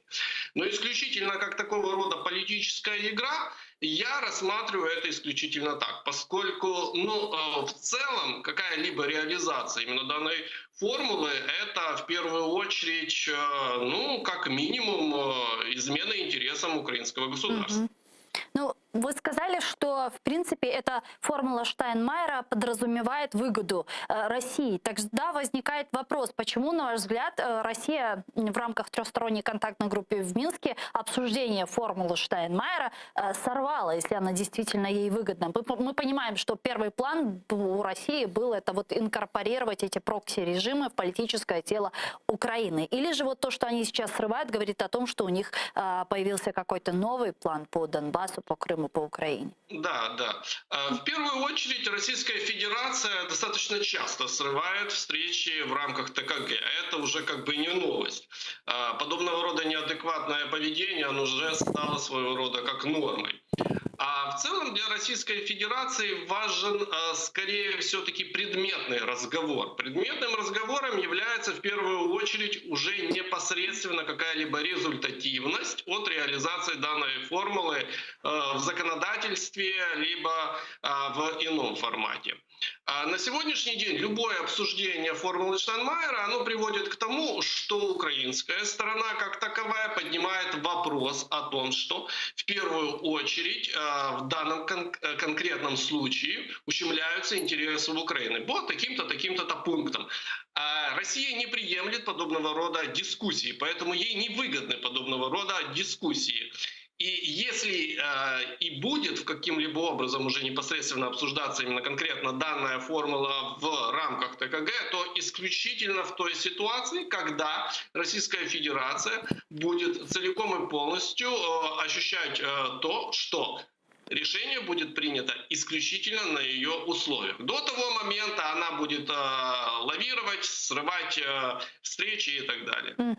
Вместе с этим, вот еще какую новость хотела с вами обсудить. Вчера Политика сообщила о том, что Соединенные Штаты Америки могут продать или передать Украине компоненты системы противоракетной обороны «Железный купол». И вчера же вечером поздно Белый дом не подтвердил эту передачу, а именно Дженнифер Псаки на пресс-конференции не смогла дать четкого ответа на вопрос журналиста по этому вопросу. Вообще, насколько вероятно предоставление или даже продажа Украине такого железного купола, и что, собственно, он предусматривает? Вопрос на самом деле очень непростой. Просто на него ответить будет сложно. В первую очередь хотел бы пожалеть Джейн Псаки, хотя бы по той причине, потому что ей достаточно часто в последнее время приходится перед журналистами отвечать на вопросы, которые в той или иной степени, но связаны с материалами, публикующимися именно изданием «Политика», довольно-таки часто не соответствующих действительности. Напомню хотя бы такой интересный вброс данного издания о том, что якобы Соединенные Штаты заморозили финансовую военную помощь Украине. Как известно, это оказался фейк, который приходилось, опять же, Джейн Псаки, скажем так, опровергать. Кроме того, не так давно это же самое издание сообщало о том, что Вашингтон чуть ли не в режиме шантажа требует от Киева прекратить любую критику и дискуссию на тему Северного потока-2, что также не являлось правдой. Ну, скажем так, Политика уже давно перешел в режим незаслуживающих доверия источников. Это первый момент. Второй момент конкретно касательно данного зенитно-ракетного комплекса, который, напомню, является ЗРК, произведенным в Израиле и поставленным в Соединенные Штаты, если я не ошибаюсь, в количестве 2 дивизионов, исключительно для изучения возможности его интеграции в комплекс противоракетной обороны Соединенных Штатов. Насколько мне известно, интеграция оказалась недостаточно успешной. Ну, поскольку все-таки, несмотря на близость технологий, его не получилось довести коэффициент полезного действия до желаемого. Говорить о том, что Соединенные Штаты могут данные комплексы продать либо передать Украине, при этом без согласования этого вопроса непосредственно с Израилем, ну, я бы тоже не стал. Из этого возникает, безусловно, третий момент, а непосредственно нужны ли такие комплексы, железный купол Украине. В первую очередь, Украина действительно на сегодняшний день нуждается в современных видах вооружений, и среди них в том числе являются зенитно-ракетные комплексы. Но проблематика железного купола заключается в следующем. Первое. Несмотря на достаточно частое его использование, как известно, в Израиле, и высокую эффективность его использования, очень часто СМИ сообщают о том, что он уничтожает практически более чем 90% целей, по которым ведется отстрел. Но в первую очередь, что это за цели? Это не баллистические, не высокоманевренные ракеты. Это фактически самопальные реактивные боеприпасы, выпускающиеся в режиме чуть ли не в гараже, да, которые используют Хезболла против Израиля. Поэтому говорить о высокой эффективности применения железного купола против, например, таких ракет, как используется ОТРК «Искандер» Российской Федерации, на сегодняшний день не приходится. Второй очень важный момент уже касается непосредственно интеграции данных комплексов в нашу противовоздушную оборону. А наша противовоздушная оборона, стоит это признать, представляет собой все-таки пережиток советского и постсоветского периода. Это достаточно серьезное эшелонированное ПВО, но, опять же, состоящее именно из зенитно-ракетных комплексов от малого, среднего и до большого радиуса действия именно советского образца. То есть, если Соединенным Штатам не получилось достаточно эффективно интегрировать железный купол непосредственно в свою ПРО, то у меня возникают очень серьезные опасения, что у Украины появится возможность интегрировать железный купол в нашу ПВО с, ну, хотя бы приблизительным тем же самым КПД, как это получилось у американцев. И в заключение отмечу, что, безусловно, наше ПВО необходимо менять, точно, это 100%. Необходимо его обновлять. Но это необходимо делать не в виде вот такого вот единичного, исключительно такого узкого направления.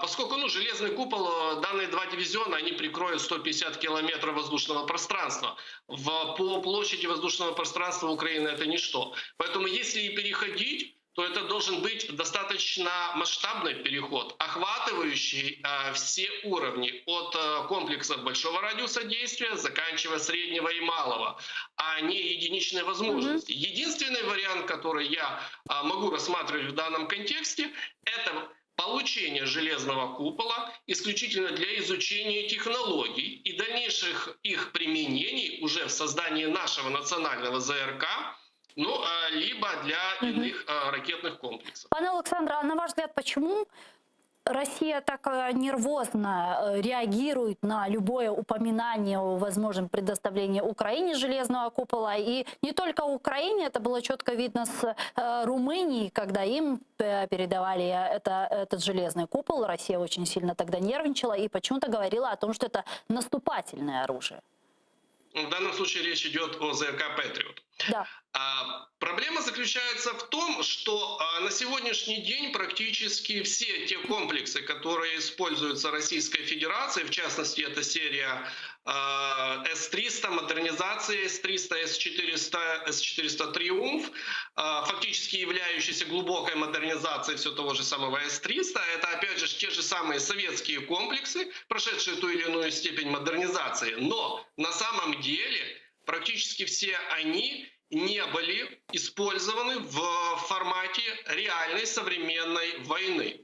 Они проходили испытания, они регулярно участвуют в разного рода учениях и якобы поражают успешно цели, но в действительности говорить о их реальном коэффициенте полезного действия, об их эффективности, не приходится. В последний раз, когда был использован комплекс С-300, это была война в Нагорном Карабахе 2020 года, когда Армения баллистическими ракетами ОТРК «Искандер» и «Эльбрус» обстреливала территорию Азербайджана.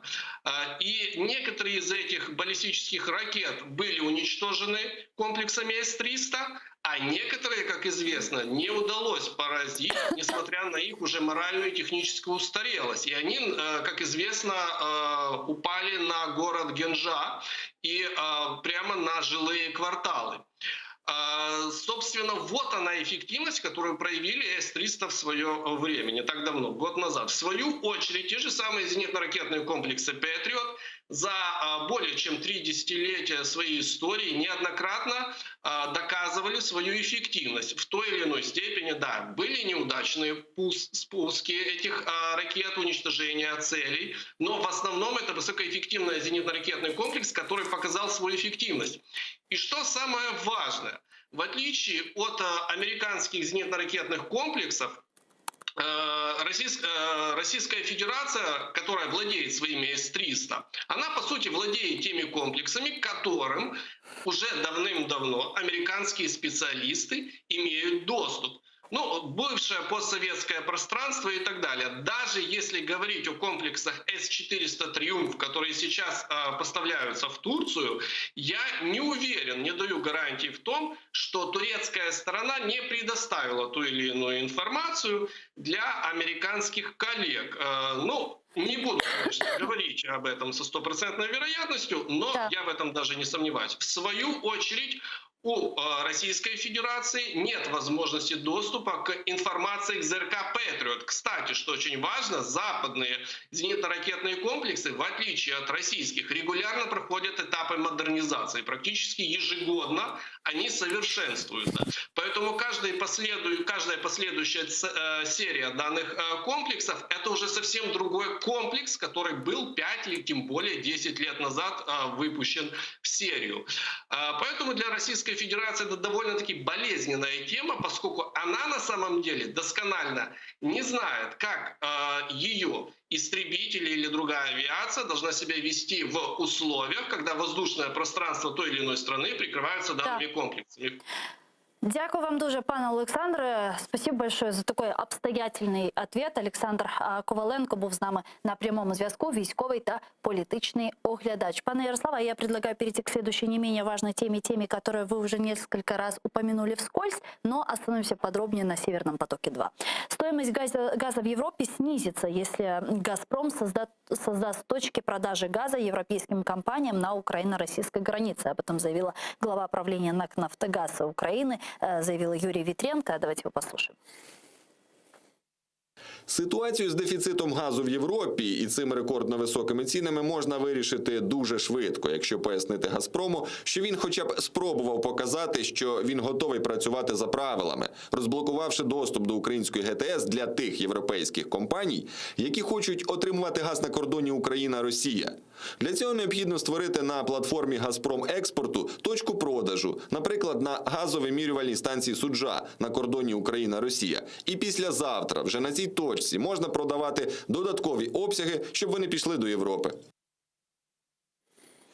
Американские же сенаторы от республиканской партии Тед Круз и Пэт Туми угрожают не давать свои голоса за кандидатов в Госдепартамент и Министерство финансов США до тех пор, пока администрация Джозефа Байдена не введет санкции против Северного потока-2. Об этом говорится в письме, отправленном в Комитет Верховной Палаты американского парламента от двух республиканцев. Давайте послушаем, о чем там говорится. Ми сподіваємося, що президент виконає закон і введе якомога швидше санкції проти Nord Stream 2 AG, розчистивши таким чином шлях для затвердження кандидатів. Ну а тем временем бывший посол США в ООН Ники Хейли также раскритиковала действия Джозефа Байдена относительно Северного потока. Росія щойно завершила будівництво трубопроводу «Північний потік-2», який зробив Україну більш вразливою, а Європу ще більш залежною від енергії з Росії. Замість того, щоб докласти зусиль для попередження цього, Байден послаблює Америку, скасувавши будівництво трубопроводу Keystone XL і підсилює Росію. Ну, понятно, что Северный поток-2 мы уже потеряли и вряд ли каким-то образом сможем остановить введение его в эксплуатацию, как, впрочем, и этого не сделает Европейский Союз. А вот относительно Соединенных Штатов Америки, вот той цитаты, которую мы услышали от конгрессменов Сената США, они могут повлиять и остановить санкциями Северный поток-2? Я все-таки обращу внимание на то, что и Ники Хейли, и Тед Круз, и Пэт Туми – это политики республиканского лагеря. Да. То есть в конечном итоге в большинстве случаев Байден все-таки опирается на демократическую часть, да, и у него действительно есть, к сожалению, поддержка по части внешней политики. Действительно, вопрос блокировки кандидатур, он возможен, и он реален, но для США стратегичным оказался не вопрос на самом деле даже роли России, а конкретно роли Германии и ее интересов. Поэтому я сомневаюсь, что на самом деле в таком большом вопросе, как отношения США и Германии, из-за блокады республиканцами кадровых назначений будет изменена такая крупная часть внешнеполитической стратегии, потому что мы на самом деле уже видим первые черты вот этого вот примирения между Евросоюзом и США, между Берлином и США, уже какая-то синхронизация даже по заявлениям по Китаю пошла. Поэтому мне кажется, что нам нужно рассчитывать в первую очередь на то, что вот эти махинации с ценами на газ на мировом рынке, которые сейчас спровоцировала Россия, они в свою очередь приведут к абсолютно симметричной реакции именно европейского потребителя, который не хочет покупать газ за $900 за 1000 кубометров. Как будет выражаться эта реакция? Во что она выльется? Ну, в чем состоит стратегия России? В том, чтобы принудить Европу запустить Северный поток-2 в обход решений третьего энергопакета. Да, в то же время в Германии все прекрасно понимают, что будет означать этот запуск. Да, то, что они предоставляют России политический инструмент для давления в будущем. Точно таким же образом. Да, создание какого-то искусственного дефицита на рынке, повышение цен. А вот если принять выгодное нам решение, цена вернется в свое русло. Кстати, то что... есть, если пойдут на уступку однажды, уже будет сложно дальше оправиться. И показатель как раз того, что Германия ввела третий энергопакет касаемо этого Северного потока, это есть как раз, что Германия понимает вот эту вот рисковость этой ситуации. Что предложила в этой ситуации Украина? По сути, то же самое, чтобы часть норм третьего европейского энергопакета распространялись на тот газопровод, который идет по территории Украины. Мы, конечно, понимаем, что на данном этапе об этом еще никто не думал, но, по крайней мере, это была бы выгодная стратегия, потому что и на этом газопроводе у России тогда тоже теряется право крутить вентиль туда-обратно в политических целях. И что самое главное, такая высокая цена на рынке и искусственно созданный дефицит, они открывают в первую очередь возможности для других поставщиков газа, которые еще не успели, да, переформировать потоки, но в будущем вырастут и поставки скрапленного газа в связи с такой высокой ценой, и поставки из арабских стран. Поэтому стратегии России дотянуть как минимум до зимы не удастся. Я предлагаю підключити к нашому ефіру Михайла Крутіхіна, фахівця з нафтогазового ринку, журналіста, історика, перекладача, арабіста з Росії. Він зараз з нами на прямому зв'язку. Пане Михайло, вітаємо вас. Салям алейкум. Здравствуйте. Добрый день. Да. На ваш взгляд, насколько далеко может пойти Россия в шантаже Европейского Союза по Северному потоку-2? Я думаю, здесь есть ограничения, поскольку при чрезвычайно высоких ценах на газ, если эта ситуация продлится, потребители будут переключаться на другие энергоносители. Мы уже видим, что увеличилось потребление угля в Германии, в Польше и в других странах. Мы видим, что в Германии заговорили о том, что надо замедлить программу отказа от ядерной энергетики.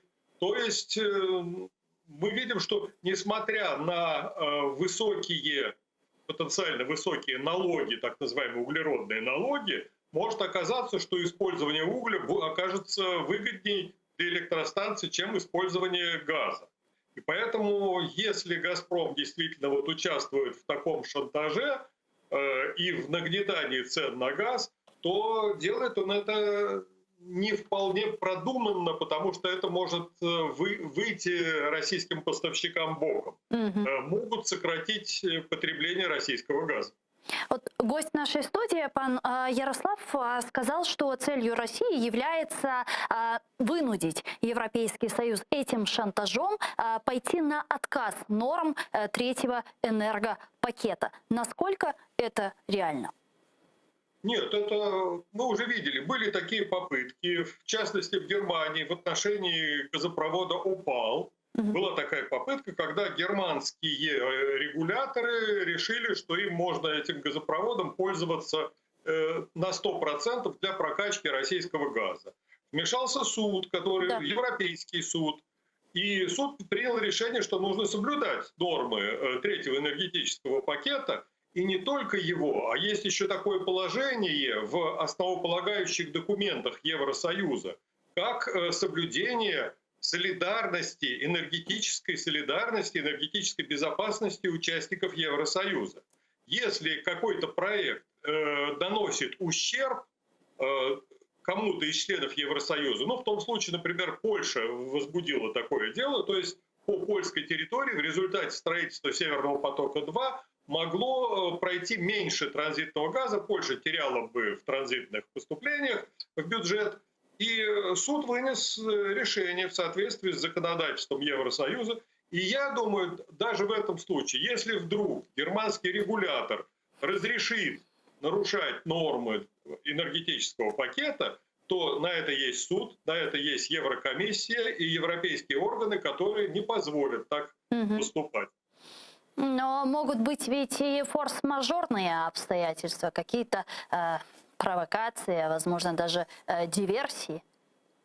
А мы с вами говорим о таком форс-мажоре, об авариях на газопроводах. Ну что, Россия показала и не один раз, что она способна устраивать такие фокусы для того, чтобы каким-то образом повлиять на рынок газа или даже рынок нефти. Мы видели, это произошло в Туркменистане. Когда в 2010 году была договоренность о закупках туркменского газа по европейской цене, как было написано в соглашении, а цены вдруг взяли и повысились. И Россия поступила очень просто. На своей стороне границы она перекрыла на какой-то момент задвижки на газовых трубах, и из-за резкого скачка давления полопались в нескольких местах трубы, которые вели из Туркменистана через Узбекистан и Казахстан в Россию. И с тех пор перестала получать этот газ, ссылаясь на такой форс-мажор. Я не исключаю, что и в данном случае могут произойти какие-то аварии. Как мы уже видели, с начала года было 7 аварий на российских магистральных газопроводах и на Новоуренгойском заводе по подготовке газа к экспорту. То есть нельзя исключать, что это не продолжится. Какова вероятность того, что Россия может пойти на такую провокацию зимой, особенно когда она будет очень холодной? Нет, ну зимой-то Россия уже по политическим мотивам отключала прокачку газа на направлении Европы.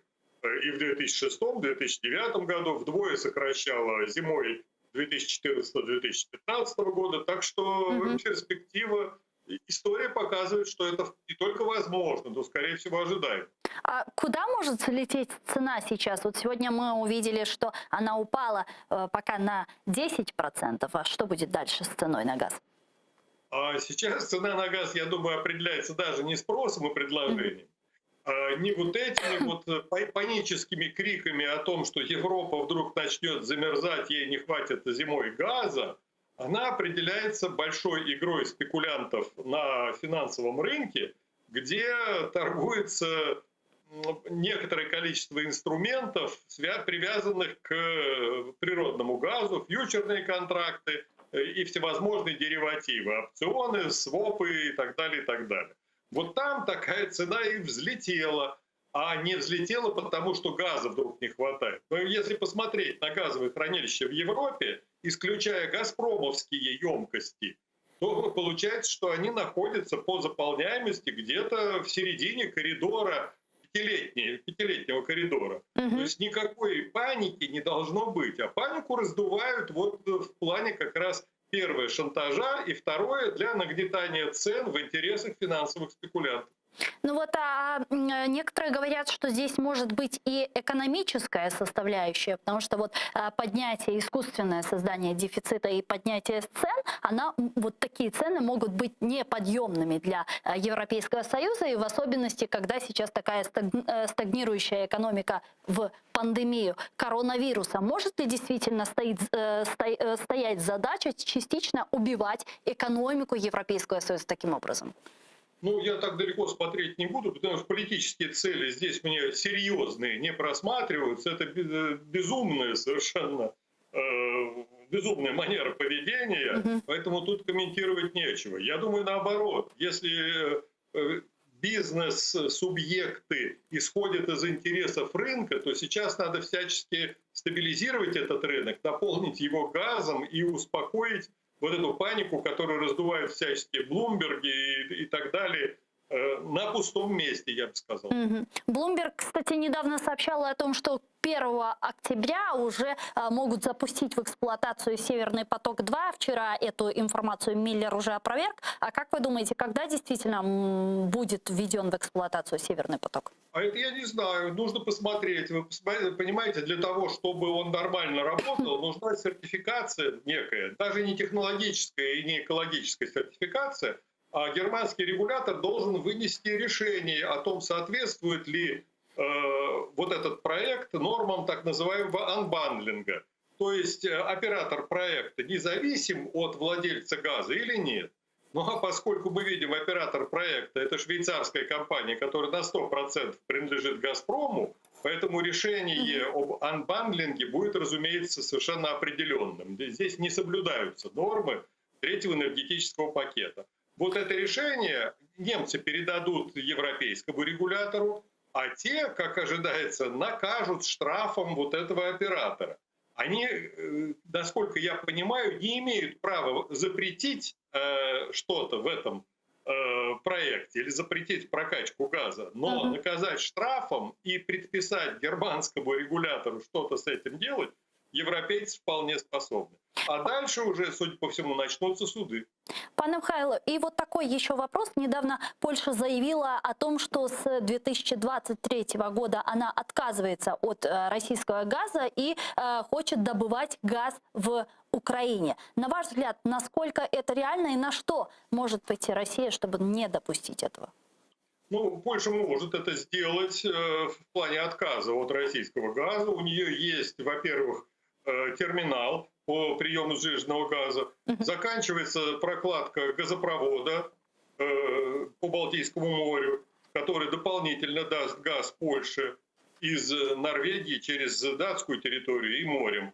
И ну, вполне возможно, что будет расширенный коридор газотранспорта между Польшей и Украиной. А вот насчет содействия Украине в добыче газа, это благородная цель, и я думаю, это вполне возможно, поскольку мне понятно, что газовые проекты на Украине вполне реалистичны, если применять к ним современные технологии, которые могут уже из разведанных месторождений получить больше газа, чем прежде, с помощью применения так называемых вторичных и третичных методов стимулирования пласта. Спасибо вам большое. Спасибо, что нашли время и подключились к нам в эфир, ответили на наши вопросы. Михаил Крутихин был с нами на прямой связи, эксперт по нефтегазовому рынку, журналист, историк, переводчик, арабист с России. Пане Ярослава, в заключение, что скажете, как нам сейчас в Украине действовать в данной ситуации? Есть ли у нас действительно гарантии, что до 2024 года какой-то объем газа через нашу территорию будет продолжаться? И второй вопрос, а что будем делать после 24-го? Во-первых, действительно, в 2023 году заканчивается строительство польско-норвежского проекта Baltic Pipe, из которого мы тоже можем получать газ.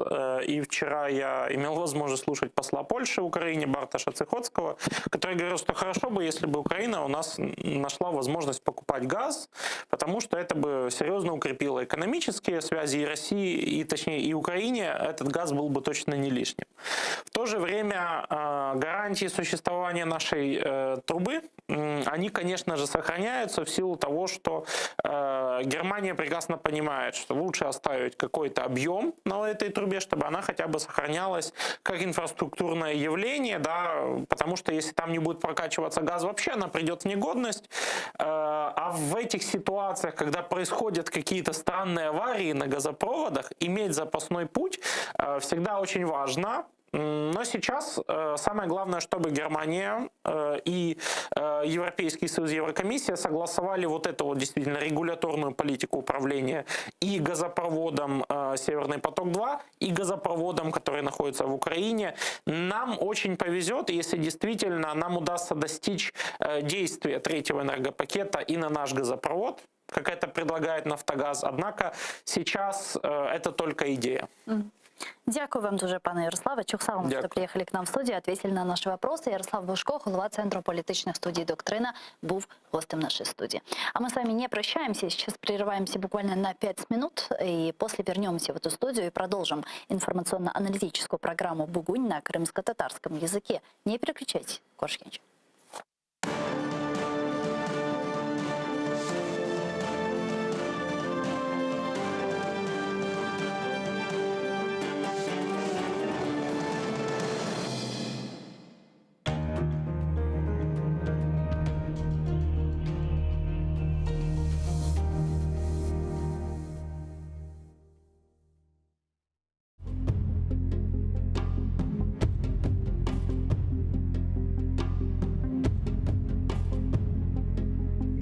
Hasta, gözüm donuq. Yaşav soğuq, ölüm soğuq. Yazım, şiirim, fikrim bozuq. Hiçbirinin кереги yok. Весселям. Бар дейлер бізге келе. Бұлбұл ерлай, гүллер күле, айванлар кул кишілерге. İnanmayman hiçbirine. Vesselam. Filan Batır, Tuvent Korkak, Ahmet Hırsız, Mehmet'ke bak, nasıl kirsіз, nasıl abbaq. İnanmayman, hepsi alçaq. Vesselam.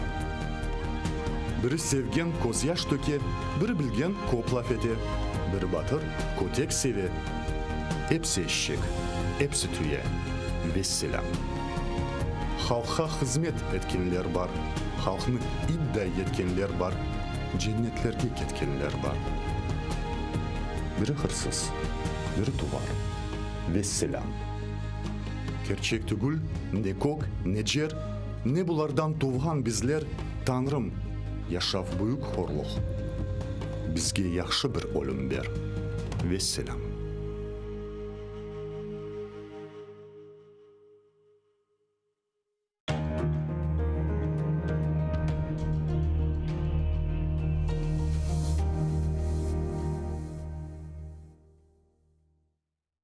Маарифчы, нешырчы, драматург ве публицист Асан Сабри Айвазов Алупка көйінде майысының 6-сында 1878 сенесі дүнияға келді. О елке тасыны иптидаи мектепте алды.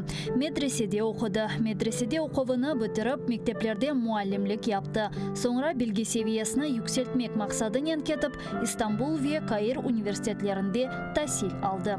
Асан Сабри Айвазов çetel memleketlerden qaytып келген son, başta Baku şehrinde neşr etilgen Hayat adlı gazetada muarir olup çalıştı. Sonra Karasuv Bazar şehrinde Abdurashid Midiyev ile beraberlikte Vetan Hadimi namında gazeta çıkardılar. Асан Сабри Айвазов Vetanı Kırımға avdet olgan son 1913 senesinden başlap Kadimi Bahçesaray'da İsmail Gaspralı tarafından çıkarılgan Tercüman gazetasında çalışa başladı. İsmail Gaspralı 1914 senesi vefat etken sonra Асан Сабри Айвазов tercümanın baş muariri oldu.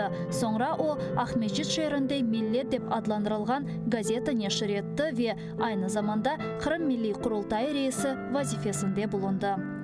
Асан Сабри Айвазов publitsist olmak ile beraberlikte hem yazıcı, hem dramaturg, hem de acayip edebi tercüman edi. Anneciğim neredesin?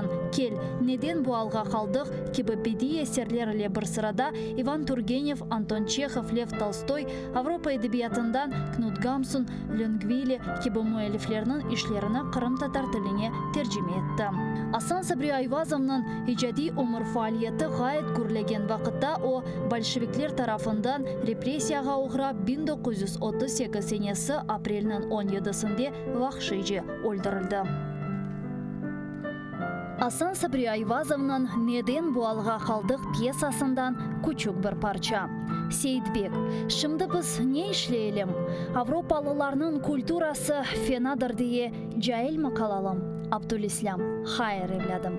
Hoşa sim hoşa. Hazreti Fahir-i Kainat Efendimiz sallallahu aleyhi ve sellem beşikten mezara kadar ilim aranız buyurdukları gibi ilim nerede olsa da gidip alınız buyurmuştur. Avrupalılarının ilimi ve marifini, fenoni ve sanayisini alınız. İhtirat ve keşfiyetlerini de öğreniniz. Milli mekteplerimize sokunuz. Ana lisanınızga tercüme ediniz. Binaenaleyh Avrupa'ya gideceğinizde birbirinize lisan-ı milli bulunur ise size büyük bir siladır. Her yerde sizi selameti çıkarır. Elinizde İslamiyet, lisan gibi bir kuvvet olur ise Avrupa'nın ateşi sizi yakamaz. Mamafih ne Frankistan'ın Paris'i, ne Almanya'nın Berlin'i, ne de İngiltere'nin Londra'sı, ne de Avrupa maişeti millet ve kavmiyetinizi unutturamaz. İşte bizim fikrimiz budur evlatlarım.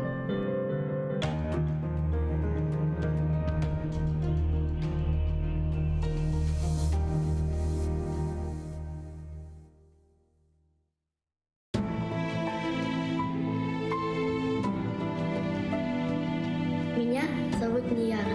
Моя семья вынуждена была покинуть Крым. Это было утро после дня рождения моего двоюродного брата. После этого мы с ним больше не виделись. Я хочу знать, когда я еще смогу поиграть со своими братьями и сестрами.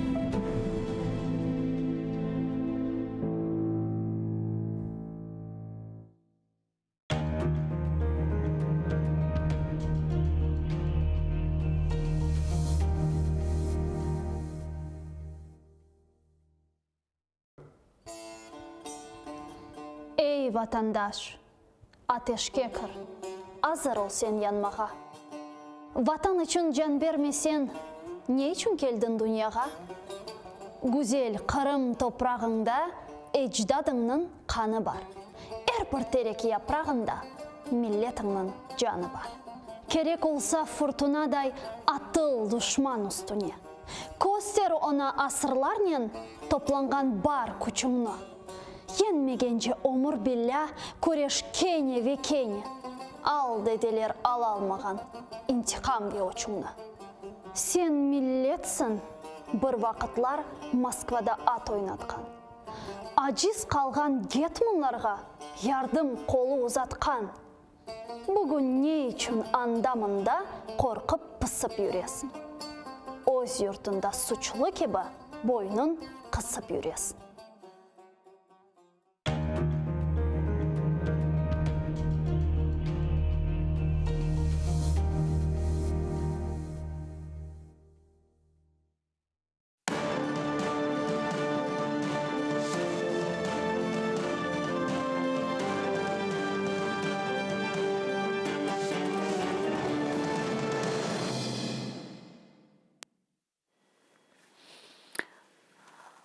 Assalamu alaikum, hayırlı akşamlar saygılar телеканалының телесерджілері. Бүгін информацион программасыны сейретесіңіз. Студияда сізлер үшін мен Гүлсум Халилова çalışам ve nevbеттeki bölümümüzü Kırım Tatar tilinde alıp baracakmız ve yüz bergen son kemiraqlı ve Kırım etrafında olған hadiselerini, haberlerini müzakere etmeye devam etemiz.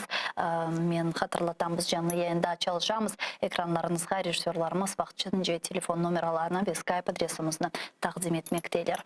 Bunun beraberlikte bizim YouTube sayfamızga abone olmağa, hem de Patreon'ımızga qoşulmağa unutmanız.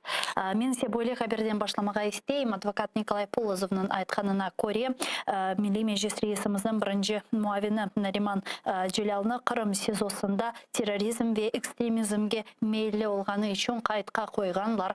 Keliniz onun статусына бақайық. Буквально напередодні нашої зустрічі Наріману повідомили, що його поставили на облік як особу, схильну до терористичних та екстремістських злочинів, що явно свідчить про повне незнання співробітниками СІЗО принципів кримінального процесу і такого поняття, як презумпція невинуватості. Звісно ж, всі подібні незаконні адміністративні рішення ми будемо оскаржувати.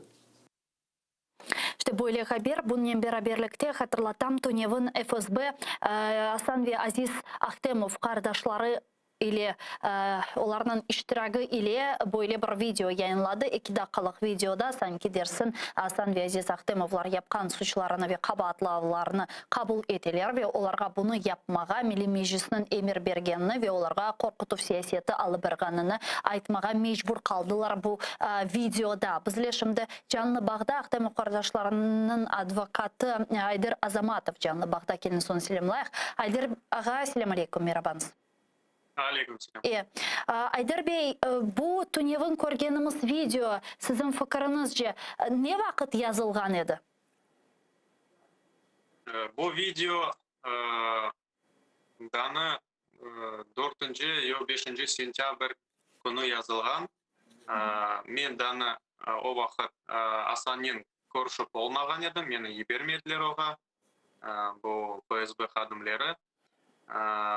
Men bilem o video olganın, anda dana bir video oluş gerek, ama o videonu ular göstermeseler gerek. Nege deseniz, anda Asan gerek şey aytıp olmagan ve ondan sonra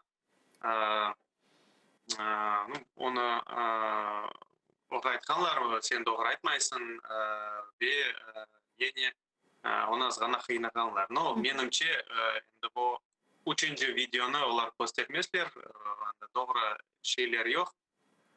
Şunun için көп adamlar belli bu video yakında çıktı. Men Asanning ko'rishib bo'lgan so'ng, Asanning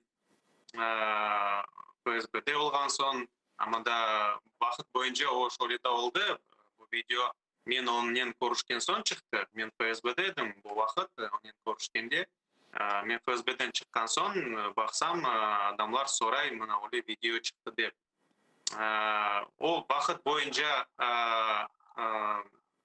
бір 3-4 күн 3-4 күн дегіл 6-7 күн алдын бұл видео алынған.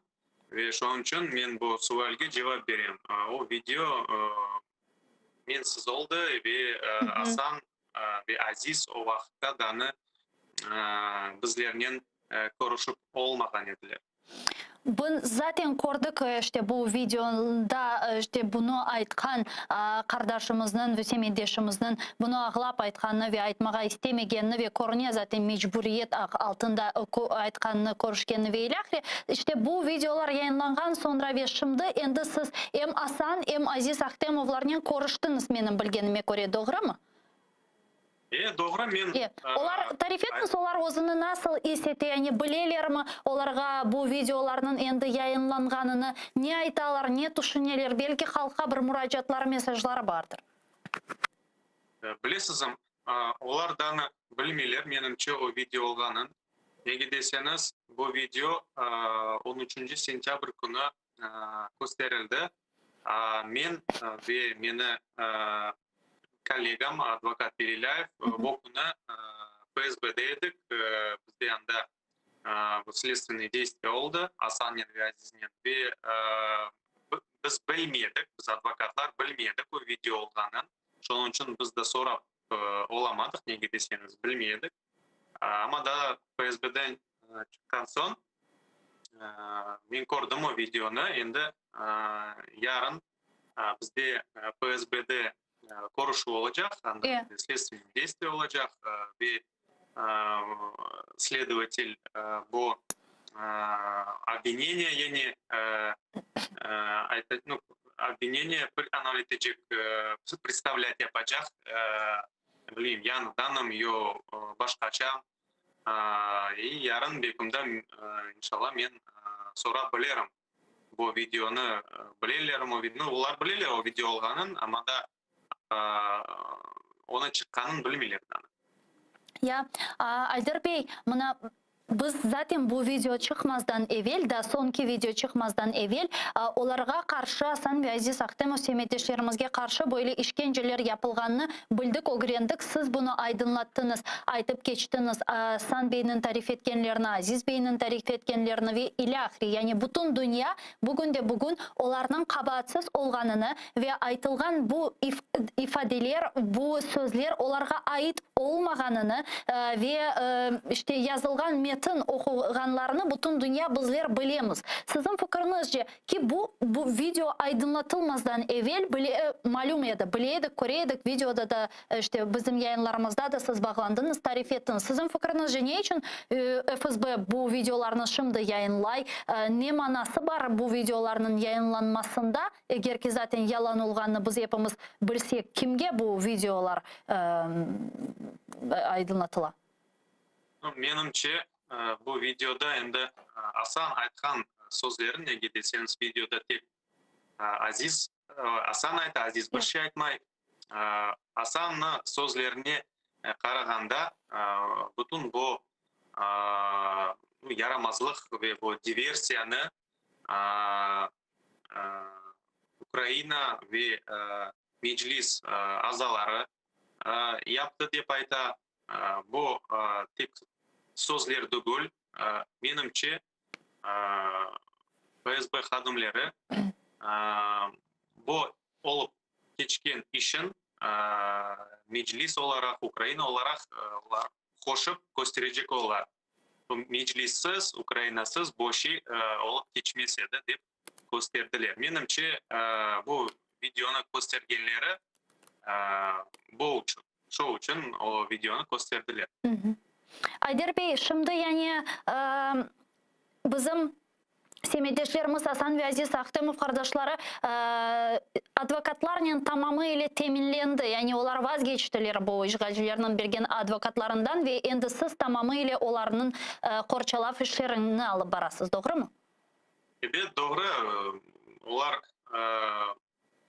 mağa следователь айтқандайын, yeni başkattan onlar bizlerin başından yiberdiler, dediler bana sizge gerek 13 sentyabrden başlap onların korçalamağa. Men ayттım, men soradım, ya nege biz 4 sentyabr gününden beri onların advokatlары olarak çalışamız ve onların korantaları bileler biz advokat olganımızı. Son mağa bu следователь bir kıyatını gösterdi. Mağa koluma bermedi, aytты, o bek öyle bir kıyat men sizge berip olmayım, ama da mına okunuz. Men okudum bu kıyatını, o kıyatta ne yazılgan? Sankim Hasan bütün формулировкасын айтам, rus tilinde aytarım, татар tilinde de aytarım. Заявление о том, что Ахтемов Хасан Исламович отказывается от всех адвокатов по соглашению, так как у него есть адвокат по назначению. То есть, ну, Оле bir kiyat aldılar ondan, mecbur ettiler öyle yazmağa. Qaysi birde advokat kelmese, men dögülüm başka advokat kelse, соглашение boyunca, договор boyunca o advokatların o reyt eteyken. Ну, öyle baktığında bütün Rusya Federatsiya advokatlarına reyt edip Hasan Ahtemov o kiyat boyunca. Endi kulguli şey ama da. Nege deseniz, öyle baktığında bu kiyat bütün Rusya Federatsiya advokatlarına распространяется. Men kelmesem, başkası kelse, oğa da mülkündü, Güldanı başkası kelse, oğa da mülkündü. Ну, kulguli bir kiyat, men azgana kuldum o kiyattan, ama da son ayttım, bu kiyat var dedi, şunun için biz sizin endi bu 13 sentyabrden başlap Hasan'a advokat olarak yibereceğimiz. No, yaxşı dedim, ama da siz yapkan şeyler doğru değil dedim. Meni dokumentlerim, orderim sizde var dedim. 4 sentyabrden, 6 sentyabrden o şeyler var dedim, ama mağa qiyin değil oğa sizge dana birdani order bermege. Ama da siz biliniz, siz yapkan şeyiniz o bir kulguli şey. Ve Ayder ağa da şunu soramağa isteyim, siz hem Hasan Bey'nin hem Aziz Bey'nin konuştunuz, onların halkımızga bir mesajı var mı? Özlerini birinciden sağlık olarak nasıl hissedilir? Onlar Hasan ve Aziz bütün halka, bütün dünyaya, onların kol tutkan adamlarga teşekkür bildirdiler. Onlar bu yapkan şeylerin, yardım bergen adamların, kim olmasın da yardım bergen adamlarga sağ ol aytalar. Onlar özünde bir güç kuvvet tapıp bu mahkemelerde kabatsızlığını aytacaklar ve bu mahkeme, bu kriminal iş, bu politik iş olganın aytacaklar, tek politik olganın aytacaklar. Mında bir смысл yok bu işin. Bizden tek politik taraftan bu FSB xadimleri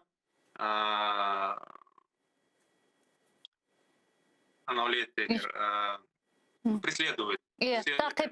Takip etilir. Çok sağ olun Ayder Bey, bizle bağlanıp sorularımızga cevap bergeniz için, faaliyetleriniz, yapkan işleriniz için büyük teşekkürler. Özünüzge yaxşı bakınız, siz gibi insanlar halkımız için çok mühim, çok gerekli. Teşekkürler.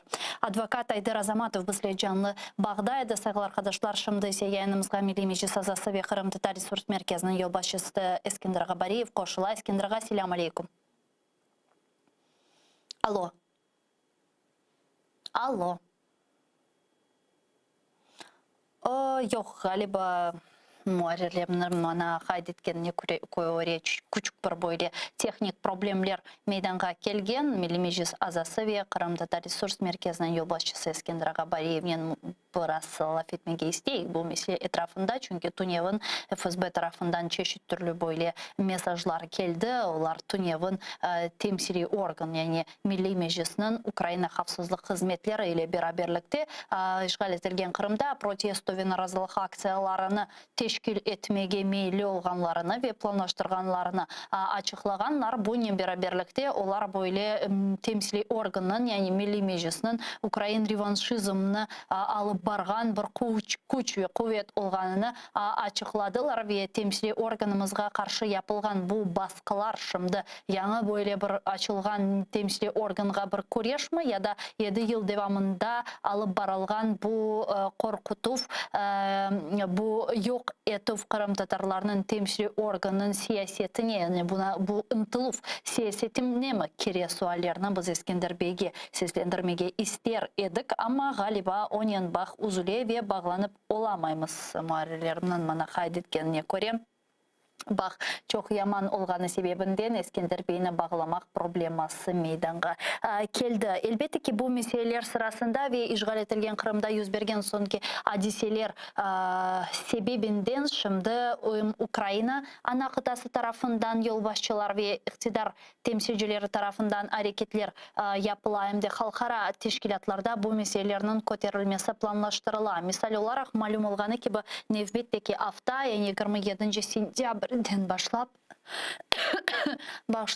27 sentyabrden başlap Avrupa Şurası Parlament Asambleyasının toplaşuları, oturuşları ve yanı sesiyası başlana, sesiyası başlana ve anda bu meselelerin götürülebileceği müracaatında bulunganlar onun vekilleri ve anlaganımızga göre Avrupa Şurası Parlament Asambleyasında bu meseleler müzakere edilecek.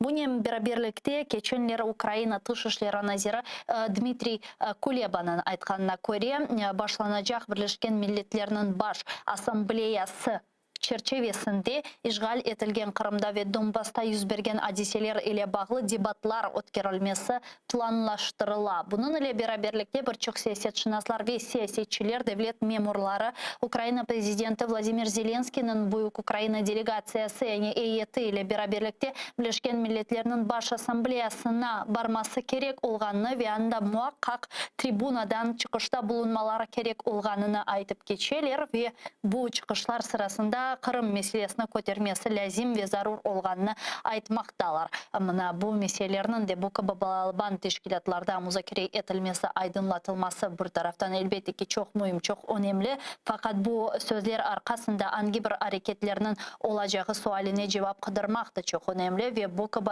faal hareketlerini görmek de çok mühim ve çok gereklidir. Çünkü sözler aytılgan sonra hiçbir hareketlerge geçmese bu sözlerinin emniyeti ne yazık ki gayip ola ve endi nevbetteki defalar bu gibi sözler aytılganı vakit böyle skepsis, şübhenin bu sözlerge bakmaktalar ve sonki vaxtlara Ukrayna devlet memurları bu mesele etrafında böyle açık özlerinin pozisiyalarını bildirirler. Misal olarak Dmitri Kuleba birçok defalar endi aytkanına göre sözler, destek sözleri, rahatsız sözlerine Kiyev endi inanmay dep aytıp geçti ve Zelenskiy de Ukrayna prezidenti ofisi de bu gibi sözlerini ve ifadelerini, cümlelerini şimdi faal bir şekilde kullanıp başladılar. Yaxşı mı bu?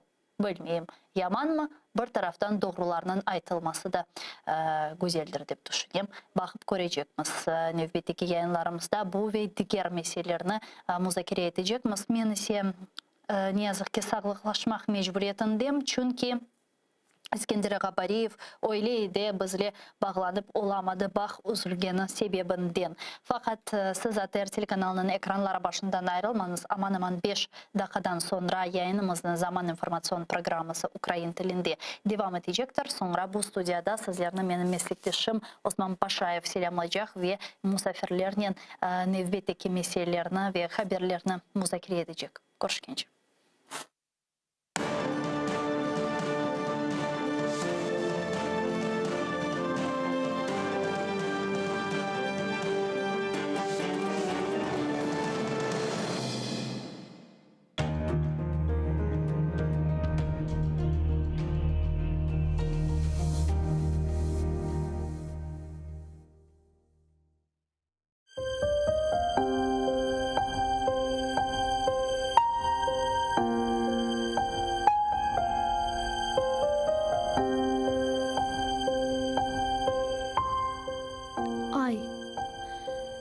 Жанарың сіл yüzünden, менден ұшық қызғанма. Мен бір ғарип yolcu едім, қалдым қарадағыларда. Yol шашырдым, күн ашырдым, сана бақып ағыларда, ақ чекерім. Ач yüzіңні, мені яман көз санма. Ач yüzіңні, сач нұрыңны, учырымлар, қаялар, ышық алсын, айдынлансын, көлгелері сілінсін. Топрақ топман, қардаш есен, көксіндегі шу ташлар, гранитлер, қара ерге, айна кебі көрінсін. Юрегеме сырдаш есен, көзімдегі шу яшлар, чечеклерге төкежегім, очықларға қарышсын. Таң йылдызы доғар екен, әлбет мені обеклер. Сач нұрыңны, елжу ғарип асыретіне қавушсын.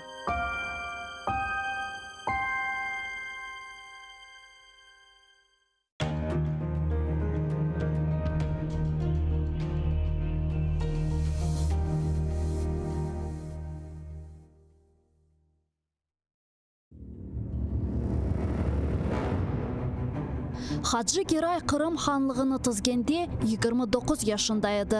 Тахминен 350 ел девамында Қырым ханлығы девлет оларақ үкім сүрді. Исмаил Гаспринский Терджиман газетіні 28 yaşında нешір етіп башлады. Номан Челебиджихан Қырым татар милли құрылтайны 33 yaşında тізді.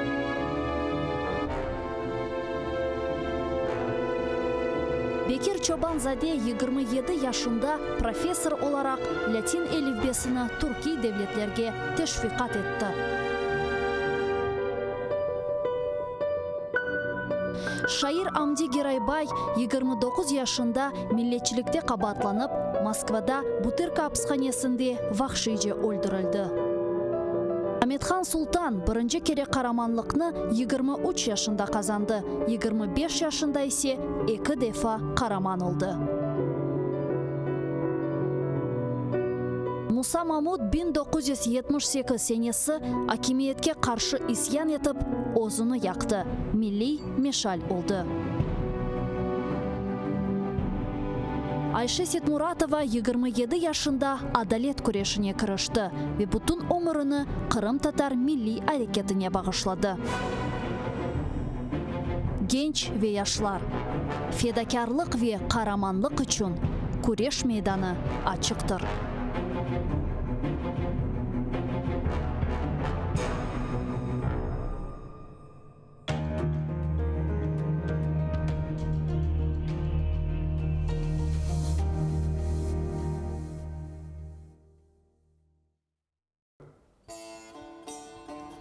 Ey vatandaş, ateşke kır, hazır ol sen yanmağa.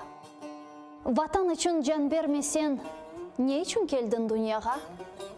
Güzel Kırım toprağında ecdadının kanı var. Her bir terek yaprağında milletinin canı var. Kerek olsa fırtınaday atıl düşman üstüne. Көстер ona asırlarla toplangan бар күчімні. Yenmegence omur billah күреш kene ve kene. Al dedeler al almagan intikam ve uçumna. Sen milletsin, bir vakitlar Moskvada at oynatkan. Aciz kalgan getmunlarga yardım kolu uzatkan. Bugün ne için andamında korkup pısıp yüresin. Öz yurtunda suçlu gibi boynun kısıp yüresin.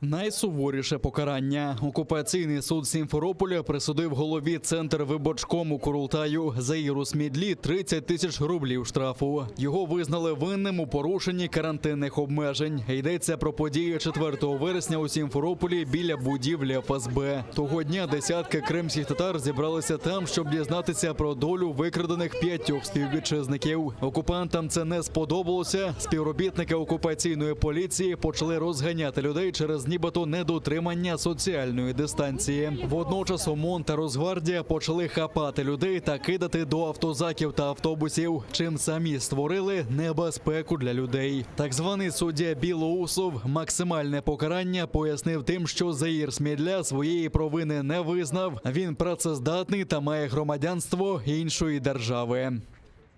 Одной из мотиваций того, что такая высокая сумма штрафа, то есть по максимуму, возможно, в соответствии с этой статьей, это то, что я, оказывается, не признал свою вину, то есть не сознался в том, чего я не совершал. Я должен был там раскаяться, пустить слезу, упасть на колени. Раз я этого не сделал, значит, надо наказывать максимально. Я скажу, кто были организаторы того мероприятия. Это те ФСБшники, которые похищали наших ребят, в том числе Наримана Джеляма. Те, которые в течение суток скрывали их местонахождение. Те, которые пытали этих ребят, заставляя дать нужные показания. 10-денний арешт законний. Окупаційний Верховний суд Криму відхилив апеляцію батька затриманого за підозрою у диверсії Азіза Ахтемова. Попри те, що термін арешту сплив 14 вересня, скаргу розглянули лише сьогодні. Ескендер Ахтемов рішенням окупаційного Київського райсуду Сімферополя був визнаний винним у непокорі окупаційним поліціянтам під час масових зборів 4 вересня біля будівлі ФСБ. За словами адвоката Рустема Кемілєва, провина Ескендера Ахтемова не доведена, оскільки він жодних протиправних дій не вчиняв. Окупаційний суд жодних доводів захисту не прийняв. Он приехал к зданию ФСБ, находился там в связи с тем, что сотрудники ФСБ этим утром похитили сына Ескендера Ленмаровича, и он очевидно понимал, что он находится в здании на бульваре Франко, 13. Когда полиция стала объявлять в рупор о том, чтобы люди отошли, расходились, соблюдали масочный режим, естественно, это все людьми было сделано. Этот срок он отбыл незаконно. Естественно, будут поданы жалобы в Европейский суд по правам человека и так дальше. Дипломатична зброя проти російської пропаганди. У Києві презентували англомовний варіант посібника з історії Криму та кримських татар. Восени минулого року підручник видали кримськотатарською та українською мовами. Ініціаторка перекладу Надія Радке прагнула, щоб світ дізнався правдиву історію корінного народу України. Для мене особисто була мета популяризувати книгу за кордоном. Я дуже хочу, щоб міжнародна спільнота та взагалі люди мали можливість прочитати та вивчити історію Криму та кримсько-татарського народу. Ми вирішили сконцентруватися на презентацію підручника саме за кордоном. В різних посольствах, в ООН, в міжнародних спільнотах. І хочемо мати можливість донести історію Криму та кримсько-татарського народу завдяки книзі. Видання книг, тим більше мовою, якою розмовляє або комунікує весь світ, англійською мовою, це надзвичайна подія, в тому числі і в культурі кримських татар, і от в заповненні хоча б частини оцієї великої тери інкогніта, тобто території незнання, території невідомої, з історії кримських татар. Тому що це дуже важливий крок, в першу чергу, тому що ця книга, вона в першу чергу адресована дітям або підростаючому поколінню. Жоден агресор не розчавить народ, який має історичну пам'ять, впевнений голова Меджлісу Рефат Чубаров. Всі підручники, книги, які зараз виписуються, вони нарешті позбавлені тих хибних міфологем, які вкидувалися століттями в голови українців і кримських татар російськими істориками, російською історіографією. Найскладніше було відібрати ті віхи історії Криму, про які обов'язково має дізнатися читач, поділилася Гульнара Бекірова. Додала, що цей навчальний посібник користується попитом і в школярів, і в студентів, і у викладачів. Год спустя мы уже имеем и английскую версию, то есть мы имеем, по сути, мы вышли в мир вот с нашими этими текстами. И это очень важно, потому что, ну, собственно говоря, выходит таким образом так, что теперь весь мир имеет доступ вот к определенной сумме знаний. Важливо доносити інформацію про кримсько-татарський народ до зовнішньої аудиторії, де ще більше конкуренція ідей, конкуренція інформації. І коли сьогодні Крим знаходиться дуже часто в центрі уваги, якщо не простих людей, то точно політичної еліти, інтелектуальної еліти, то такий продукт, він є дуже і дуже необхідний. Лідер кримсько-татарського народу Мустафа Джемілєв на власні очі бачив, як писалася сучасна історія народу. Він пам'ятає, як радянська влада розповсюджувала пропагандистські штампи на кримських татар, щоб виправдати геноцид. Лише після проголошення незалежності України з'явилися об'єктивні видання з історії Криму, каже Мустафа Джемілєв. Одним из самых таких капитальных трудов по истории Крыма, это, наверное, можно назвать Валерия Возгрина, 4-томник, монография огромная такое. Но такие книги, как 4-томник Валерия Возгрина, мало кто читает. Это только специалисты, которые фанатики этой истории. Поэтому значение вот этой книги очень важно. Здесь компактно, коротко, ясно, с древнейших времен до самых последних дней говорится о Крыме, истории Крыма и крымско-татарского народа. Насамкінець кожен міг придбати посібники з історії Криму, сувеніри та кримсько-татарські солодощі. Зібрані кошти прямують на допомогу родинам кримських політв'язнів. Зранку окупанти двічі обстріляли з артилерії Щастя на Луганщині. Поранено цивільну людину. Вона у задовільному стані, повідомили у штабі Об'єднаних сил. Пошкоджено адміністративну будівлю та припарковану поруч автівку. Також російські окупанти накрили великим калібром цивільні квартали Тарамчука на Донеччині. Нараховано 13 прильотів 100 та 122-мм артилерії. Снаряди потрапили у кілька будинків, пошкоджено лінії електропередач та трансформатор. Село знеструмлено, однак про постраждалих серед цивільних наразі не йдеться. Без втрати в лавах українського війська ворог тричі порушив тишу.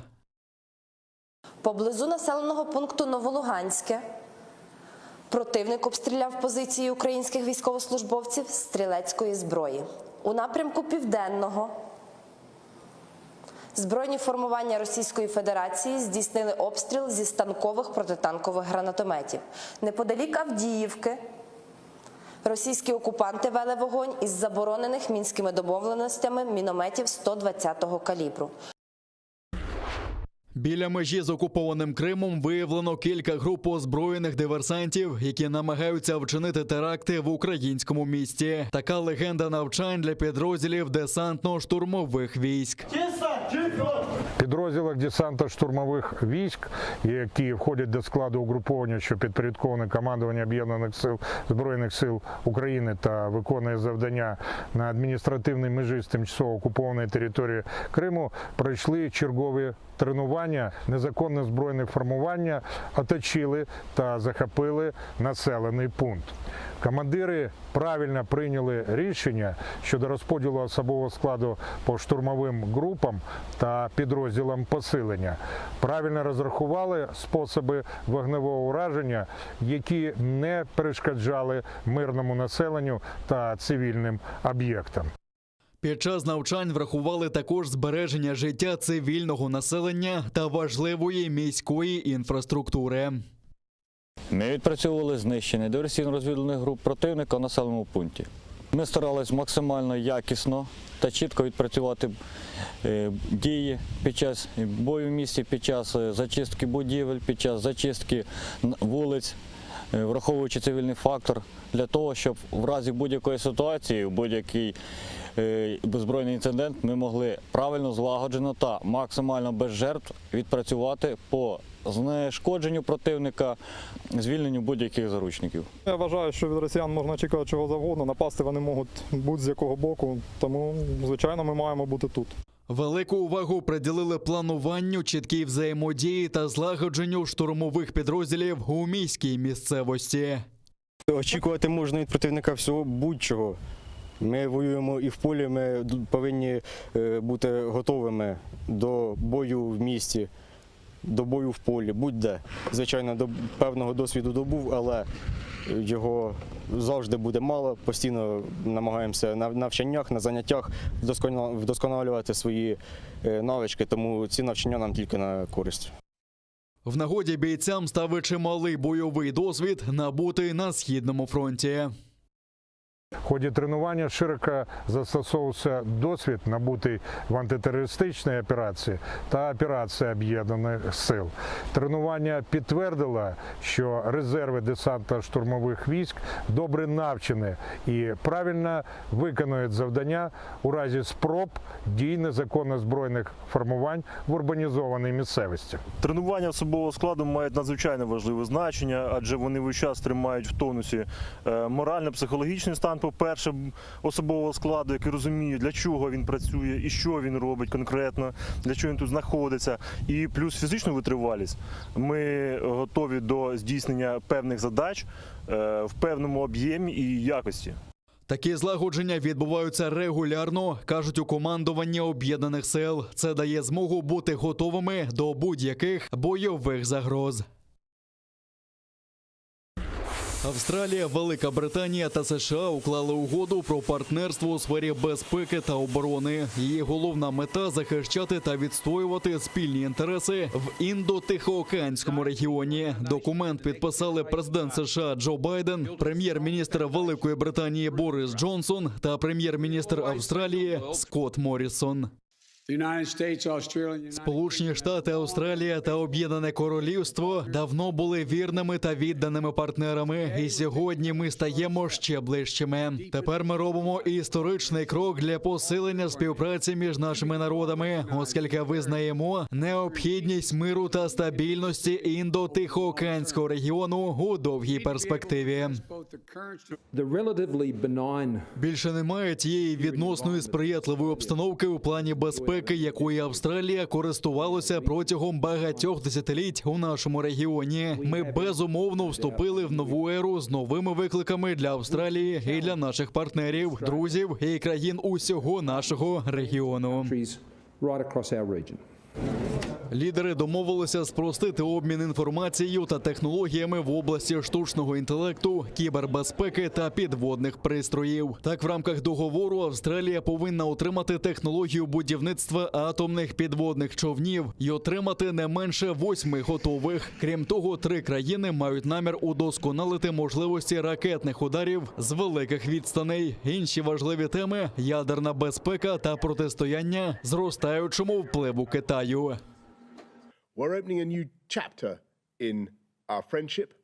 Ми відкриваємо новий розділ нашої дружби, і першим завданням цього партнерства буде допомогти Австралії набути флот атомних субмарин, зауваживши, що вони працюватимуть на ядерних реакторах, але не нестимуть ядерної зброї. Наша робота цілком відповідатиме нашим зобов'язанням щодо нерозповсюдження такої зброї.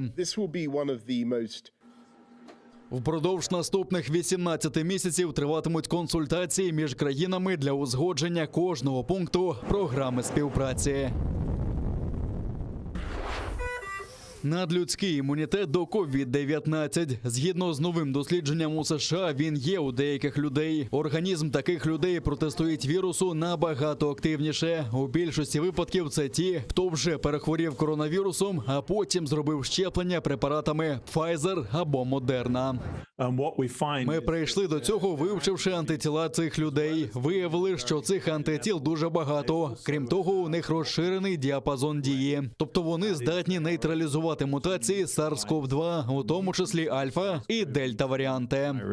Як правило, природний імунітет захищає від повторного зараження вірусом від 7 до 8 місяців. Через рік людина стає вразливішою. Учені прийшли до висновку, що вакцинація зміцнює так звану пам'ять організму про хвороби. Імунна система запам'ятовує вірус і навіть пророкує, як він може мутувати. Таким чином ресурси захисту організму працюють активніше. Це хороша новина для тих, хто вже має нещастя заразитися, але одужав і потім був вакцинований. Я думаю, що ми можемо очікувати, що ці люди будуть досить надійно захищені, але вони не повинні вважати себе куленепробивними. Учені вважають, що антитіла людей з суперімунітетом зможуть нейтралізувати навіть ті штами коронавірусу, які з'являться у майбутньому. Вони планують детальніше вивчити гібридний імунітет, щоб краще зрозуміти цей механізм.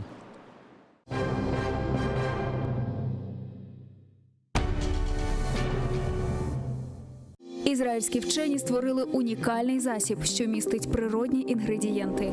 Краплі імуноков покращують імунітет при коронавірусних та респіраторних захворюваннях, а також сприяють полегшенню постковідного синдрому. Імуноков – надійна допомога.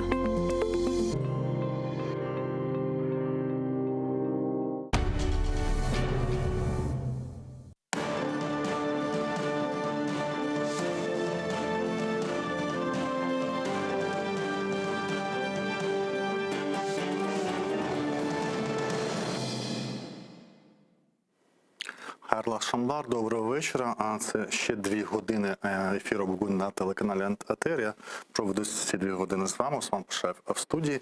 І головна тема 2 тижнів – це нова хвиля російських репресій в Криму. І за 7 років окупації Криму Росія зробила, можливо, найбільший, такий найпотужніший удар по кримськотатарському національному руху і по проукраїнським силам в Криму, затримавши першого заступника голови Меджлісу кримськотатарського народу, а також кримськотатарських активістів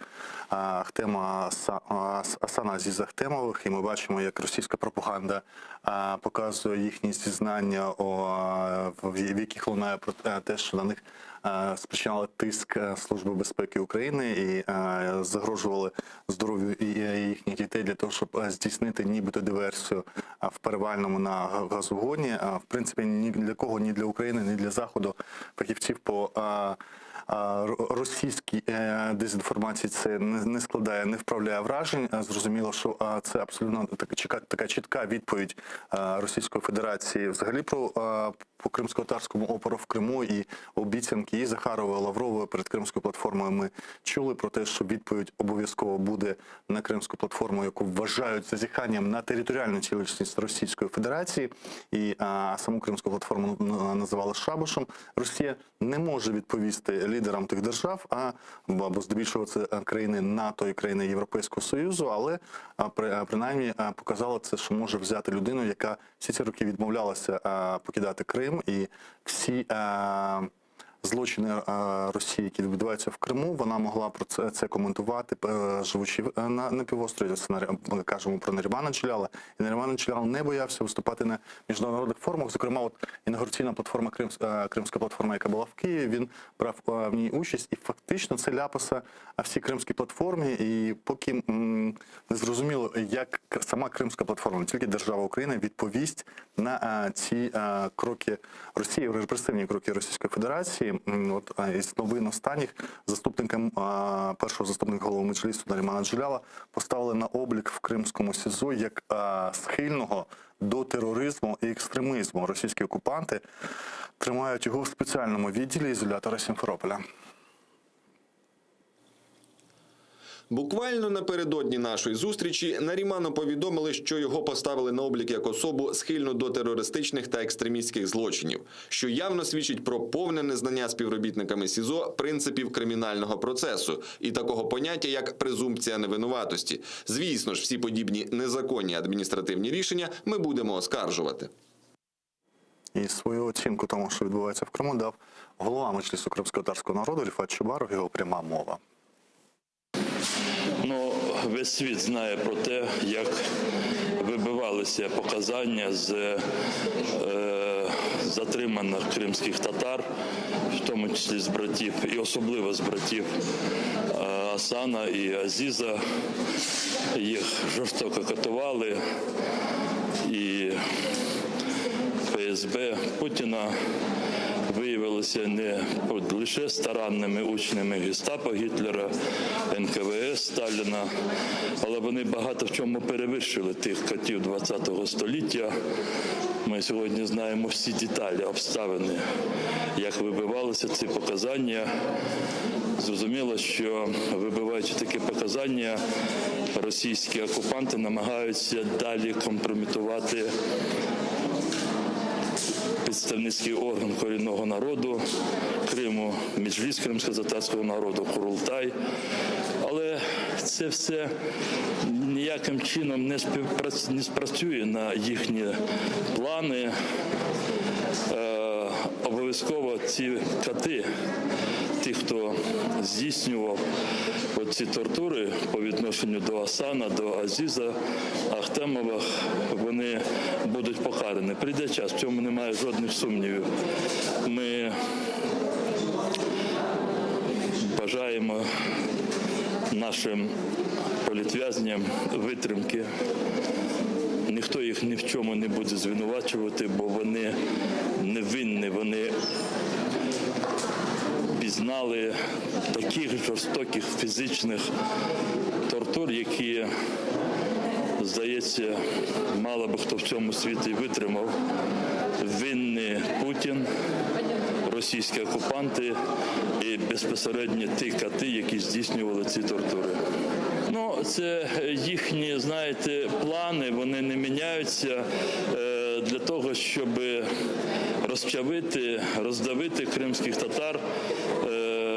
Каральні органи російських окупантів, вони намагаються максимально знищити те, що об'єднує кримських татар, а їх об'єднує любов до своєї батьківщини, до своєї мови, і їх максимально консолідує ті цілі, які вони обов'язково втілять на своїй землі, мати власну державну утвореність у вигляді національно-територіальної автономії. І все це максимально взаємопов'язується з національними інститутами кримських татар. Кримські татари настільки вони вже є такими, що не тільки звикли, а вони настільки взаємопоєднані з своєю ролью в створенні, в обранні і діяльністю національних інститутів, що росіяни думають, що такою компрометацією їм вдасться віддалити кримських татар від представницьких органів. Але життя показує вже 7 років окупації, що люди, вони дуже точно усвідомлюють те, що відбувається, і ніколи не було, і зараз не буде такої дрібненької віри в ті твердження, які говорять російські окупанти. Слід зазначити, що ми знаємо вже від адвоката Айдера Заматова, який зустрічався з одним з підзахисних братів Ахтемових після так званих зізнань і відео, які ФСБ розповсюджувало по своїх пропагандистських каналах в Російській Федерації в окупованому Криму. І ми знаємо, що застосовували електричний струм. Це саме їхні затримання цих людей, а фактично викрадення відбувалося 3-4 вересня. Добу адвокати не знали, ні родичі, ні адвокати, де перебувають. Навіть тоді, коли ми ще проводили цей марафон в цій студії і не знали, де перебувають 5 разом з Наріманом Джелялом викрадених людей, адвокати з попереднього свого досвіду говорили про те, що поки адвокати не побачили людей, саме тоді ФСБ і застосовує тортури для того, щоб вибити зізнання, тому що це важче робити, коли адвокат вже має статус і може постійно співпрацювати з своїм підзахистом, навіть поки це в Російській Федерації і в окупованому Криму працює. Ми говоримо про все це з Костянтином Татаркіним, політологом українським. І, як я казав до ефіру, тоді 4-5 вересня, коли ми дізналися вже, де вони перебувають, в українському просторі, на мій погляд, можливо, суб'єктивно, Бельмондо переміг Нарімана Джелялова. Тому що Наріман Джелялов – фігура, яка ми, український політик, можливо, розуміє, яка це фігура. Ми не знаємо, ніде в світі по окупованих територіях, Придністров'я, Абхазія, Осетія, ми не бачимо людей, які, живучи там, на окупованій території, можуть собі дозволити говорити те, як відбувається, і триматися 7 років, незважаючи там на щопіврічні приписи, коли їм приходять додому ФСБ і кажуть, що ви можете бути схильними до екстремістської діяльності, попереджають, натякають покинути Крим, як з багатьма відбувається. Наріман протримався 7 років.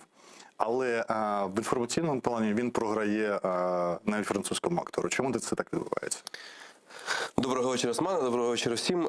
Насправді це дуже гарне питання, і воно комплексне, і, на мою думку, це в першу чергу недостатня реакція українського суспільства, недостатня реакція українських медіа, і недостатня, в тому числі, реакція української держави на те, що відбувається взагалі в Криму, і ці затримання. Ви правильно сказали перед тим, що росіяни сказали, що буде реакція на Кримську платформу. Це дійсно є та реакція, яку вони хочуть зробити, і, на мою особисту думку, на моє переконання, це спланована акція. Тобто потрібно було Нарімана Джелялова затримати, але зробити це не просто так. Це дійсно вагома фігура, на яку дивляться, на яку знають. Чи сталося так випадково, що саме в цей час помер Бельмондо, і всі світові медіа писали саме про нього, і він був на всіх перших шпальтах, всіх газет, всіх сторінках сайтів міжнародних. Чи все ж таки це була якась спланована акція? Ні, ми зараз будемо говорити. Спланована, дійсно, це стається. Актори помирають в віці 80+, це може статися. Міг померти будь-хто з відомих акторів в світі, це відбувається щодня, але в принципі, кримськотатарське прізвище, це вже зараз понад 120 тільки по справі Хізбут-Тахрір. Ми знаємо це. Я повторююся, можливо, з року в рік, це як братська могила якихось мусульманських імен прізвищ, які навіть політики не завжди готові запам'ятати ключові. Ми не кажемо про те, що треба пам'ятати в голові 120. Це неможливо і не треба. Але це сприймається як вже які такі, щось там відбувається. Бідні кримські татари, з ними щось відбувається. Це тест, в тому числі для України, як Україна буде реагувати, що вона буде робити. Це тест для Кримської платформи і для всіх її учасників. І це дуже серйозний тест, який зараз поставила перед нами Російська Федерація. Яка буде реакція? Що вони будуть робити? Створили Кримську платформу. Це підписалось там більше 40 країн під цим рішенням Кримської платформи. А що далі? Яка далі буде реакція? Тобто це все ми знаємо, чудово розуміємо, що всі співчувають, всі стурбовані, всі вводять певні санкції. Санкції вже є за окупацію Криму, санкції вже є за війну на сході України. А що далі, що буде після Кримської платформи? І це той тест, який зараз Україна має пройти. По факту, має консолідувати. Що буде вважатися складанням цього тесту? Складанням цього тесту буде як мінімум введення додаткових санкцій. Як мінімум українських? Ні, світових. Тобто, як мінімум певні санкції від тих країн, які підписалися під цією Кримською платформою, які домовилися, поставили свою візу, погодилися, можна сказати, поклялися реагувати на російську окупацію Криму. І це дійсно тест. Що буде далі? Які далі будуть рішення? Це можуть бути санкції. Це можуть бути санкції як політичного рівня, так і економічного рівня. Багато різних інструментів може бути. Яким чином українська держава буде реагувати? Яким чином наше Міністерство закордонних справ і президент Володимир Зеленський будуть комунікувати це в світ? І чого вони будуть просити, вимагати, які будуть ставити вимоги для країн-учасників цієї Кримської платформи? Ось це і буде, який буде в кінцевий результат, ось це і буде рішенням цього тесту. Якщо Росія побачить, що немає дійсно, якоїсь реакції, то відповідно буде якраз доведена ефективність цієї кримської платформи, і вони будуть про це говорити. Фантазувати не тільки там в політологічних термінах, да, можливо, якихось цинічних речах. От 4 роки тому, коли Росія віддала Україні 2 заступників голів Меджлісу, тоді це були Ільмір Умєров і Ахтем Чийгоз. Ахтем Чийгоз зараз депутат від партії Порошенка, від Європейської солідарності. Вони більше 1,5 року вони отримали вироки, по-перше, тільки після вироків їх віддали їх Туреччині. І коли ми, представники «Слуги народу» кажуть, давайте створювати турецько-українську комісію по політв'язнях для того, щоб витягувати. Ну, ми потім пізніше вже дізналися, що це не тому, що там у Путіна якісь стосунки з Ердоганом. Путін отримав 2 ГРУшників, вбивць, які вбили на території Туреччини чеченських опозиціонерів. На 2 віддали 2 людей, які сиділи в турецьких в'язницях. Да? Це був абсолютно прагматичний обмін. Да, якби. А треба додати, що Україна, в свою чергу, Туреччині віддала там турецьким силам без всяких екстрадиційних там еківоків і формальностей, забрала Туреччина тих, кого вона вважала там по справі перевороту. Це вже інше питання. Через те, що нам це було вигідно, ми не говоримо про правозахисну сторону цього питання. Виходить, що єдина можливість говорити з Путіним – це мати обмінний фонд, якби, ну от давайте. Єдина можливість працювати з Путіним, це мати те, що він хоче, і те, що ми можемо віддати. Ніхто нічого не робить просто так. Ніхто не буде для України робити щось просто так. Це, ну, якщо ви щось хочете, платіть. Закон джунглей, насправді в великій політиці саме так і працює. Якщо вам щось потрібно, будь ласка, ми готові обмінятися. Давайте, якщо вам є що нам запропонувати. Це прагматичний підхід. Сьогоднішня Європа і партнери на Заході готові створювати свої обмінні фонди, брати, там, саджати шпигунів, тих людей. Ну, от ми по Солсбері, просто по Британії знаємо те, що відбулося. Ну, можливо, Росія це робить в кожній європейській країні, і за бажанням спецслужби тих країн теж могли б мати обмінні фонди. Чи це проблема суто українська? Ніхто не думає. Ні, це не проблема суто українська. Насправді всі спецслужби всіх країн так працюють. Це нормальна практика. Мати певний обмінний фонд, мати певний козир в рукаві. Наскільки він буде там вищим, цей козир, наскільки ця карта буде вищою, настільки і комфортніше себе буде почувати та чи інша спецслужба, чи та чи інша країна. Створювати такі фонди для обміну, створювати певні інструменти тиску або там інструменти для домовленостей. Це дійсно може бути одним з одним з виходів цієї історії. Є він зараз порожнім, цей українська частина обмінного фонду? Ну, не скажу, але тобто точно не знаю. Бо я там не є представником спеціальних служб українських, але я думаю, що частково є. У нас періодично затримують певних проросійських діячів чи там терористів, так званих ДНР, ЛНР. Я впевнений, що спеціальні служби так само наші чудово працюють в Херсонській області і знають, хто, як і де проводить яку діяльність. Чи це люди-організатори, чи це просто виконавці, це інше питання. Питання до них, чи будуть вони це створювати і затримувати організаторів, на яких потенційно можна було б обміняти кримських татар, які зараз утримуються, які були затримані, це інше питання. Питання в першу чергу політичне, а вже ж.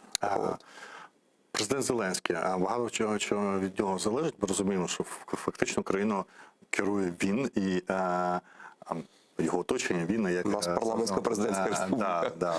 Ми забули навіть, що у нас парламентсько-президентська республіка, бо не кожного тижня ви почуєте прізвище прем'єр-міністра в цій країні, а що-небудь чути прізвище президента, чи він залишається тим президентом миру, як в 90-му році, просто треба перестати стріляти, чи це людина, яка готова і навчилася за ці 2 роки і уявляє себе, що таке Російська Федерація, і що якщо такі кроки, як поповнення обмінного фонду, для того, щоб говорити з позиції сили з Російської Федерації, з тої позиції, на якій говорить Росія, чи він готовий політично до таких кроків?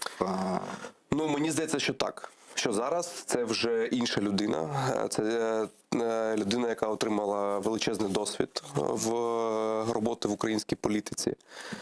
Це людина, яка вже має певні важелі, певні інструменти, яка має команду, яка працює так чи інакше. І я думаю, що це цілком в його силах якраз організовувати такі речі, організовувати чи обмінні фонди, чи певні переговори з іншими країнами для створення таких фондів, чи це може бути, знову ж таки, якісь санкції економічні в першу чергу, бо насправді дуже боляче вони б'ють. Політичні не так, а економічні так чи інакше. Зрозуміло, що ми маємо справу з країною-бензоколонкою. І для них ці економічні санкції, вони їх проковтують і все. Але для російського народу це дуже боляче відіграється.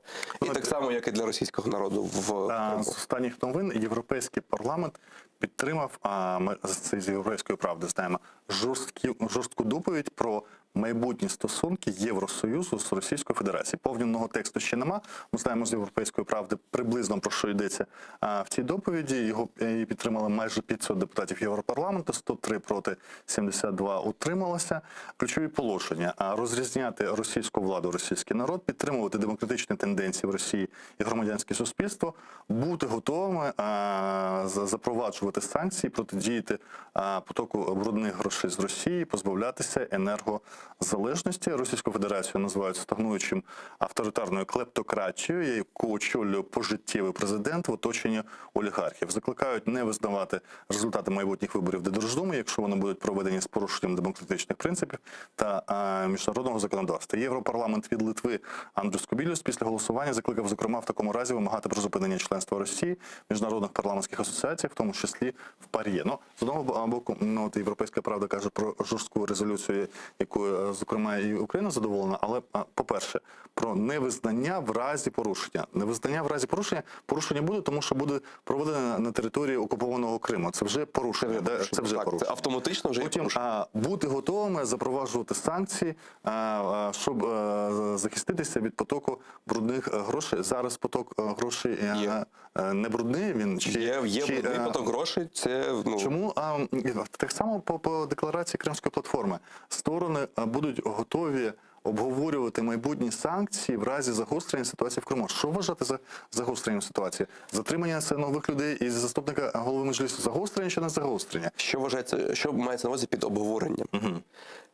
Сторони готові впроваджувати санкції, або сторони зобов'язані впроваджувати санкції. Це одна історія. Сторони готові обговорювати, це взагалі інша мова. І зрозуміло, що це дипломатична мова. Зрозуміло, що це мова дипломатії. Ніхто не буде там підписуватись під тим, що вони зобов'язані впроваджувати санкції. Це дійсно так. Але мати наміри і робити речі – це просто дві різні історії. У нас на прямому зв'язку Ганна Гопко, депутатка попереднього скликання, яка очолювала комітет у закордонних справах. Доброго вечора, пані Ганно.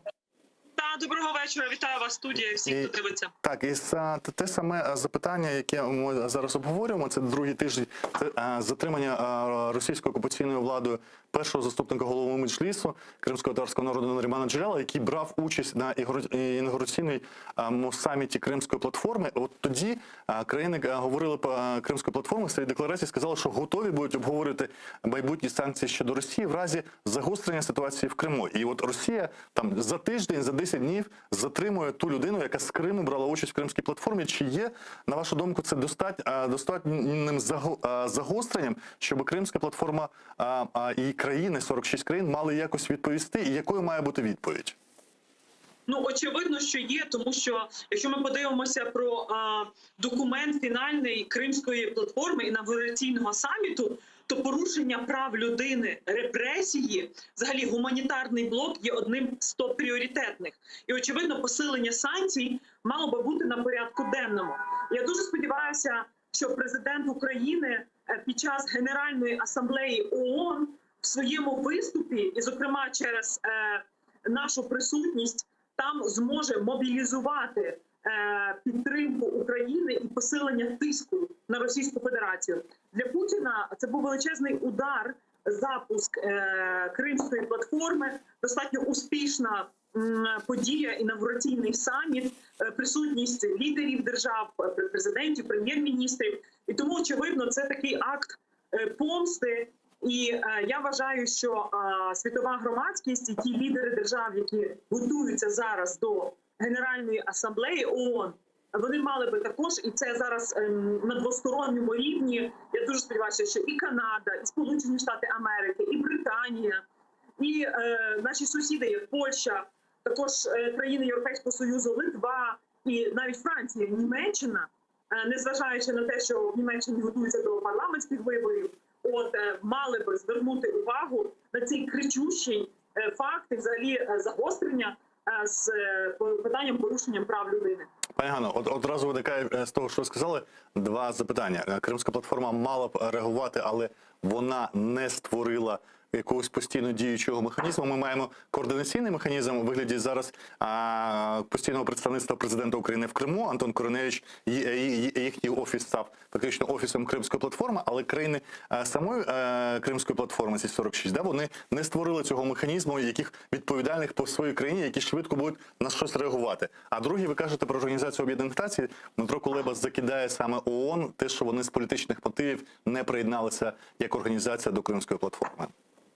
Ну, перше, давайте говорити, що є декілька вимірів і декілька тематичних груп, які мають почати працювати. Зокрема, є парламентський вимір. І я думаю, що голова Комітету у закордонних справах Верховної Ради України мав би зараз ініціювати, зокрема, розгляд і звернення Верховної Ради, а також разом із своїми візаві, також головами комітетів у закордонних справах з Конгресу, з парламенту Британії, Канади мобілізувати спільний заклик. Також сьогодні ми бачили жорстку резолюцію Європейського парламенту щодо Російської Федерації. Там є друзі України, як, наприклад, Андріус Кубіліус, Раса Юкнявіченя. Тому вони теж могли би і через свої країни, і в Європарламенті актуалізувати це питання. Що стосується Генеральної асамблеї, яка поки що не приєдналася до Кримської платформи, так само, як і інші міжнародні організації, на які ми розраховували, то Генасамблея має інші можливості, і через непостійних членів Радбезу можна скликати окремі засідання. Крім того, щоб і через позицію президента, і через позицію прем'єр-міністрів, не буду називати зараз конкретні країни, але які теж можуть в своїх виступах не просто звернути увагу на це питання, але й вжити конкретних заходів, зокрема щодо тиску на Російську Федерацію через економічні санкції, через персональні санкції, акт Магнітського. Давайте не будемо забувати, що акт Магнітського, крім Канади, США, Британії, Литви, має достатньо потужні механізми персональних санкцій щодо тих, хто порушує права людини, представників правоохоронних органів, суддівської системи влади. Дякую, Ганна Гопко, народна депутатка України у попередньому скликанні, голова Комітету у закордонних справах, прокоментувала можливості Організації Об'єднаних Націй в посиленні санкцій і по тому, як Кримська платформа має діяти. Андрій П'янковський в ефірі нашому казав, що, скажімо, Штати ще не починали навіть економічної війни з Російською Федерацією. Тобто виходить, що можливість санкційна величезна. Вона величезна від того, що у всіх на устах СВІФТу, і якби по Іраку колись бачили в підлітковому віці нефть в обмін на продовольство, до багато-багато чого, чому Захід не починає цю економічну війну. Ми маємо розуміти, що економічна і, в принципі, будь-яка війна – це дві сторони, які воюють, які наносять певну шкоду. Тобто, якщо ми говоримо про війну звичайну, то це там певний, наприклад, обстріл, руйнування, втрата захисників, втрата життя, цивільне населення постраждало з обох боків. Якщо ми говоримо про війну економічну, то це економічна війна також з обох боків. Тобто на економічні, ви правильно кажете, економічні санкції, їх можливості величезні. І можливості зробити боляче Росії, саме з точки зору економіки світової, теж величезні. чим буде Росія відповідати? А вона буде відповідати, бо це війна.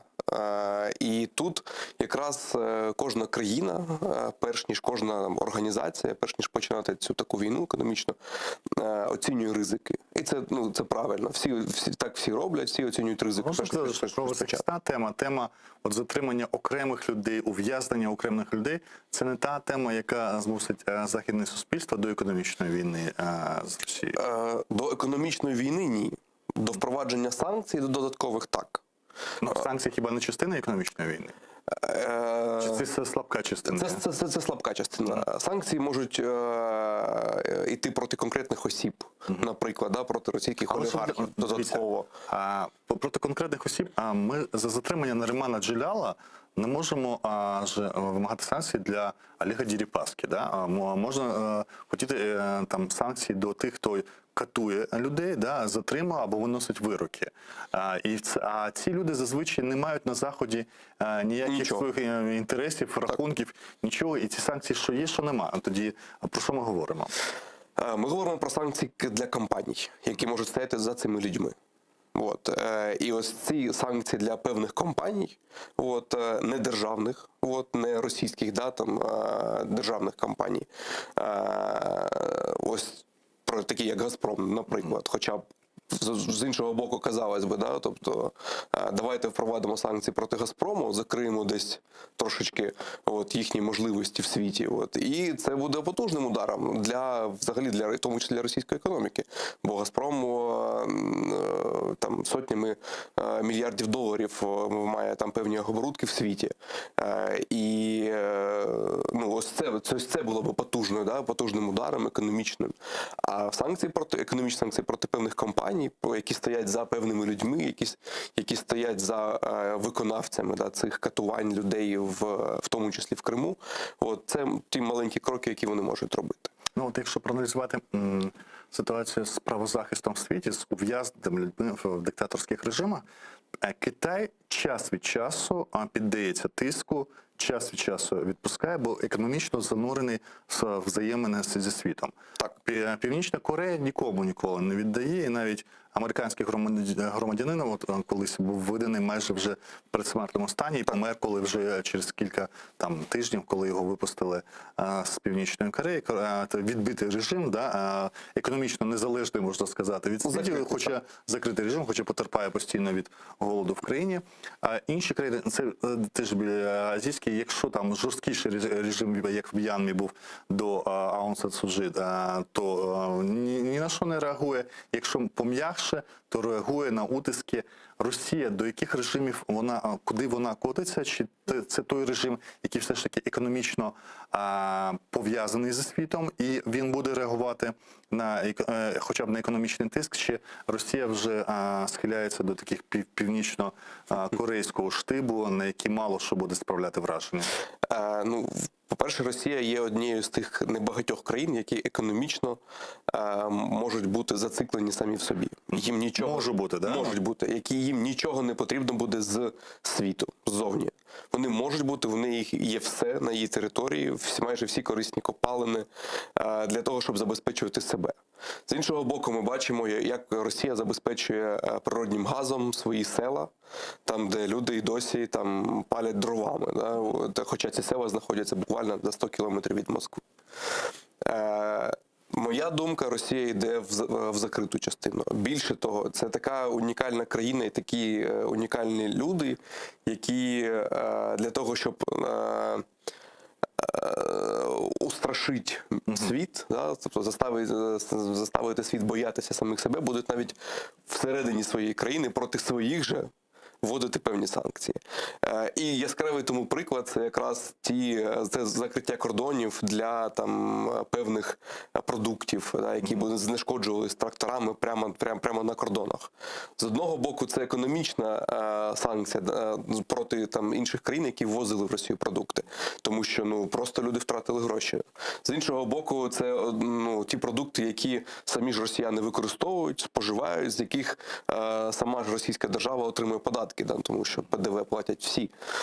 І вони готові навіть до такого. тобто проти самих же себе, проти своїх же громадян вводити санкції, закриватися максимально, і, як я вже казав, бути такою бензоколонкою, яка буде шантажувати світ. Вона все одно будує там Північний потік-2 і збирається нарощувати експорт своїх енергоносіїв, значить вона бачить перспективи подальші зі взаємин зі світом. Ми маємо розуміти, що такі проекти, як Північний потік, це зброя. В тому числі економічна, проти Європи, проти України, вона може бути повернута проти будь-кого. І таких проєктів в Росії багато. Тобто, які вона впроваджує в світі, реалізує, намагається таким чином, в тому числі мати через ці проекти тиск на країни, чи на певних політиків, чи на уряди, чи на політичних діячів. Це дійсно тиск. Це гроші, які вони можуть вкладати, можуть не вкладати, якими вони можуть підтримувати чи не підтримувати, з якими вони можуть йти за тих чи інших людей або проти. Тому вона проводить зовнішню економічну діяльність. І тут такі проекти, як Північний потік, це також один з проєктів зовнішньої економічної діяльності, але в тому числі одна з частин економічної війни. Якщо нас послухати, я думаю, особливо в Криму послухати, зневіра має нарощуватися, така зрада зневіра, з того, що країна, яка окуповує і воює з Україною, це одна з потужніших країн світу. З однією з потужніших армій, це не секрет. І має надихати лише воля, такі приклади волі Балтійських країн, які 50 років чекали, по-своєму опиралися, ми знаємо це з історії Радянського Союзу, по-своєму опиралися, але чекали, аби тої миті, коли зможуть, або такі випадки, як Східний Тимор і потужна Індонезія, там нічого не підвіщало, називається, можливість колись отримати, звільнитися від окупації. Тоді виходить, що єдине, це український запит для Криму має залишатися постійним. Тобто Україна має не забувати Крим в своїх бажаннях його повернути, а для українців ці кримськотатарські прізвища мають бути рідними. Ми повертаємося до початку розмови, яким чином вони для українського уха десь в Чернівцях, у Львові або навіть у Чернігові мають бути своїми, коли вони чужі, по звучанню вони чужі. Це питання інформаційної політики, яку впроваджує в тому числі держава Україна. Це, знову ж таки, це моя думка, і ця інформаційна політика станом на сьогодні, знову ж таки, на мою думку, не є достатньою. Для того, щоб люди в Україні, громадяни України, знали про таких самих громадян України, які в Криму продовжують боротися і відстоювати свою думку про те, що Крим – це український, має бути побудована окрема інформаційна політика, інформаційна стратегія, кампанія, яким чином буде доноситись та історія. Ті першоджерела, від першоджерел від людей, як вона буде доноситись до громадян України в кожному регіоні. Кожен регіон, насправді, має одного чи двох чи трьох певних лідерів, в тому числі кримсько-татарського руху, які залишили Крим в 14-му році чи пізніше. Говорити з ними про Крим, щоб вони розповідали, як перше джерело, чому Крим – це Україна, чому вони продовжують відстоювати, навіть вже заходячись на материкові України, і чому навіть ті люди, які, як Наріман, залишались в Криму, і знову ж таки теж продовжували відстоювати ту позицію, що Крим – це знову ж таки це Україна. Це та частина інформаційної політики, яка, на мою думку, має бути. Те, що ви кажете, ми кажемо інформаційна політика, ми зараз зведемо це просто до питання бюджетів і що з ними робити. Чому це важливо? Якщо я згадав Крим, хоча я давно приїхав до Києва звідти, як Росія діяла впродовж українського Криму.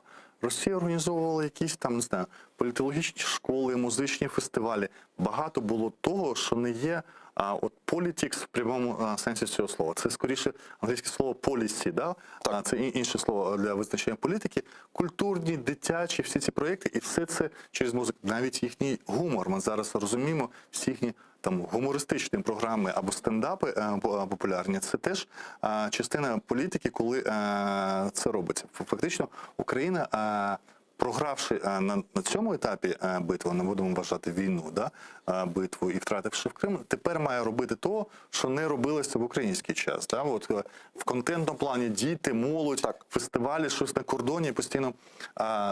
Чи я неправильно розумію цю інформацію до пана? Насправді все правильно. Я би додав, що це більше таке питання ідеологічне. Це питання саме ідеології.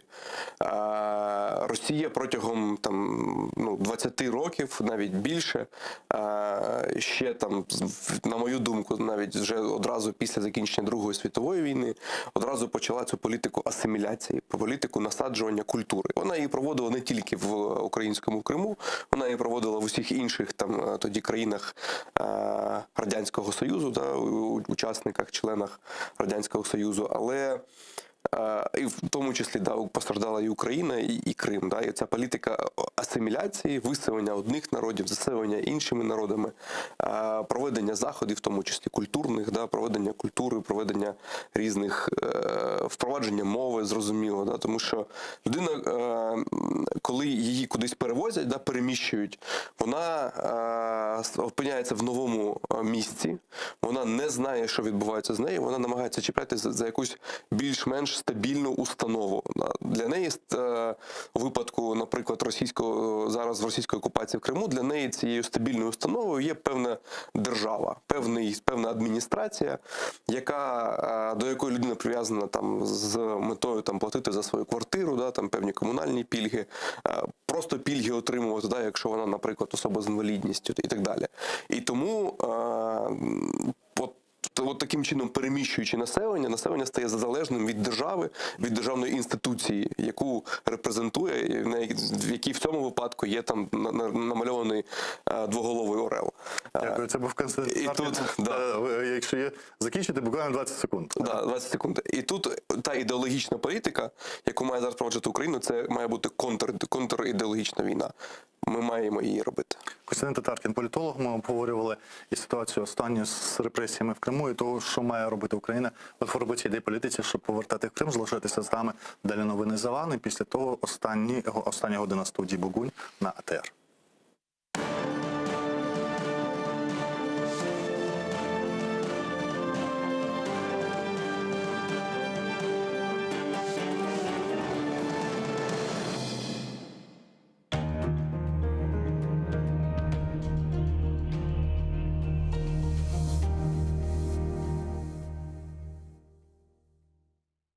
İlkbaharını müjdeleyen sarı tülpan. Bari solmasaydın hiçbir zaman. Güzel yosma, Goncan ile endamını, erkün sever, öper adım, saygılarman. Gönlümüzünü hoşlandırdın sarı tülpan. Ben de seni elden, yelden kıskanman. Uzaklardan, kökten, yerden çok süyemen, güneşlerinin, yıldızlarının közü yaman. Sarı tülpan, bahçamızı şenlendirdin. Pek az zaman, kırık gönlüm eğlendirdin. Yarın sen de kırılacak, olacaksın. Olacaksın, bu cihanga niçin geldin?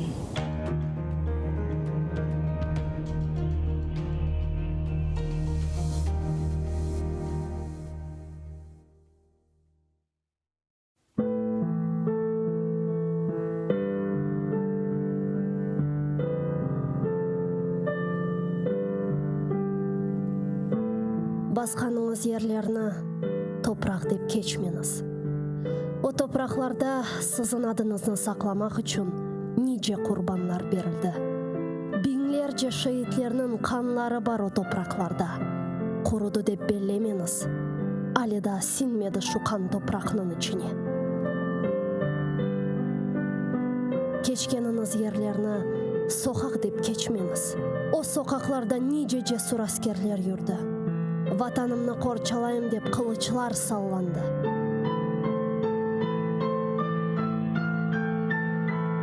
Yürgeniniz aralıklarda ihanetler de oldu elbet. Saplandı hançerler sırtlarga. Көтергенiniz bayraqны tamgalı basma dep keçmeniz. O bayraqның üstünde şerefiniz, namusunuz, itibarınız var. Көтерiniz en yükseklerge, en töpelerge. көк yüzüyle paylaşsın linkini. Керек olsa onun için nişan olunuz. Bir ketken can nedir ki? 1000 can ketse feda olsun ona. Kıyamet ölüm mü? Bu mu felaket? Asıl felaket bayrağımızın yerde savrulmasıdır. Utanınız efendiler, eginiz başlarınızla. Titreydir şımdalımızga bakıp ecdatlarımızın kemikleri. Kırdı evimizge düşman kuvalmayık. Sesimiz çıkmaz oldu, korkuğa daldık. Utanınız efendiler. Gayip olgan ruhunuzdan utanınız. Bayrağını koterip olamagan ellerinizden utanınız. Men utanam.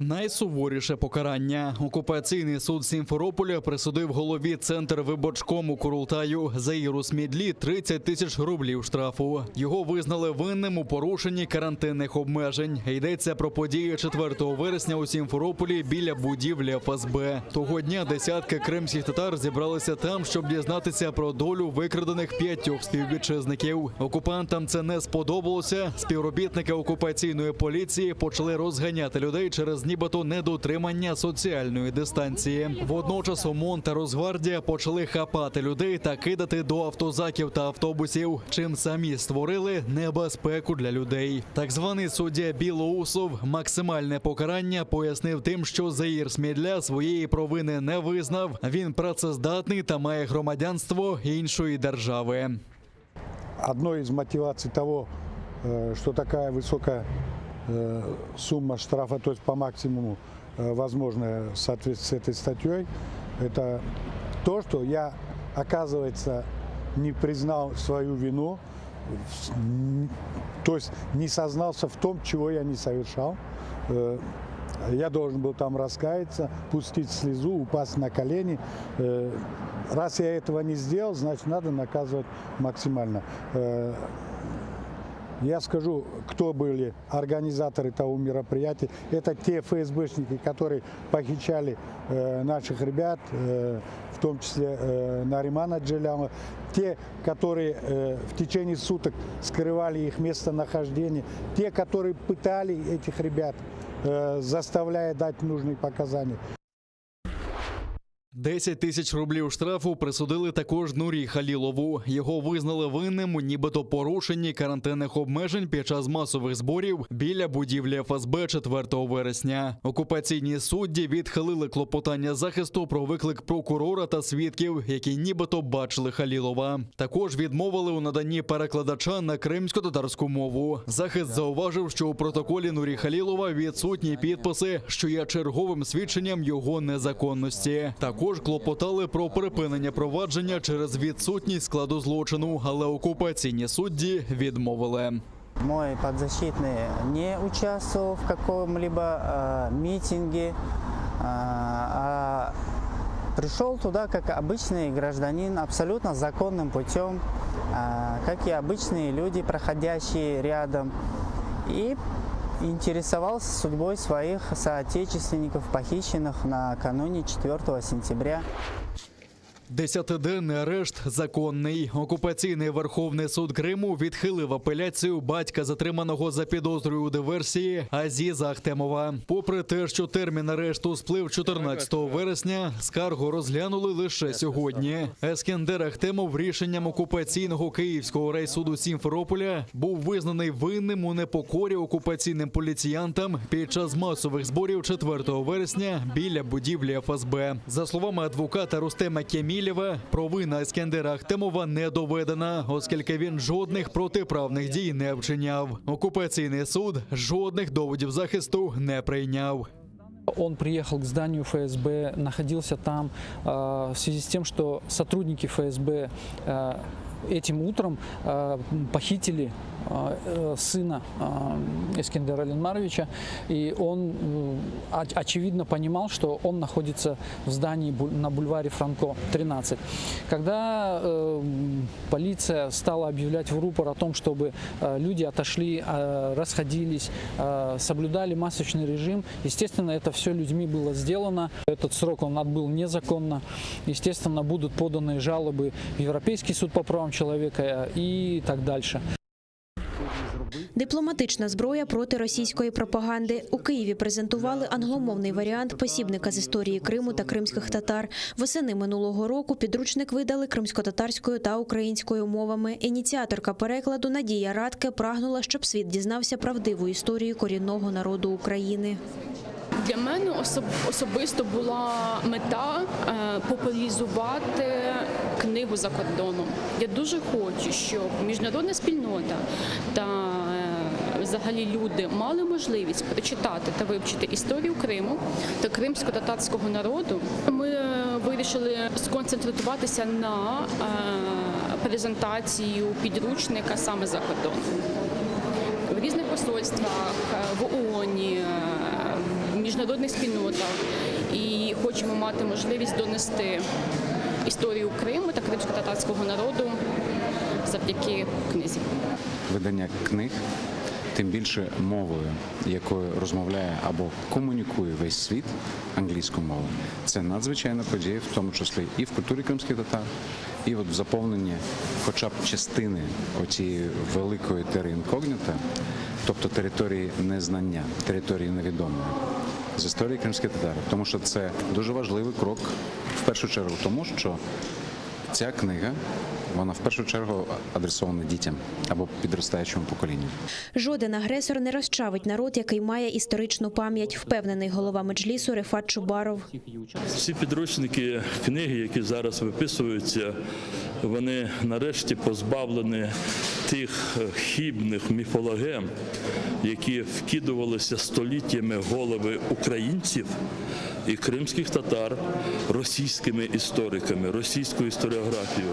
Найскладніше було відібрати ті віхи історії Криму, про які обов'язково має дізнатися читач, поділилася Гульнара Бекірова. Додала, що цей навчальний посібник користується попитом і в школярів, і в студентів, і у викладачів.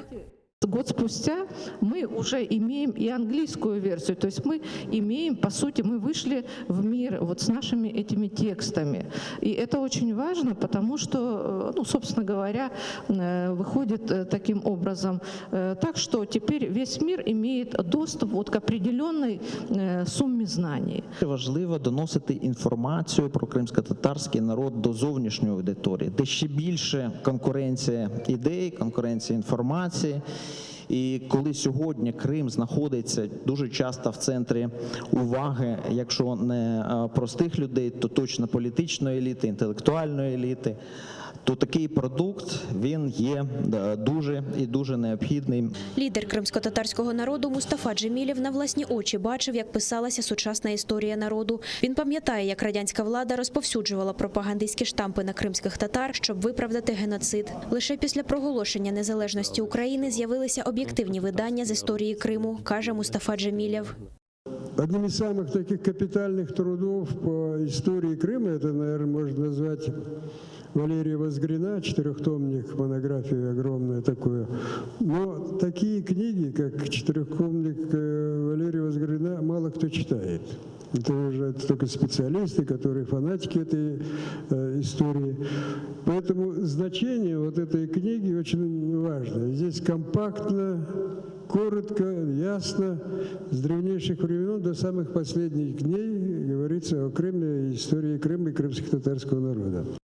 Насамкінець кожен міг придбати посібники з історії Криму, сувеніри та кримсько-татарські солодощі. Зібрані кошти прямують на допомогу родинам кримських політв'язнів. Єдиний статус Росії в Криму та на Донбасі – країна-окупант, а Україна фіксуватиме порушення на так званих виборах. Про це заявив міністр закордонних справ Дмитро Кулеба. Він наголосив, що проведення з 17 до 19 вересня виборів до Російської думи на окупованих українських землях є порушенням міжнародного права. Додав, що Росія готує так звані виборчі каруселі та підвезення виборців для створення ефекту волевиявлення. Але все це фіксується, каже Кулеба. Єдиний статус, яким володіє держава Російська Федерація в Автономній Республіці Крим та в окремих районах Донецької та Луганської областей, це держава-окупант. І те, що вона робить, організовуючи там свої національні вибори, є порушенням міжнародного права. І всьому приходить свій кінець. І тому я переконаний, що російській окупації кінець теж прийде. І коли це відбудеться, то всі зафіксовані випадки правопорушень з боку Російської Федерації, за них і за всі доведеться заплатити. Міністр Кулеба також дорікнув ООН у захисті інтересів порушників міжнародного права. Він наголосив, що ігнорування організацією саміту Кримської платформи відбулося з політичних мотивів. І коли ми бачимо участь таких поважних організацій, як Рада Європи, як НАТО, як ГУАМ в саміті Кримської платформи, а ООН свідомо цей захід ігнорує, то це говорить нам і про стан справ в самій організації, і про розуміння нею своєї ролі та місії у світі.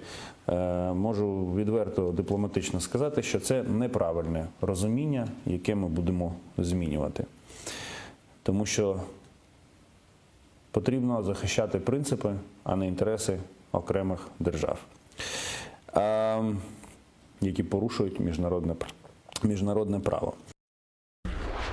Зранку окупанти двічі обстріляли з артилерії Щастя на Луганщині. Поранено цивільну людину. Вона у задовільному стані, повідомили у штабі Об'єднаних сил. Пошкоджено адміністративну будівлю та припарковану поруч автівку. Також російські окупанти накрили великим калібром цивільні квартали Тарамчука на Донеччині. Нараховано 13 прильотів 100 та 122-мм артилерії. Снаряди потрапили у кілька будинків, пошкоджено лінії електропередач та трансформатор.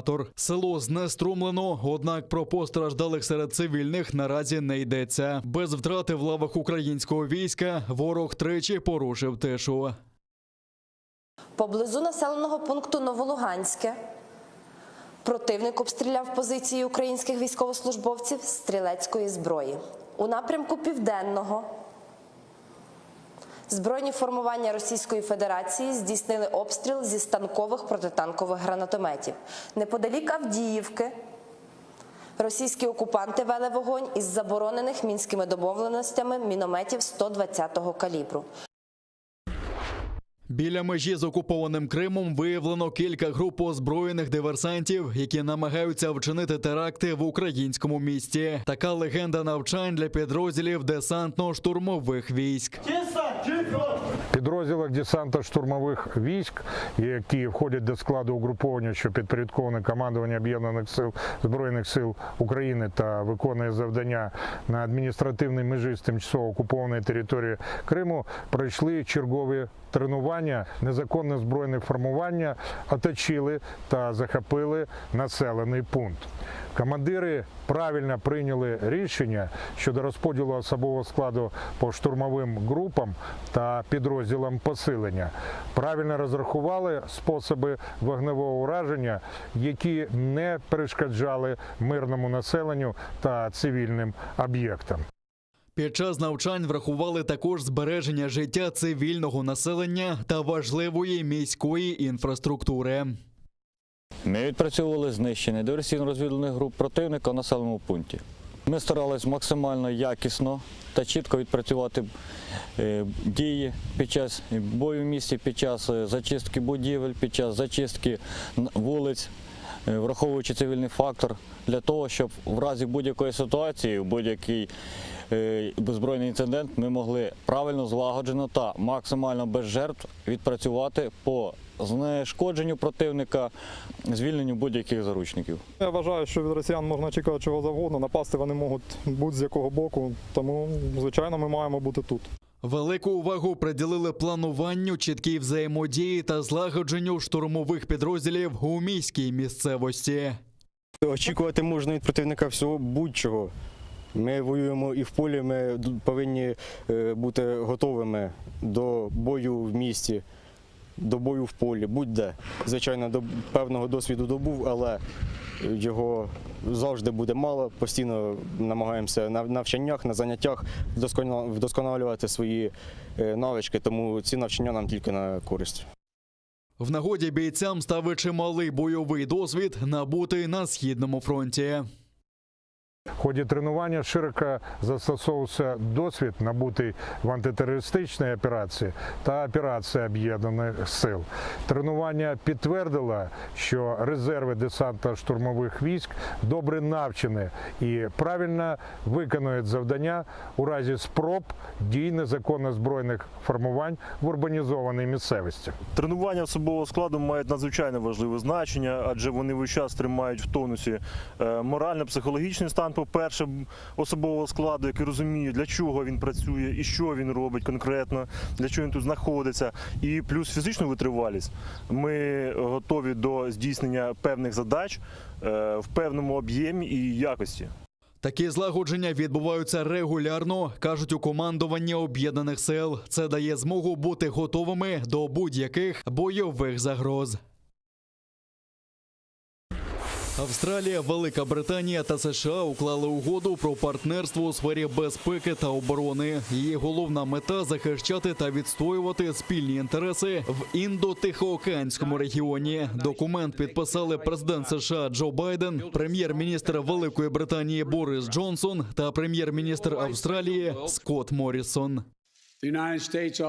Сполучені Штати, Австралія та Об'єднане Королівство давно були вірними та відданими партнерами, і сьогодні ми стаємо ще ближчими. Тепер ми робимо історичний крок для посилення співпраці між нашими народами, оскільки визнаємо необхідність миру та стабільності Індо-Тихоокеанського регіону у довгій перспективі.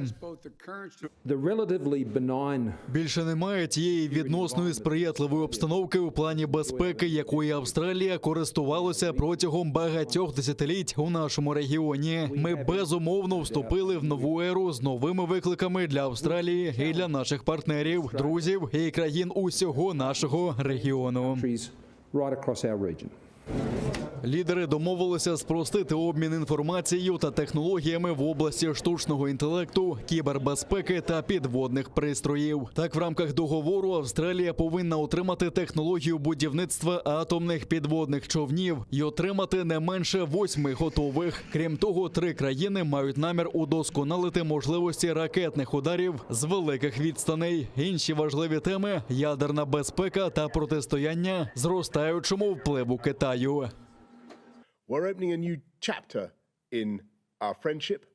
Ми відкриваємо новий розділ нашої дружби, і першим завданням цього партнерства буде допомогти Австралії набути флот атомних субмарин, зауваживши, що вони працюватимуть на ядерних реакторах, але не нестимуть ядерної зброї. Наша робота цілком відповідатиме нашим зобов'язанням щодо нерозповсюдження такої зброї.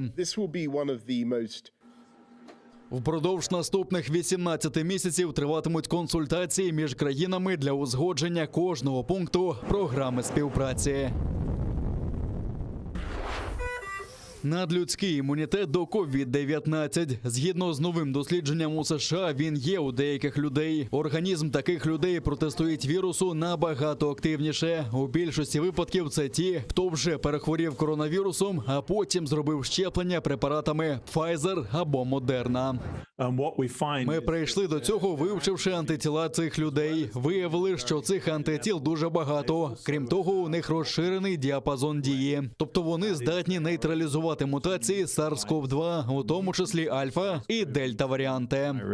Як правило, природний імунітет захищає від повторного зараження вірусом від 7 до 8 місяців. Через рік людина стає вразливішою. Учені прийшли до висновку, що вакцинація зміцнює так звану пам'ять організму про хвороби. Імунна система запам'ятовує вірус і навіть пророкує, як він може мутувати. Таким чином ресурси захисту організму працюють активніше. Це хороша новина для тих, хто вже має нещастя заразитися, але одужав і потім був вакцинований. Я думаю, що ми можемо очікувати, що ці люди будуть досить надійно захищені, але вони не повинні вважати себе куленепробивними.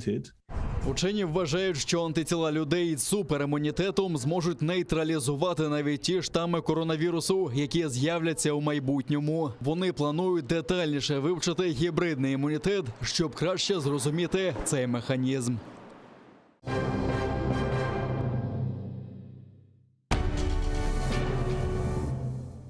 Ізраїльські вчені створили унікальний засіб, що містить природні інгредієнти.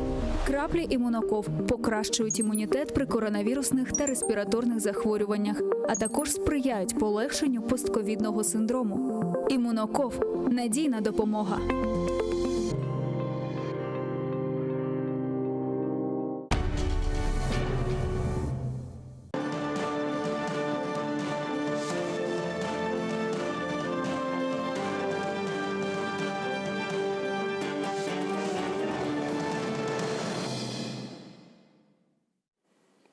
Хайрла Шамлар, доброго вечора. Це остання година ефіру «Бугунь» на телеканалі АТР на сьогодні. І головна тема всіх цих 2 тижнів – нова хвиля російських репресій в Криму, зокрема викрадення 4 активістів і після того ще і першого заступника голови Меджлісу кримсько-татарського народу Нарімана Джеляла. Протягом доби не було відомо 3-4 вересня, де перебувають вони. Після того, вже 4 вересня увечері ми дізналися, що всі 5 кримських татар перебували і були викрадені ФСБшниками, окупаційною владою. В Криму їм закидають нібито організацію диверсії на газогоні селище Перевальне. Після того ми бачили відео, які на пропагандистських своїх російських джерелах, каналах ФСБшники оприлюднили з нібито зізнаннями 2 проти Ахтемова. Ми всі розуміємо, вже навіть маємо інформацію від адвокатів, що саме протягом тої доби, поки не було відомо, де вони перебувають, до хлопців застосовували електричний струм і інші тортури, щоб вибити ці зізнання і потім показувати на загал. А заступник голови Меджлісу Нарімана Джеляла поставили вже на облік в Кримському СІЗО як схильного до тероризму і екстремізму. Російські окупанти тримають його в спеціальному ізоляторі Сімферополя.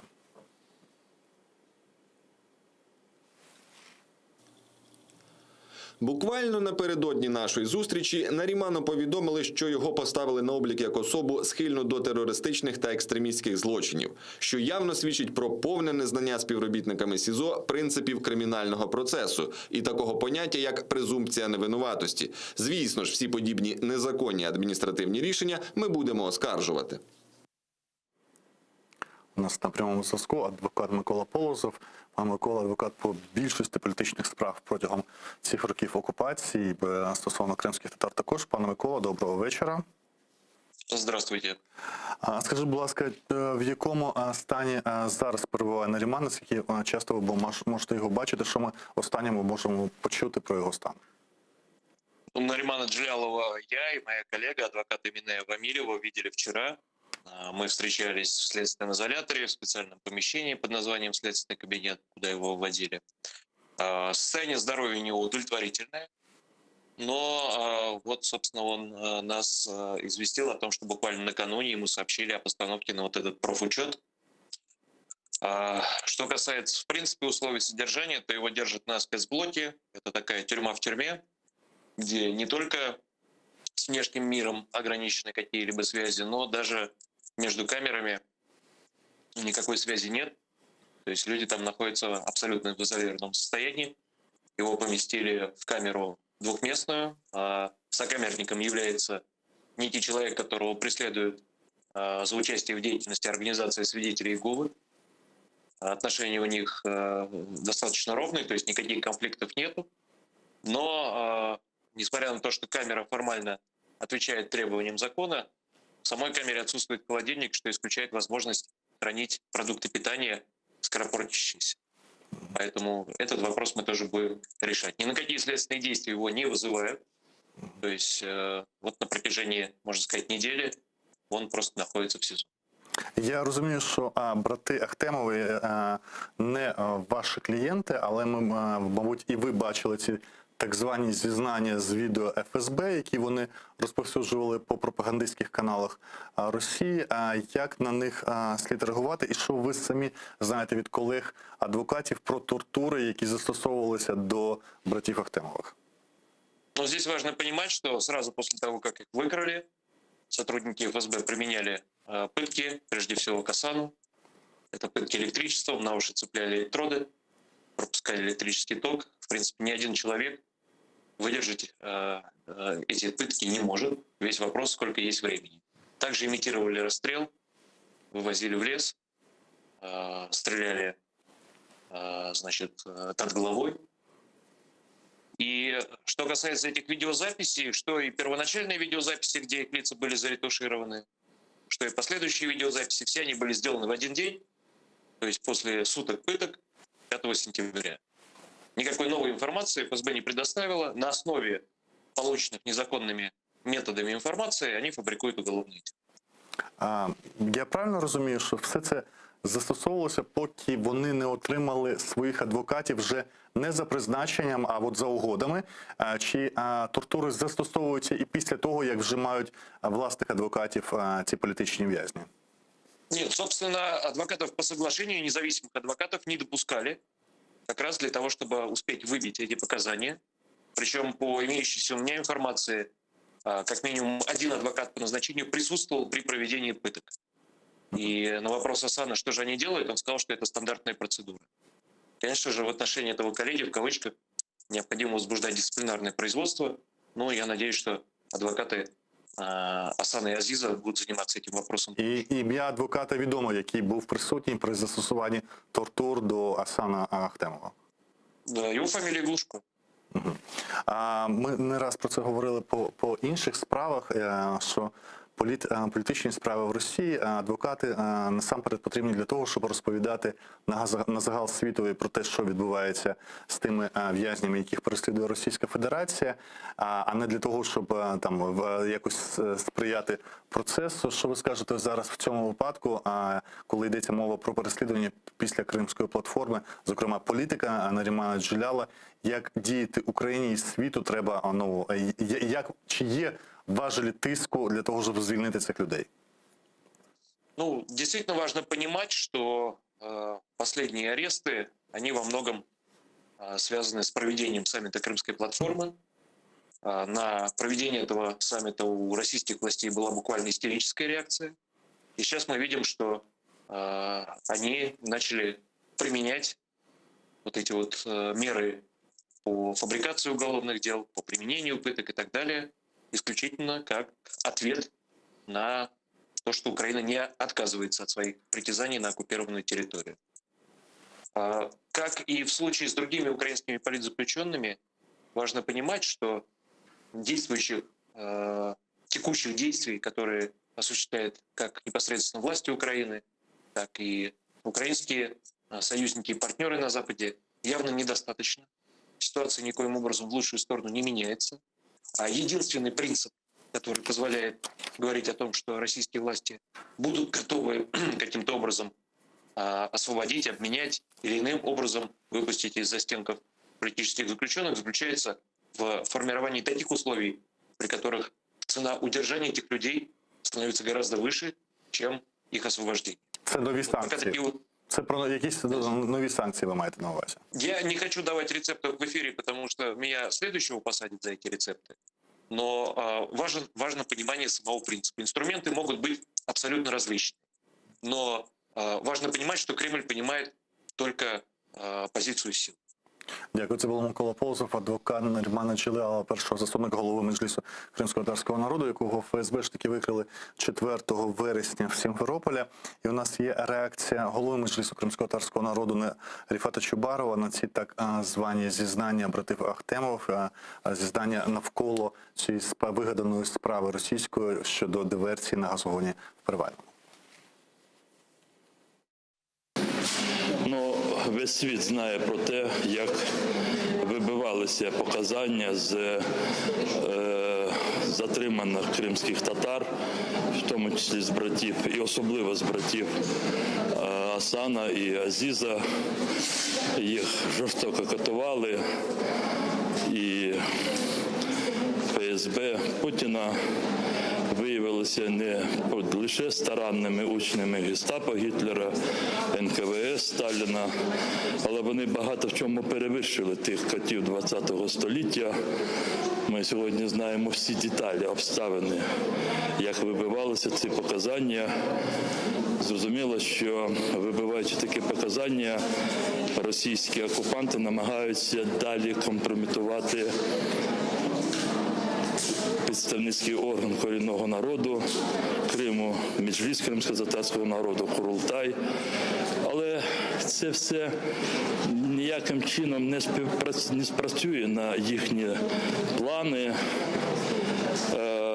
Обов'язково ці кати, ті, хто здійснював ці тортури по відношенню до Асана, до Азіза, Ахтемова, вони будуть покарані. Прийде час, в цьому немає жодних сумнівів. Ми бажаємо нашим політв'язням витримки. Ніхто їх ні в чому не буде звинувачувати, бо вони невинні, вони пізнали таких жорстоких фізичних тортур, які, здається, мало би хто в цьому світі витримав.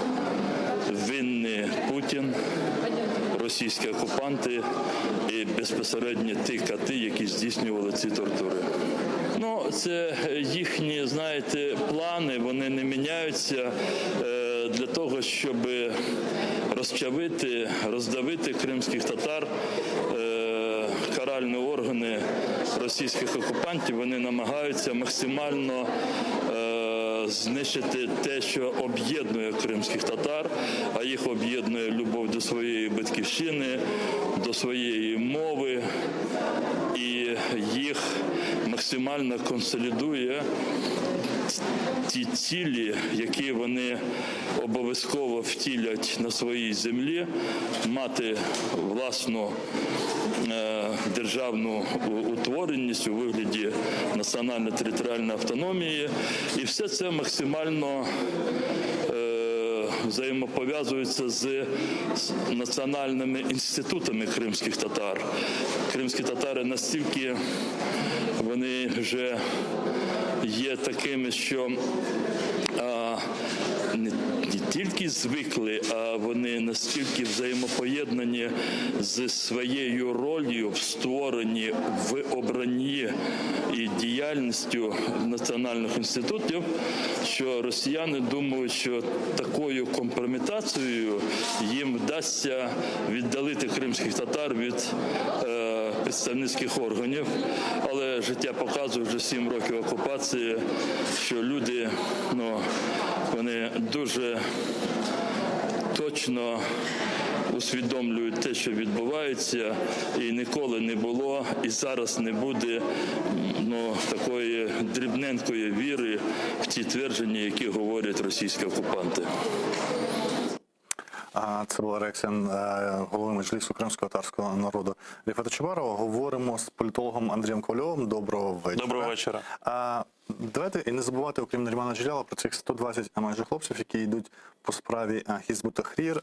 Купа людей, я не знаю точно цифру, по свідкам Єгови ми почули, що от один із ув'язнених, який сидить в камері з Наріманом Джеляловим від Миколи Полозова, це якраз по справі свідків Єгови. Чому, на вашу думку, як релігіознавця, який знає більшість релігійних рухів, Росія застосовує такі репресивні дії по відношенню до тих течій, які ідеологічно свою справу роблять лише мирним шляхом і навіть не торкаються зброї. В світі купа організацій, які зброєю готові, релігійні, це робити, а Росія переслідує саме горизонтальні організації. Є тут кілька складових. Насамперед, будь-які тоталітарні режими, яким фактично є режим Путіна, вони не терплять, скажімо, там певні релігійні організації, які не хочуть висловлювати патріотизм, як, наприклад, це робить на догоду владі сучасна Російська православна церква Московського патріархату. Нагадаю, перезаснована у 43-му році Сталіним у вересні 43-го року. І як тільки вони йдуть в розріз з цим державним поглядом, дуже просто зі свідками Єгови. По-перше, свідки Єгови намагаються відмовлятися і проголошують відмову від служби в армії, що вже російською владою сприймається як дії проти конституційного ладу. Це по-перше. А по-друге, свідки Єгови відрізняються дуже сильним прозелітством, спробою навернути якомога більшу кількість вірних, що однозначно дратує керівництво Російської православної церкви. І це навіть були певні такі, знаєте, торги, що і Російська православна церква, по-перше, не виступила, на відміну від багатьох інших релігійних організацій, проти репресій, проти свідків Єгови. І ми можемо побачити, скажімо, якою волею користуються і якими правами і свободами користуються свідки Єгови, скажімо, у Сполучених Штатах чи навіть в Україні, і фактично переслідуються у Російській Федерації. Що стосується Хізбут-Тахрір, тут є інших кілька складових. По-перше, у путінській Росії вже склалися такі умови таких певних домовленостей Російської Федерації з місцевими владами. Скажімо, подібна свобода для віросповідання мусульман може бути, скажімо, у Чечні, може бути у інших областях, де вони це дозволяють. Скажімо, наприклад, у північній чи центральній Росії, чи, скажімо, у Москві, російська влада дуже часто намагається цю свободу для віросповідань мусульман прикручувати. І це перша складова. А друга, що в Росії, в числі Хізбут-Тахрір, було багато людей, які асоціювали себе з російськими відцентровими рухами. Наприклад, у Башкиркостані чи у Татарстані були такі люди, які брали активну участь, скажімо, у проголошенні того, що Татарстан може бути незалежним. Потрібно сказати, що насправді дуже багато суб'єктів федерації в російській сучасній Путінській імперії, вони ще у 90-91 році проголосили свої декларації про державний суверенітет. Лише, скажімо, така постсовкова, посткегебістська система надала можливості проголосити їм незалежність. І насправді Російська Федерація вживає дуже багато заходів для того, щоб надати цим державам проголосити незалежність. Зокрема, Татарстан був відсунутий кордон, створений так званий оцей коридор між Казахстаном, щоб не дати можливість отримати, щоб ці країни не отримали зовнішніх кордонів з зовнішнім світом. Так, зовнішнім світом. І тому, зокрема, Хізбут-Тахрір насамперед цих людей переслідували за їхні політичні переконання і участь у боротьбі поневолених народів. А з другого боку, Російську Федерацію дратувало, в принципі, і що офіційно Російська Федерація у 2019 році, як вона пояснила, що нібито Хізбут-Тахрір проголошує ідею створення всесвітнього халіфату. А це означає, що якщо на карті цього всесвітнього халіфату є частини країни чи області, які зараз входять до Російської Федерації, це означає, що посягання на територіальну цілісність Російської Федерації. Саме тому переслідується інше. Це дає тепер можливість ФСБшникам використати кейс Хізбут-Тахріру для переслідування якраз ось цих активістів поневолених народів. Чи то кримських татар, для прикладу, чи у Татарстані, чи в Башкортостані. І загалом в Російській Федерації дуже часто на офіційних державних медіа, державних телеканалах, пропагандистських телеканалах пересічним росіянам нав'язується стереотип, що фактично мусульманин означає терорист. І якраз живучи з цим принципом, велика кількість пересічних росіян, скажімо, які не належать до якихось релігійних організацій, чи, наприклад, належать формально до Російської православної церкви, вони дуже часто сприймають позитивно ці рішення. І путінський електорат, і це показує соціологія, в принципі, дуже часто вітає подібні затримання. Ми бачимо, скажімо, по переслідуваннях Православної церкви України в Криму. Просто відбирають храми, там понад 40 приходів, там храмів залишилося 3, і їх теж забирають. Ми насамперед кажемо про Євпаторію, про Сімферополь, центральний храм, бо я знаю, де він знаходиться в нашому колишній філії Київського енергоспу. Там і перебувала будівля, де був центр перебування митрополита Сімферопольського. Але тим не менше важко зараз уявити собі, що вірян Православної церкви України оголосять екстремістами. Чи це просто питання часу для Російської Федерації? І Російську Федерацію, яку ми знаємо в 2021 році, наприклад, від 24-го так само буде відрізняти, як нинішню від Росії 13-го року. Я думаю, що це насправді питання часу, що насправді у православних українців можуть переслідувати і називати їх екстремістами. Я вам скажу, що насправді активних членів української діаспори у Росії, ті, які в принципі мали сміливість у 90-ті роки створювати українські національні діаспори, національні організації, називати себе українцями, не якимись, знаєте, шароварними і культурницькими, які заявляли про права українців, мати, наприклад, українські школи у Російській Федерації, чи говорити українською мовою, чи навчати дітей українською мовою, чи сповідувати, там, скажімо, чи створювати українські храми. Їх дуже часто за часів пізнього Єльцина і за часів раннього Путіна переслідували. Просто ми не знаємо цих кейсів, на превеликий жаль. І загалом проблема сучасної України, що ми слабко цікавимося Російською Федерацією. Більше Російська Федерація цікавиться Україною, ніж ми Російською Федерацією. Тобто, насправді,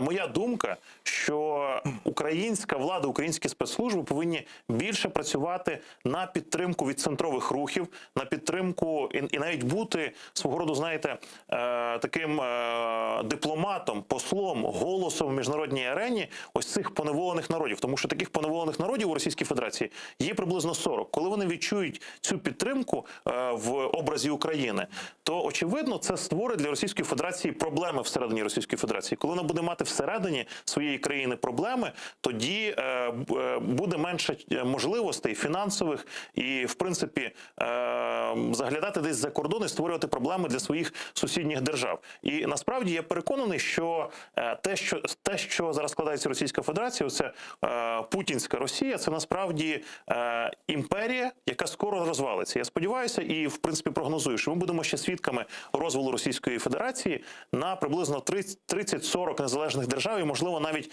2 конфедерації. Як мінімум, це буде конфедерація держав Північного Кавказу, і я думаю, як мінімум, це буде федерація чи конфедерація держав Вільного Ідаль-Уралу, де фактично ті країни, ті народи, які зараз є найбільш проактивні у боротьбі за свої права у Російській Федерації, це і у Татарстані, це, наприклад, ерзяни, вони... Давайте якраз продовжуємо про це говорити. Після того, як поговоримо на прямому зв'язку Максим Гілько, директор програми «Росія» Ради зовнішньої політики «Українська призма». Доброго вечора, пане Максиме.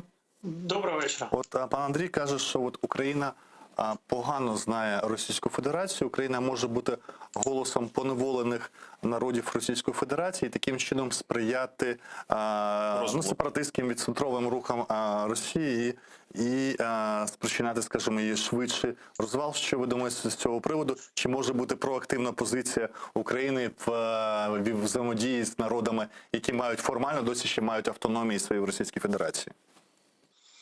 Я тут погоджуюсь цілком з тим, що ми справді погано знаємо Росію і справді мало дуже приділяємо уваги дослідженню її, дослідженню в тому числі її слабких сторін, і треба досліджувати її сильні сторони, досліджувати ситуацію в ній, соціальну, економічну, демографічну, регіональну, все це абсолютно згоден, що потрібно. Що стосується з приводу думок щодо там можливих відцентрових тенденцій в Росії, я би тут не покладав себе на те, що там Росія справді буде розпадатися найближчим часом, тому що насправді там всього кілька регіонів, де такі більш-менш, те, що я принаймні бачу по соціології, якісь більш-менш сильні відцентрові тенденції, то вони все ж таки не настільки сильні, щоб могли взяти якусь гору. По-друге, по-друге, все-таки російський силовий апарат придушує всі такі потуги в зародку. По-третє, там насправді дуже мало регіонів, які можуть самостійно себе забезпечити в соціально-економічне відношення. Тому, скажімо так, на це ставку я би не робив однозначно. Плюс потрібно враховувати, що ці всі ідеї про там децентралізацію, про розпад Росії, вони не знаходять підтримки на Заході абсолютно. І якщо Україна буде продукувати таку позицію, ми не знайдемо підтримки тут своїх західних партнерів. На Заході дуже бояться. Я тут на правах модератора все ж таки скажу, якщо ми будемо прислухатися до західного світу, то пам'ятаєте, Буш навіть Литві, не тільки Україні, не радив 91-го року відокремлюватися від Радянського Союзу, тому що Радянський Союз і тоді був ядерною державою. Це абсолютно не те, що на користь Україні. По-друге, коли ви кажете, про що в Росії не так багато регіонів, дійсно, якщо ми будемо спостерігати за результатами російських виборів, що в Туві, що в Чечні, що навіть не в Москві, а в Петербурзі, в цих національних регіонах, Путін буде отримувати 99% підтримки. Але ми знаємо ситуацію трошки по цих регіонах. Наприклад, по Туві було колись дуже класне дослідження Тетяни Чорновол, яка була як журналістом, а потім в «Медузі» я колись коментував 5 років тому Іллі Зара, російського журналіста, про те, що там, наприклад, ту ж бідну Туву на кордоні з Монголією і Китаєм, її покидають росіяни, бо тувінці досі, вони були останніми приєднані в 44-му році до Росії, вони не сприймають досі російську мову. А в кожному регіоні є свої проблеми. Фіно-угорські народи найбільше втрачають знання своїх мов, тюркські більше опираються. І коли ми кажемо, що вони недостатні, якраз роль України в посиленні, самим їм недостатньо. Тому і зовнішня допомога саме і є в тому, щоб посилити ці рухи. Чому Україна не має цього робити? Дивіться, є така річ, як соціально-економічна самодостатність регіонів. В Росії регіонів, які могли би вижити поза межами Федерації Російської самостійно, так, в економічному навіть плані. Тут не можна порівняти ситуацію близько з тим, що було в Україні, в радянських республіках, навіть при тому, що все рівно були дуже пов'язані між собою економіки всіх республік, і дуже болісно і доволі тяжко відбувалося розлучення. Україна, власне, досі не розлучилася остаточно з Росією. Ми знаємо, що досі 10 мільярдів у нас торговельний оборот ще за минулий рік. Це при тому, що у нас війна йде, і нібито ми за логікою взагалі не повинні торгувати. Але при цьому все рівно Радянські республіки ще порівняно з тим, як всередині Росії, її республіки, її округи федеральні, взаємопов'язаність між ними настільки сильна, що економічно кожен з них окремо існувати не може. Тому там відцентрові тенденції можуть бути, але вони переважно сильні на тому ж Північному Кавказі. Ми пам'ятаємо, як Росія придушила повстання в Ічкерії, так, в Чечні. Тому тут, скажімо так, в тих місцях, де вони були, ці тенденції, повірте, росіян, центральна влада Росії це відслідковує, вона це в зародку придушує. Тому очікувати, що там це відбудеться, це просто даремно покладати сподівання на, скажімо так, не в той бік дивитися, в який нам потрібно, тому що ресурси витрачати. А на вашу думку, в який бік треба дивитися, коли ми маємо дізнаватися Росії? Що ми маємо робити? Ми повинні однозначно вивчати все, що відбувається, само собою, але ми не повинні покладати марних надій на те, що не може бути реалізовано. Ми повинні посилювати свою державу, ми повинні дивитися, як є слабкості в Росії, які так ми можемо використовувати, але при цьому, скажімо так, не ставити питання про те, що... Добре, які слабкості є Росії, які ми можемо використовувати? У нас є постійні... політв'язні, у нас є тиск на людей проукраїнських в Криму і кримських татар. Які є слабкості Росії, на які ми можемо використовувати тут? В Росії є серйозні економічні слабкості. В неї є серйозна залежність від торгівлі енергоресурсами. Це половина фактично її бюджету, це торгівля енергоресурсами. Тобто ми можемо, розуміючи на ті моменти, які ми можемо давити, ми можемо тут говорити про зменшення обсягів закупівлі у неї тих же нафти і газу, наприклад. Ми можемо дивитися на перспективу, коли за років 20 в усьому світі об'єктивно скоротиться споживання цих ресурсів, Росія буде економічно слабшати в цьому сенсі. у неї буде менше ресурсів іти на те, щоб підтримати ті самі свої збройні сили. Ми можемо дивитися на соціальне невдоволення населення тим, що у них уже 10 років падає рівень життя. У них справді це почалося ще навіть до вторгнення в Україну. Після вторгнення почало суттєво падати. Тобто інформаційну роботу проводити в цьому плані, показуючи людям те, що витрати російські на її військові авантюри за кордоном кладуться на їхні гаманці, вони від цього стають біднішати. Оце це те, що ми можемо з цим працювати. Дякую, пане Максиме. Сепаратизм в Росії – це насправді безперспективне заняття. Я вам дуже дякую за участь. Єдине, що додам, досі ВВП України на душу населення втричі відстає від стагнуючої в Україні від так званої стагнуючої Росії. Да? Тому невдоволення російське може бути, як соціолог пані Зубаревич СМГУ каже, дуже довгим і на десятиліття. Да? І тим не менше, бідність українська втричі не сприяє тому, щоб українці хотіли стати частиною Російської Федерації. Іноді економічні показники, коли Східний Тимор від Індонезії відокремлювався, він має чи не $800 ВВП на душу населення, і це абсолютно не заважає їм хотіти бути незалежною від Індонезії, набагато багатшої країни. І Чехословаччина і Югославія розвалювалися не тому, що економічно погано жилося цим народом. Да? Бо кінець кінцем настає той час, коли кожен народ відчуває свою окремішність і бажання творити свою історію. І це просто якісь історичні правила, і вони іноді важливіші, можливо, ніж економічні. А економічні – це як додатковий стимул там казати про те, що ми не годуємо Москву, чи ми не годуємо Білград, але це інші чинники. Я вам дякую за участь в нашій програмі, але дозволю собі не погодитися з тим, що Україна не має бути проактивною на національних територіях, яку тримає зараз Російська Федерація. Максим Хілько, директор програм «Росія», Ради зовнішньої політики «Українська призма».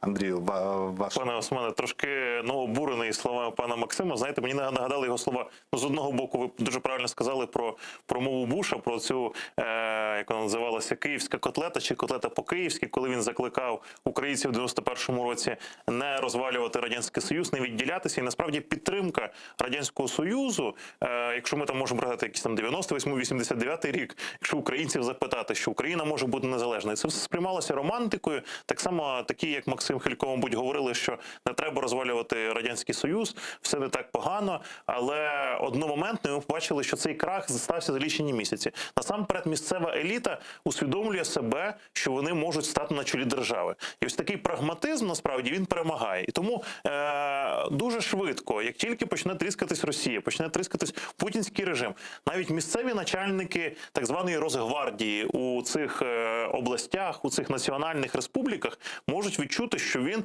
буде завтра не начальником Росгвардії по Мордовській області, а він стане начальником, умовно кажучи, гвардії нового Ерзяньмастера. І, очевидно, такий прагматизм в серцях цієї еліти може перемогти. Вони дуже швидко самі можуть очолити цей процес за розвал путінської Росії, як, наприклад, це робили на місцевому рівні тут той самий Кравчук, а я нагадаю, що до того він був якось там, здається, другим секретарем Української Радянської Соціалістичної Республіки по ідеології.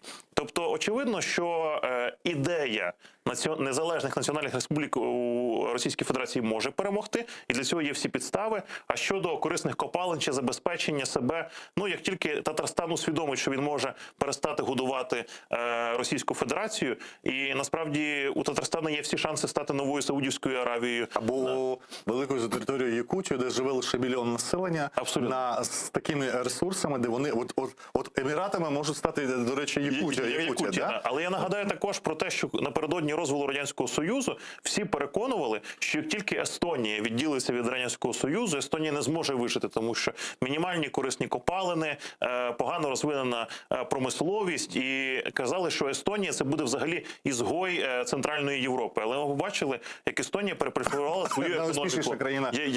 Як Естонія почала співпрацювати з державами Скандинавії, і зараз я був в Естонії, естонці не усвідомлюють себе балтійцями, вони усвідомлюють себе нордіком, вони усвідомлюють себе фактично скандинавською державою. державою. Тому такий дуже поверховий аналіз пана Максима. Але якщо повертатися також і до ось цього кейсу арешту кримсько-татарських активістів, фактично репресій кримсько-татарських активістів, арешту і переслідування учасників Меджлісу, ви знаєте, я спілкувався свого часу ще коли теперішній міністр закордонних справ був послом України у ПАРЄ.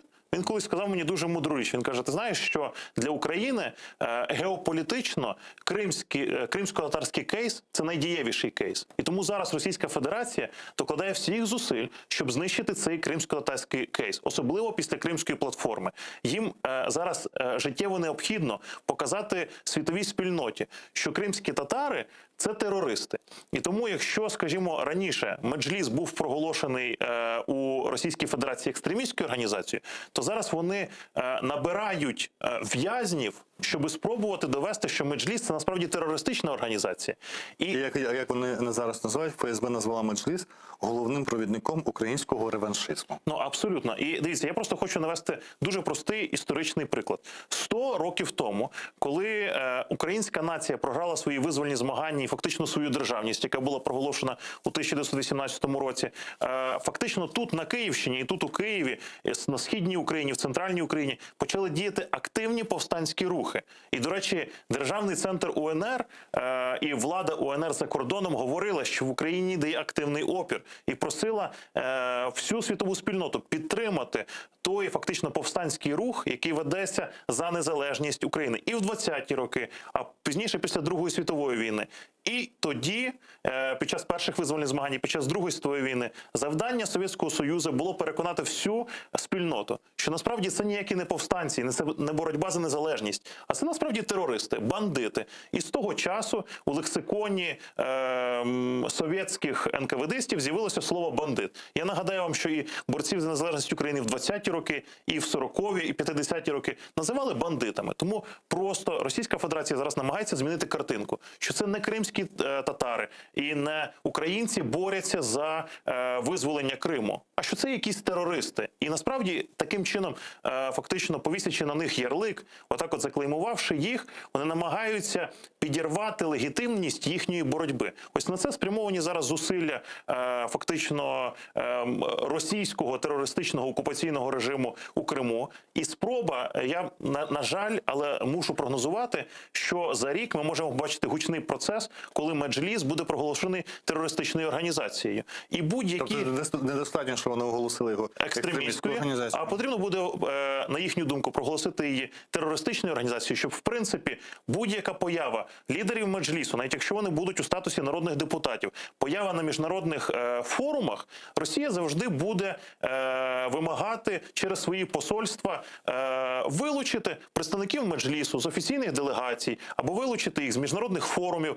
Скажімо, це може бути парламентська асамблея Ради Європи. І Російська Федерація буде висловлювати там свій протест проти участі, даруйте в лапках, терористів у цьому міжнародному форумі. Тому фактично зараз це робить Російська Федерація. І єдиний прогноз тут тільки, що українські дипломати повинні працювати на випередження і роз'яснювати міжнародній спільноті і на всіх міжнародних форумах пояснювати, що це тільки спроба Російської Федерації викривити реальну картинку і реальну ситуацію у Криму.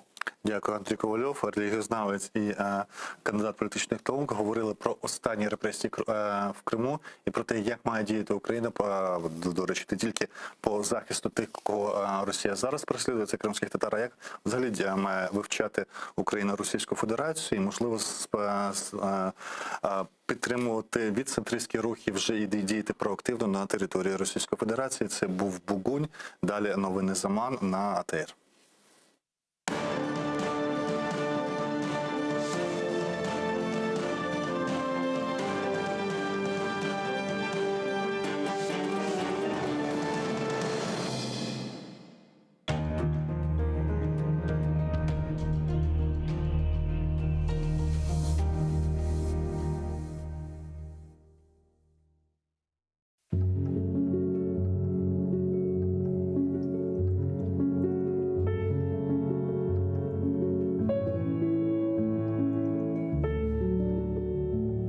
Вы знаете, что люди люди могут не вернуться.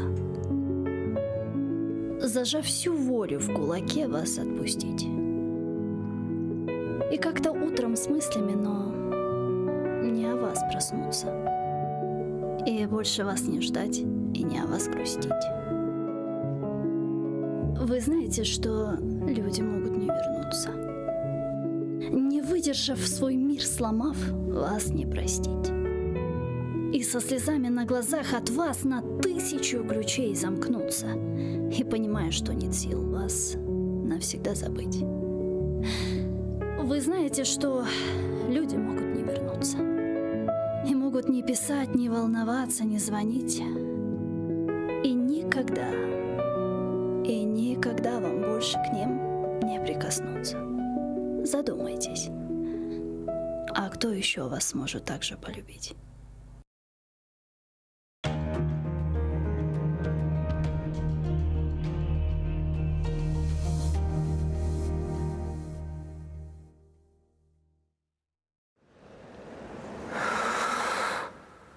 Эшитесанасма.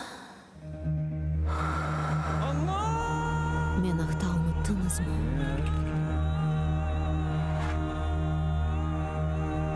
Мен мындам. Бу менің топрағым. Менің қырымым.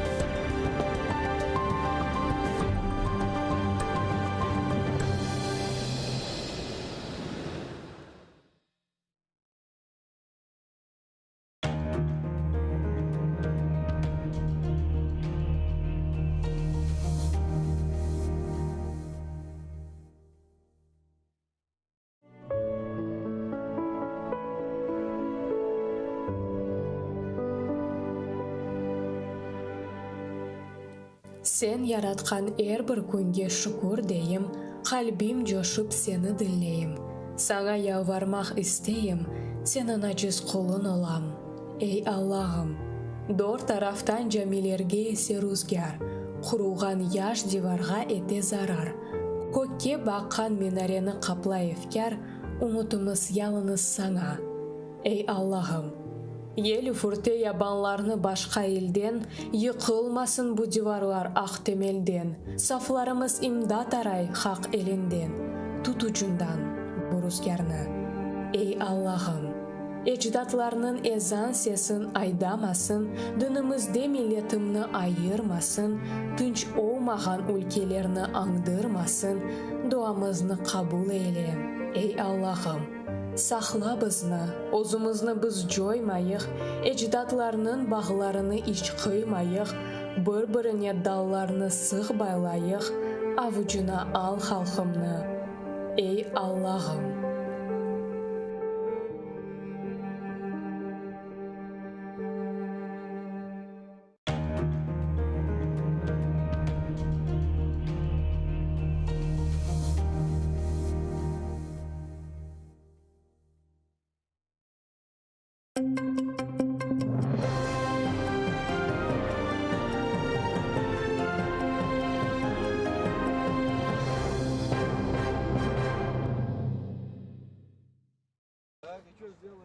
Ең серт жаза. Ишгалчилер махкемесі құрылтайының сайлав комиссия рейсі Заир Смедляға 30 000 рубле жөреме белгіледі. Оны карантин сыңырланмаларына рәйет етмегенінде қабатлылырақ таныдылар. Сөз сентябрінің 4-інде Ахмеджетте ФСБ бинасы янында олып кечкен вақиялар аққында кетмекте. О күні онларчы Қырым татары ФСБ бинасы огына келіп қырсызланған 5 ватандашымыз не ерді олғанны білмеге тұрышты. Бұны беген-меген ишгалчилер инсанлар ичтимаи дистанцияны рәйет етмелер деп инсанларны тарқалмаға чағырды. Бірден ОМОН ve Росгвардия бина янында олған инсанларны тұтып автобусларға yüklе башлады. Бөлеліктен құбетшілер өзлерді карантин қайделеріні бозды. Қарар шығарған махкемеде Белоусов Заир Смедля өз қабатыны танымағаны, чалыша білгені ve башқа мемлекетінің ватандашлығы олғаны үшін ең сер жаза белгілеген.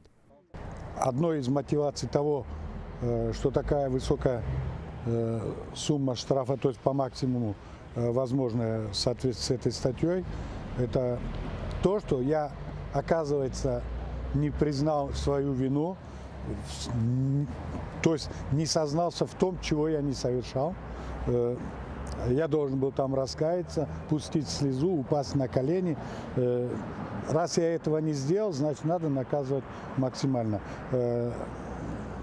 Я скажу, кто были организаторы того мероприятия. Это те ФСБшники, которые похищали наших ребят, в том числе Наримана Джеляма.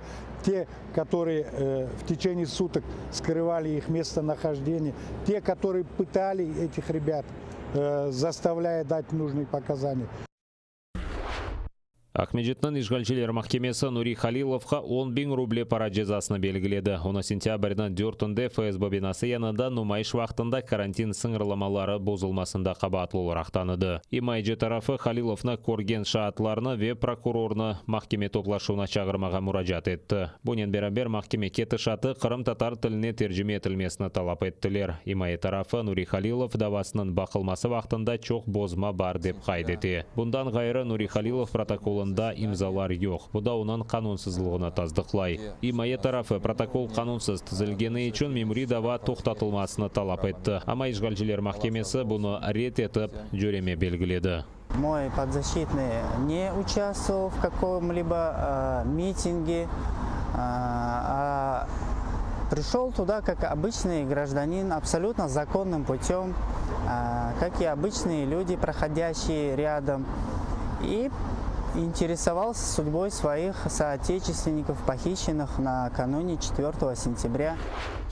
10 күнлік апыс мұддеті қануни. Қырымның юқары Рус mahkemесі диверсияда қабатланып тұтылған Азиз Ахтемовның бабасына белгіленген апыс жазасына қаршы берілген шикаятны бақып кері қайтарды. Апыс мұддеті сентябрьнің 14-інде екінленгеніне бақмадан шикаят тек бақылды. Ескендер Ахтемовны Ахмеджеттің Киев район mahkemесі сентябрьнің 4-інде ФСБ бинасы янына келіп, полис хадимлерінің бұйрықларыны еріне кеттірмегенінде қабатлап апысханеге ташлады. Адвокат Рустем Камилев қайдеткеніне көре Ескендер Ахтемовның қабаты ичте таздықланмаған, чүнки о анда қанунға зыт келген ичбір әрекет япмады. Ама işgalçiler mahkemesi Имайджи тарафынан ичбір делеліні көзогіне біле алмаған. Он приехал к зданию ФСБ, находился там в связи с тем, что сотрудники ФСБ этим утром похитили сына Эскендера Ленмаровича, и он очевидно понимал, что он находится в здании на бульваре Франко, 13.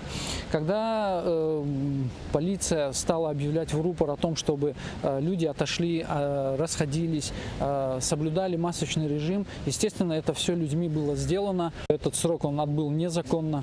Естественно, будут поданы жалобы в Европейский суд по правам человека и так дальше. Рус тешвиқатына қаршы дипломатик силя Киевде инглиз тіліне тержіме етілген Қырым ve Қырым татар халқының тарихы бойынша қолланма тақдим етілді. Кечкен сене күзде китапны Қырым айлесі Қырым татар ve Украин тілінде нешір еткен еді. Оны инглиз тіліне тержіме етмеге теклиф еткен Надия Радке Украина тамыр халқының керчек тарихыны бұлтын дүния оқымақ керекдей. Для мене особисто була мета популяризувати книгу за кордоном. Я дуже хочу, щоб міжнародна спільнота та взагалі люди мали можливість прочитати та вивчити історію Криму та кримсько-татарського народу. Ми вирішили сконцентруватися на презентацію підручника саме за кордоном. В різних посольствах, в ООН, в міжнародних спільнотах. І хочемо мати можливість донести історію Криму та кримсько-татарського народу завдяки книзі. Видання книг тим більше мовою, якою розмовляє або комунікує весь світ, англійською мовою. Це надзвичайна подія, в тому числі і в культурі кримських татар, і от в заповненні хоча б частини оцієї великої тери інкогніта, тобто території незнання, території невідомої, з історії кримських татар. Тому що це дуже важливий крок, в першу чергу, тому що ця книга, вона в першу чергу адресована дітям або підростаючому поколінню. Меджлис рейсі Рифат Чубаров хайдеткенне көре ичбір тәжауызжы тарихи хатырасы олған халқына йоқ етіп оламаз. Всі підручники, книги, які зараз виписуються, вони нарешті позбавлені тих хибних міфологем, які вкидувалися століттями в голови українців і кримських татар російськими істориками, російською історіографією. Тарихчы ве китаптан мойлифлерінден бірі Гүлнара Бекирова айтқанына көре, оқойжы мұтлаққа үйренме керек олған Қырым тарихынан вақияларыны сайлап алмақ ең зор іш еді. О, бұл қолданманен талебе студентлер емде оджалар файдалана біле деп қайдетті. Год спустя мы уже имеем и английскую версию, то есть мы имеем, по сути, мы вышли в мир вот с нашими этими текстами. И это очень важно, потому что, ну, собственно говоря, выходит таким образом так, что теперь весь мир имеет доступ вот к определенной сумме знаний. Важливо доносити інформацію про кримсько-татарський народ до зовнішньої аудиторії, де ще більше конкуренція ідей, конкуренція інформації. І коли сьогодні Крим знаходиться дуже часто в центрі уваги, якщо не простих людей, то точно політичної еліти, інтелектуальної еліти, то такий продукт, він є дуже і дуже необхідний. Қырым-татар халқының лидері Мустафа Джемилев халқының земаневи тарихы насыл язылғанны өз көзлерінен көрді. О совет акимиеті қырым-татарларға несбетен геноцидны ақламақ үшін оларының аққандай ялан мәліматны тарқатқанны хатырлай. Джемилевтің сөздеріне көре тек Украина мұстақылығы илан етілген сон Қырым тарихы бойынша объектив нешірлер пейда болды. Одним из самых таких капитальных трудов по истории Крыма, это, наверное, можно назвать Валерия Возгрина, 4-томник, монография огромная такое. Но такие книги, как 4-томник Валерия Возгрина, мало кто читает. Это уже только специалисты, которые фанатики этой истории. Поэтому значение вот этой книги очень важно. Здесь компактно, коротко, ясно, с древнейших времен до самых последних дней говорится о Крыме, истории Крыма и крымско-татарского народа. Китапның тақдим мерасимі кечірілген сон ерістеген Қырым тарихы қолланмасыны сатын ала білді. Бұнен бәрабер сувенир ве Қырым-татар татылықлары сатылышқа қойылды. Топланған пара Қырым сияси мабуслерінің қоранталарына ярдым оларақ йолланылы жақтыр. Инна Полякова, Эльдар Исматов, Заман, АТР. Русияның Қырым ве Донбасста екені статусы ишгалчы девлет. Украина сөзде сайлауларда укук бозмаларыны кайдетежек. Бұны тышышлері назиры Дмитро Кулеба хабар етті. О сентябрьнің 17-сінден 19-на қадар кечірілмесі планлаштырылған Русия Девлет Думасы сайлауларының кечірілмесі халқара укугының бозылмасыдыр деп хатырлатты. Кулеба айтқанына көре, Русия инсанларны сайлауларда иштирак еттірмек үшін оларға пара бермеген етлене. Ама бұл кайдетіледі Кулеба. Єдиний статус, яким володіє держава Російська Федерація в Автономній Республіці Крим та в окремих районах Донецької, Луганської областей, це держава-окупант. І те, що вона робить, організовуючи там свої національні вибори, є порушенням міжнародного права. Всьому приходить свій кінець. Тому я переконаний, що російській окупації кінець теж прийде. І коли це відбудеться, то всі зафіксовані випадки правопорушень з боку Російської Федерації, за них і за всі доведеться заплатити. Назир Кулеба Бірлешкен Миллетлерінің халқара укугыны бозған девлет менфаатларының қорчаланмасында қабатлады. Оның қайдеткеніне көре тешкілят Қырым платформасының саммитінде сияси себеплерден іштирак етмеді. І коли ми бачимо участь таких поважних організацій, як Рада Європи, як НАТО, як ГУАМ в саміті Кримської платформи, а ООН свідомо цей захід ігнорує, то це говорить нам і про стан справ в самій організації, і про розуміння нею своєї ролі та місії у світі. Можу відверто дипломатично сказати, що це неправильне розуміння, яке ми будемо змінювати. Тому що потрібно захищати принципи, а не інтереси окремих держав, які порушують міжнародне право. Ишгал етілген Қырым сыңырында Украин шеерінде теракт yapmaға тырышқан силялы диверсантларының бір қач группасы тапылған. Десант ұжым ордулары Болеев санесасында тәлімлер кечіре. Підрозділах десантно-штурмових військ, які входять до складу угруповання, що підпорядковане командуванню Об'єднаних сил Збройних сил України та виконує завдання на адміністративній межі з тимчасово окупованої території Криму, пройшли чергові тренування. Незаконне збройне формування оточили та захопили населений пункт. Командири правильно прийняли рішення щодо розподілу особового складу по штурмовим групам та підрозділам посилення. Правильно розрахували способи вогневого ураження, які не перешкоджали мирному населенню та цивільним об'єктам. Тәлімлер вақтанда арби олмаған инсанларының жанлары сақланмасы ве шеерінің мұйым биналарына зарар кетірілмемесі мақсады турайды. Ми відпрацьовували знищення диверсійно-розвідувальних груп противника в населеному пункті. Ми старалися максимально якісно та чітко відпрацювати дії під час бою в місті, під час зачистки будівель, під час зачистки вулиць, враховуючи цивільний фактор, для того, щоб в разі будь-якої ситуації, будь-який збройний інцидент, ми могли правильно, злагоджено та максимально без жертв відпрацювати по знешкодженню противника, звільненню будь-яких заручників. Я вважаю, що від росіян можна чекати чого завгодно, напасти вони можуть будь-з якого боку, тому, звичайно, ми маємо бути тут. Бұйық диққат планлашма ишбірлік шеерде ұжым бөліклері насыл әрекет етмек керек олғанын айырылған. Очікувати можна від противника всього будь-чого. Ми воюємо і в полі, ми повинні бути готовими до бою в місті, до бою в полі, будь-де. Звичайно, до певного досвіду добув, але його завжди буде мало. Постійно намагаємося на навчаннях, на заняттях вдосконалювати свої навички, тому ці навчання нам тільки на користь. Шарқы жебеде қазанылған арби тәжірибе аскерлерге пек чоқ ярдым етті. В ході тренування широко застосовувався досвід, набутий в антитерористичній операції та операції Об'єднаних сил.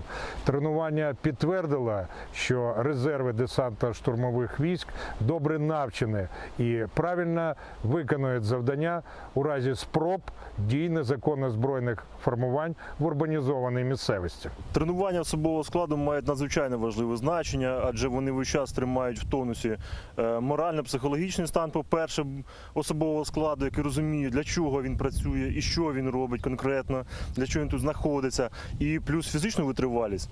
Ми готові до здійснення певних задач в певному об'ємі і якості. Бірлешкен құбетлер операциясынан штабында айтқанларына көре бөле тәлімлер мұнтазам суреті кешіріле. Бұ аскерлеріні ола білген арби телюкеге пек яқшы азырлай. Австралия, Бuyuk Британия ве Америка Бірлешкен Девлетлері қавсызлық ве мұдафа саасында ишбірлік қаққында аңлашма имзалады. Оның esas мақсады Индистан ве Тынч океанлар регионында умуми менфаатлар құрчаланмасыдыр. Весихана Америка президенті Джо Байден, Buyuk Британия баш назира Борис Джонсон ве Австралия баш назира Скотт Моррисон имзалады. Сполучені Штати, Австралія та Об'єднане Королівство давно були вірними та відданими партнерами, і сьогодні ми стаємо ще ближчими. Тепер ми робимо історичний крок для посилення співпраці між нашими народами, оскільки визнаємо необхідність миру та стабільності Індо-Тихоокеанського регіону у довгій перспективі. Більше немає тієї відносної сприятливої обстановки у плані безпеки, безпеки, якою Австралія користувалася протягом багатьох десятиліть у нашому регіоні. Ми безумовно вступили в нову еру з новими викликами для Австралії і для наших партнерів, друзів і країн усього нашого регіону. Аңлашма тарафлары суни интеллект, кибертелекөтсілік ве суасты тертібатлары саасында малюмат ве технологияларынен пайлашмаға келішті. Аңлашмаға көре Австралия яңа атом су асты гемілері құрылмасы технологияларыны ве ең азындан құрылған 8 бойлы гемі алмалы. Бұнен берабер уч мемлекет бұйық месафеден ракета уджымлері кечірілмесіні мүкемелештірмелі. Дамуым олған мевзулардан бірі өзек телекөтсізлігі ве Қытайның құветлешмесіне қаршылық көстермектір. We're opening a new chapter in our friendship. Ми відкриваємо новий розділ нашої дружби, і першим завданням цього партнерства буде допомогти Австралії набути флот атомних субмарин, зауваживши, що вони працюватимуть на ядерних реакторах, але не нестимуть ядерної зброї. Наша робота цілком відповідатиме нашим зобов'язанням щодо нерозповсюдження такої зброї. This will be one of the most Джо Байден қайдеткенне көре Австралия өзек селясынан сайбы ола білмесі аққанда лаф үрсетілмеді. Оның сөздеріне көре программа өзек селясы тарқатылмамасы аңлашмасына зыт келмейджек.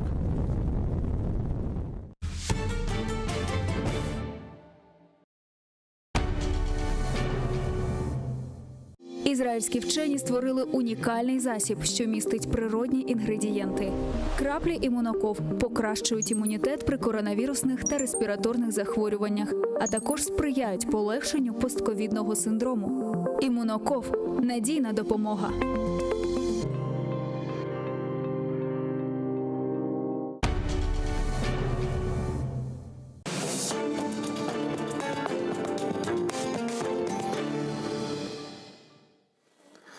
Добрый вечер. В эфире «Прайм» на телеканале АТР. Это время, когда мы обсуждаем наиболее важные для Крыма, Украины и человечества темы и приглашаем наиболее интересных, знающих собеседников. Сегодня у меня два потрясающих гостя. Я не шучу и не делаю каких-то комплиментов, потому что очень уважаю обоих этих людей. Это бывшие политзаключенные Владимир Балух и Микола Карпюк. Я вас витаю. Витаем. Доброго вечера. Кстати, Володя, правильно Балух или Балух? Балух. Самый Балух. Балух, да. Я всегда спрашиваю до эфира, сегодня что-то не спросил. Вот у меня был случай интересный в эфире такой. Был представитель пресс-атташе посольства и представительства Европейского Союза в Украине. Прекрасный человек, у него еще Тамган на аватарке до сих пор. Давид Стулик. Его все приглашали, и говорят, вот Давид Стулик, Давид Стулик. И уже перед концом его каденции я, как старая журналистка, значит, спросил, как ударил, говорит, спасибо, что ты спросил единственное за все эти годы. Моя фамилия Стулик. Так що це важливо, на самом деле, вся. Це непогано і під час ефіру заразом акцентували на тому, як правильно. Но ты знаешь, что у нас такая болезнь общественно-политическая в Украине, с которой наш канал, я лично и многие крымские татары борются. Никто не может нормально произнести фамилию Мустафы Джемилева. Хотя в украинской мове навіть литера Е вот это, Джемилев. Но все равно пишут, говорят Джемилев, как будто там стоит мягкий знак и О. Вот русский язык же там все равно, что Джемилев, что так можно и так читать, да. Но это мы так от темы отвлеклись. Тема, я, наверное, все-таки боюсь к ней подступать, и поэтому так шучу, потому что тема у нас сегодня пытки. Вот. И положение политзаключенных в российских оккупационных тюрьмах. И у нас на связи сейчас прямо из Крыма Николай Полозов, адвокат наш. Привет, Коля. Добрый вечер. А ты нас видишь? Да, мы тебя видим. Да. Скажи, пожалуйста, я знаю, что ты сегодня включался уже на канал АТР. Спасибо тебе огромное за все, что ты делаешь. Я хотел конкретно задать вопрос по пыткам. Вот как бы, ну, мало чем можно шокировать уже человечество современное, да, это и ковровое бомбометание, и все, как бы войны кругом, и обстрелы, и все такое прочее, но есть вещи, которые вроде бы человечество когда-то преодолело, да, вот эти пытки средневековые, потом перешедшие в гулаговские, в нацистские, потом комбинированные гулагом и нацистами, вернее, Сталин их, так сказать, объединил эти прекрасные практики. И сейчас в Европе, ну, фактически в центре географическом Европе, в Крыму, Крыму открыто пытают людей. Об этом заявляют адвокаты, об этом заявляют, выбивают под пытками, страшными пытками током и разными другими. И как бы ничего не происходит, хотя все эти заявления адвокатов есть.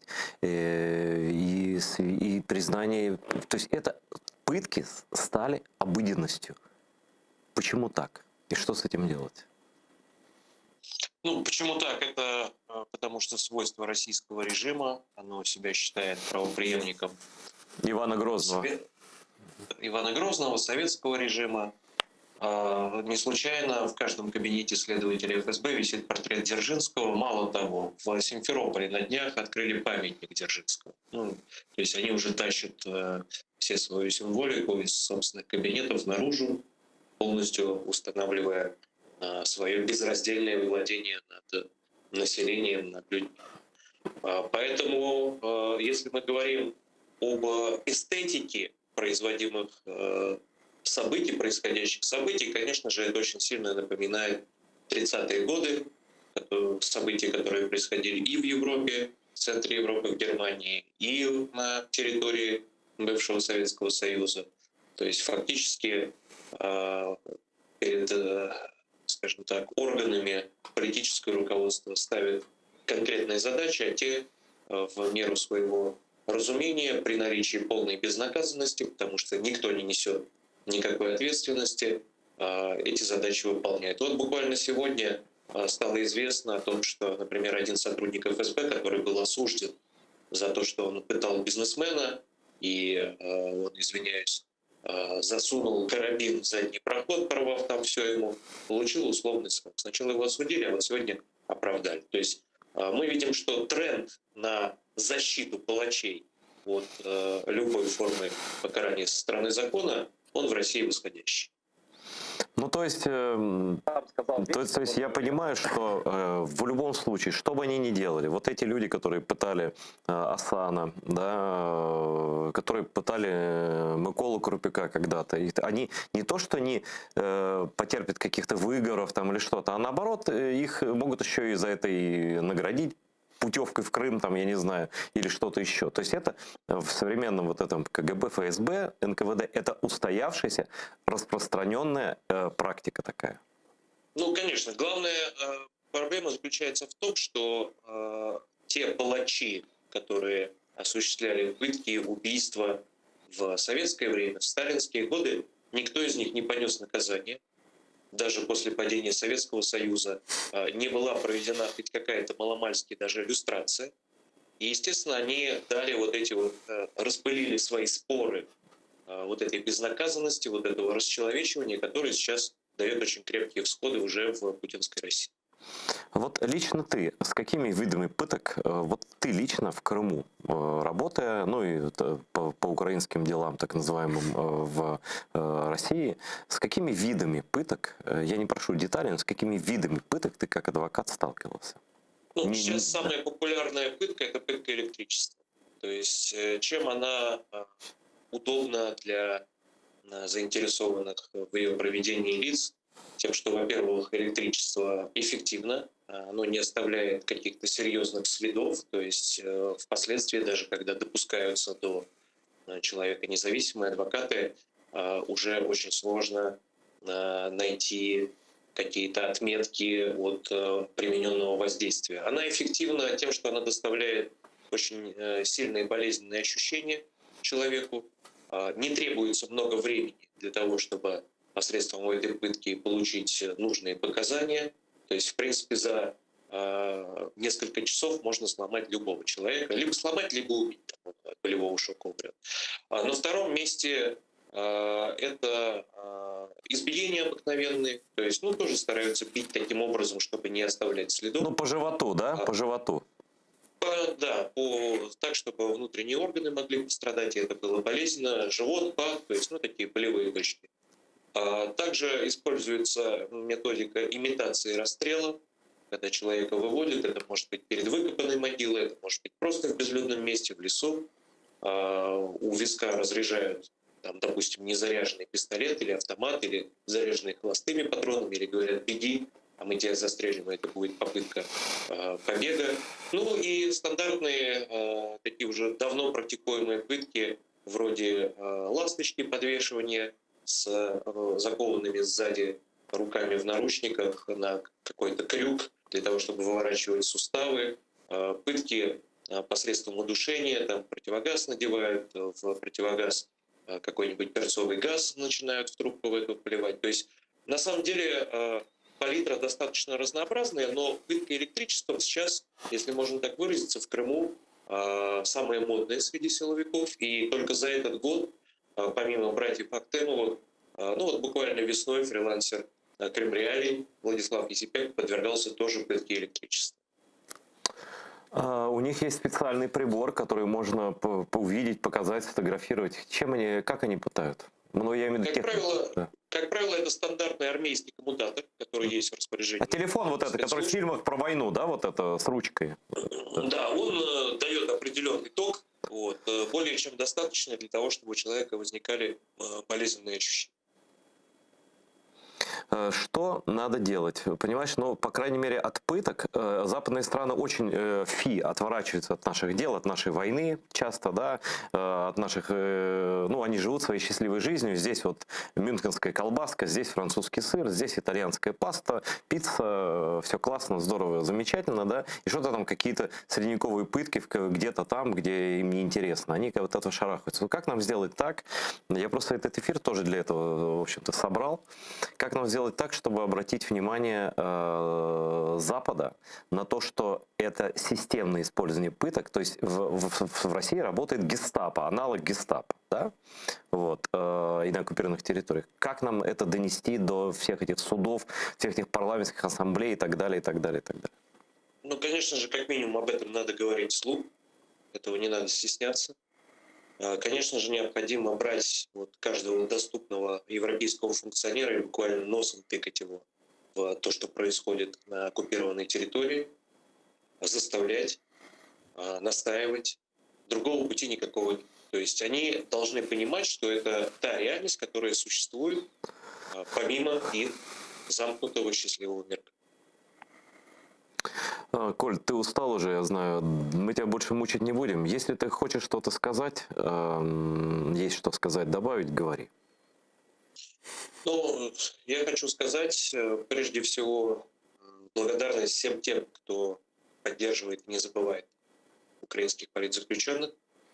Для них эта поддержка очень важна. Она дает им возможности выстоять в тех нечеловеческих условиях, которым они зачастую подвергаются. И я хотел бы от каждого из них, и от Наримана Джилялова, и от братьев Актемовых, от Ивана Яскина, которому сегодня утвердили приговор 11 лет, каждого благодарить за то, что эта поддержка есть. Благодаря ей многие остаются живы, и многие не теряют надежды, что они вернутся домой. Ой, я забыл, Коль, спросить одну вещь процессуальную. Извини, пожалуйста. Еще один вопрос. Вот люди и Азиз, и Асан Ахтемов сказали, что их пытали. Да, это зафиксировано. Это есть в материалах дела, как я понимаю. Это будет сказано в суде еще раз. Да? Каким образом, вот просто формально, каким образом русская вот эта гестапо и их суды, так называемые, игнорируют это формально? Вот что они говорят, что все это вранье, они говорят, что, как они, есть ли шанс, что эти показания, вот эти выбитые, будут отменены? Я понимаю, что, конечно, скорее всего нет, но я хочу от тебя услышать, как это все в суде происходит. Вот с пыткой. Ну, адвокаты сейчас проводят работу, в том числе по обращению в военную прокуратуру, в военное управление Следственного комитета. Понятно, что власть будет прикрывать свои. Есть такая расхожая фраза из различных судебных приговоров, которая, в принципе, исчерпывающе описывает отношения судов. Она не касается пыток, она касается обычно каких-то задержаний там, на митингах и так далее. Она звучит так. Нет оснований не доверять показаниям сотрудника полиции.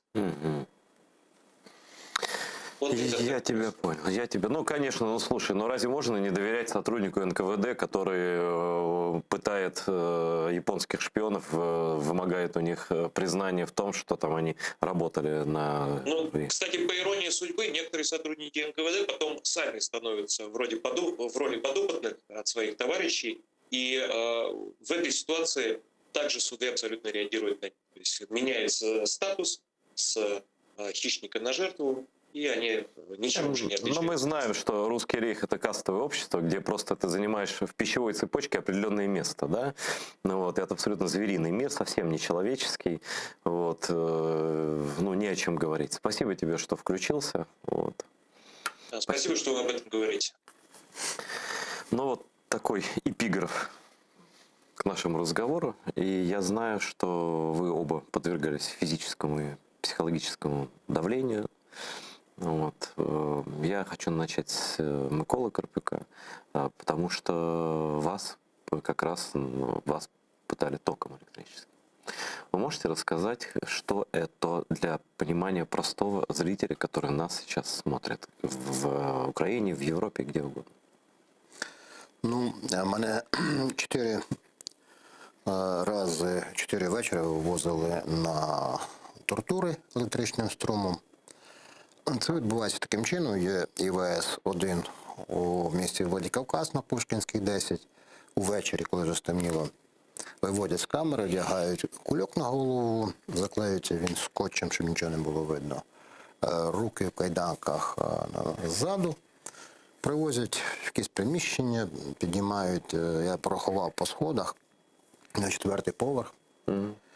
А там вже зустрічають фахівці. Ну, палачі. Да. Дуже фахові кати.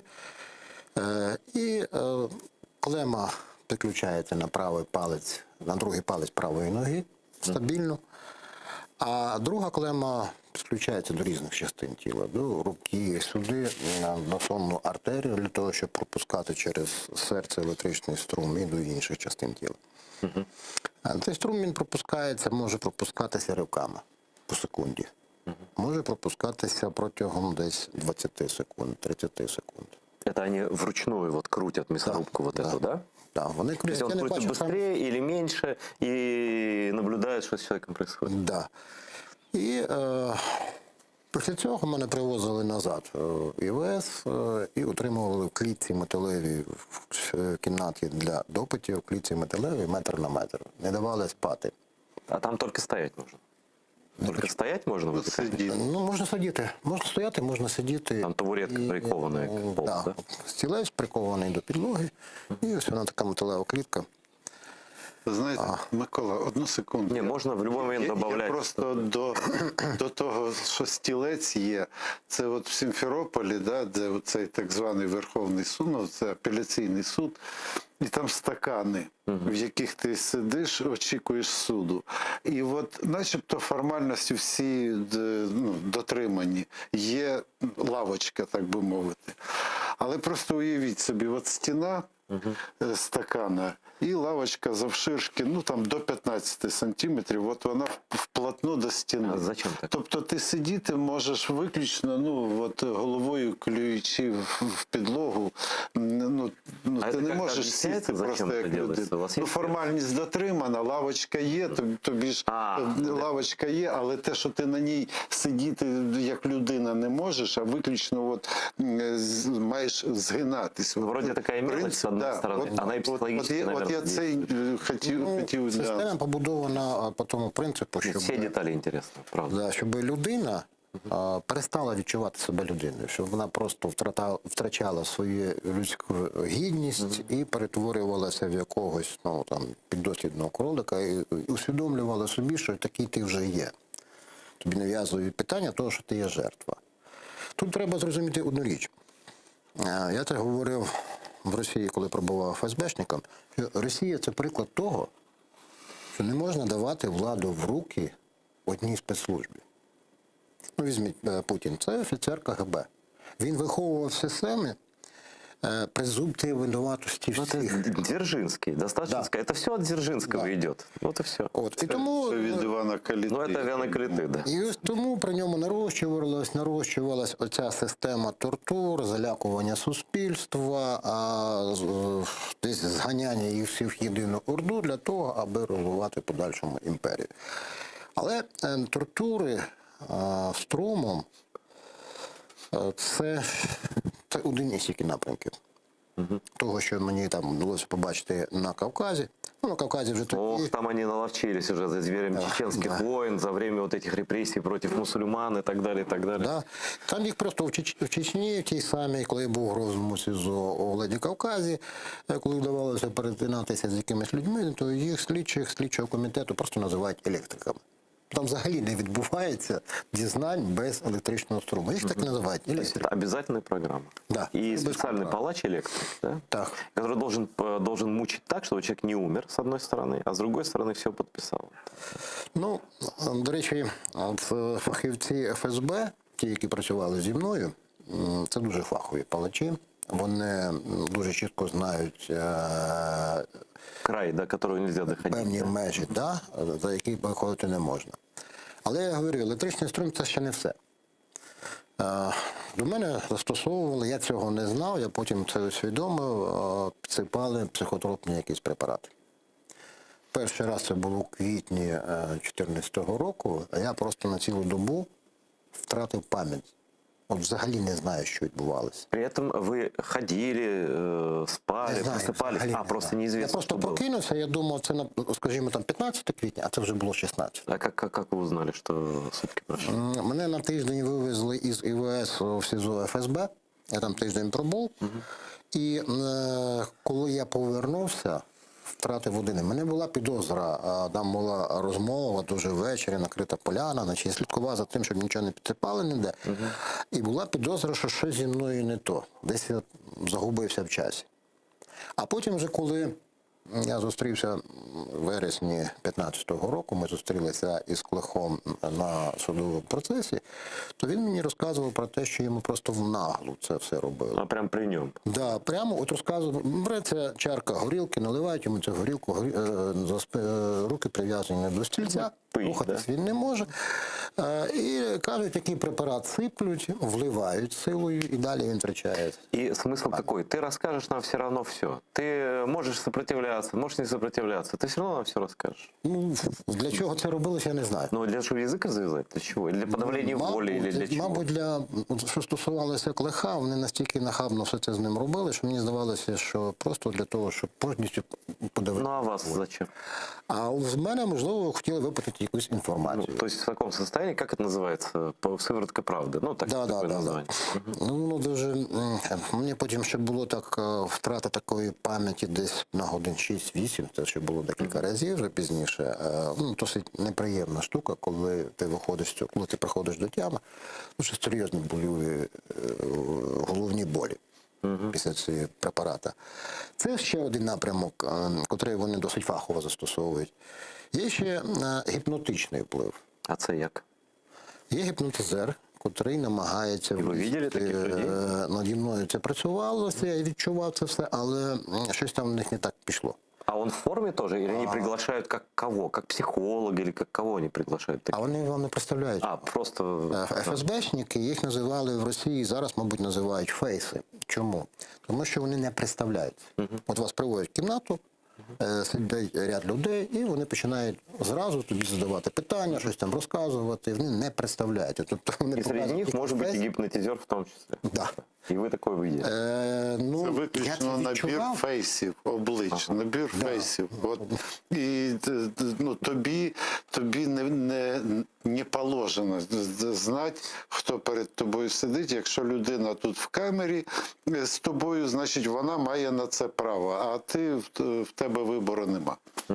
Да. Тому і фейс. І любой із них має над тобою повну власть. Да. Абсолютно. Я вже коли повернувся на волю, мене допитували, була створена спільна група слідчих головного прокуратури, Генеральної прокуратури і СБУ. Вони допитували кожного з нас, якось і потерпілих, і ці матеріали мали йти в Гаагу на суд. Я, правда, не знаю, в якому вони зараз стані. Це було восени 2019 року. І коли я вів розмову з нашим слідчим СБУ, то він допустив таку, таке зауваження, сказав, таку версію, що проблеми із здоров'ям у Станіслава Клеха виникли, власне, тільки через те, що над ним дуже сильно працював гіпнотизер. Тобто він вліз в свідомість і десь трошки... Ну, плюс хімія. конечно. Ну, да. От. Але в них одразу це була версія, він мені зразу сказав, це слідчий. А зі мною в них, вони це все робили зі мною так, що я цього не знав. Що вже потім, коли зустрівся з Клехом, я співставляв те, що відбувалося зі мною, і те, що вони прямо от йому говорили, що вони із ним роблять. Ну і крім того, в нього ще й був імплант вставлений ось тут в руці, потім його дістали, шрам залишився. Я так думаю, що ці імпланти, я потім вже на свободі цікавився, які ж бувають імпланти. Я думаю так, що вони розраховані, вони є різних напрямків, але я думаю, що це ті імпланти, які розраховані на нашу нервову систему. Адже клітина енергетичним центром є мітохондрія, і ця мітохондрія, вона зв'язана з білком мітофазином, і на основі цього в нас вибудована нервова система. Якщо давати туди імпульси страху, паники, панічного страху, людина... То есть они рассчитывают на панические атаки, на отчаяние, и на физическую боль и страх. Вот а насколько физически больно терпеть электрический ток? Ну, вот на что это? Это как? Ну, каждый, наверное, когда-то било током, когда-то. Да. А вот когда... А тут ток низкого напряжения, как я понимаю, да?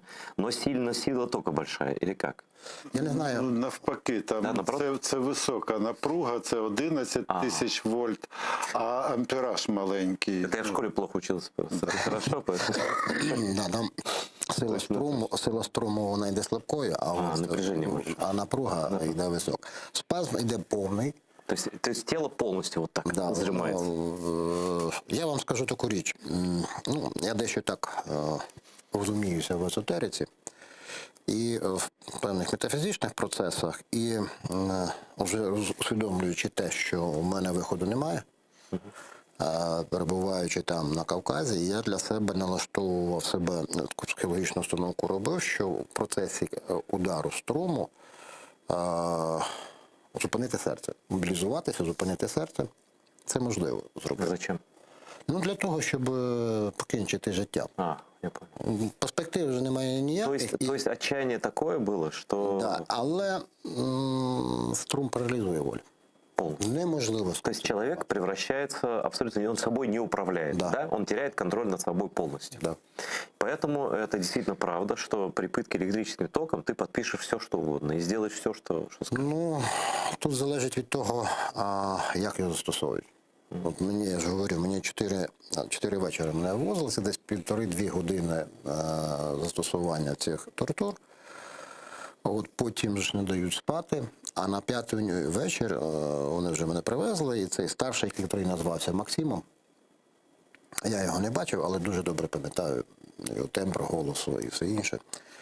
Він мені сказав таку річ: Николай, мы уже устали с тобой, ты какой-то мазохист, мы сегодня ничего не будем делать. Вот мы разработали план похищения твоего сына. І чітко розписує мені психологічне вже воздействие. Схему, як син іде. Тобто я усвідомлював, вказував всі вулиці, якими він буде проходити, от як він іде, і ось каже, завтра, післязавтра він буде тут.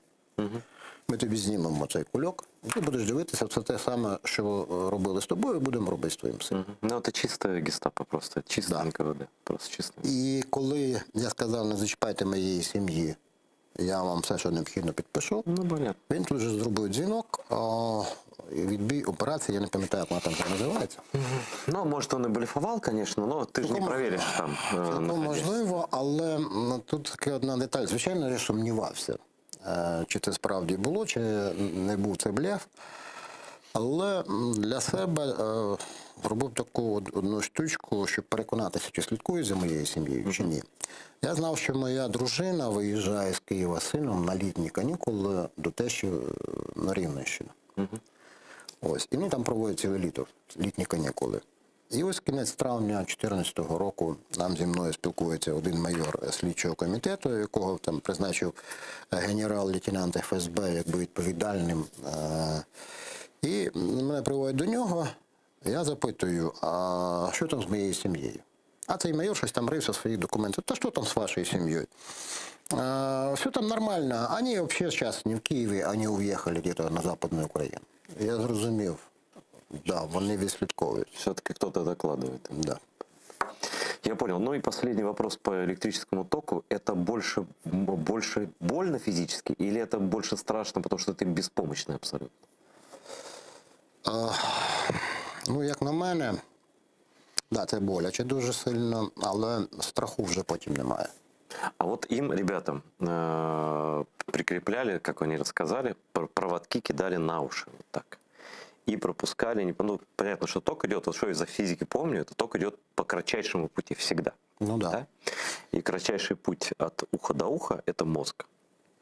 И вам не применяли такие? Ні, не думаю, такі. Но что, интересно, вот как это можете представить? Ви Ток идет через мозг. розумієте, це йде параліч, це йде дуже сильний удар на мозок, на головний мозок, і це може привести до руйнування клітин кори головного мозку. Так вот, поэтому сейчас у него проблемы со сном у Асана. Он там за ним следит, он задыхается, у него страх умереть во сне, ну и так далее. Вот такие вот вещи. Да, це наслідки цього. Я вам скажу більше.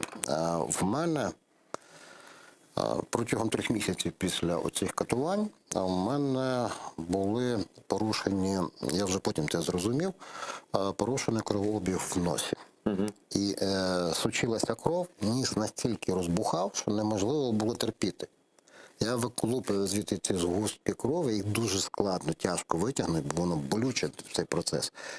От. І там один поліцай, він кілька разів мене запитував, вже коли я був в камері, все, підкидці припинилися, запитував, що як твій ніс, як твій нос, Ніколай, як твій нос. Я спочатку подумав, що можливо вони мені там теж якийсь план вставили.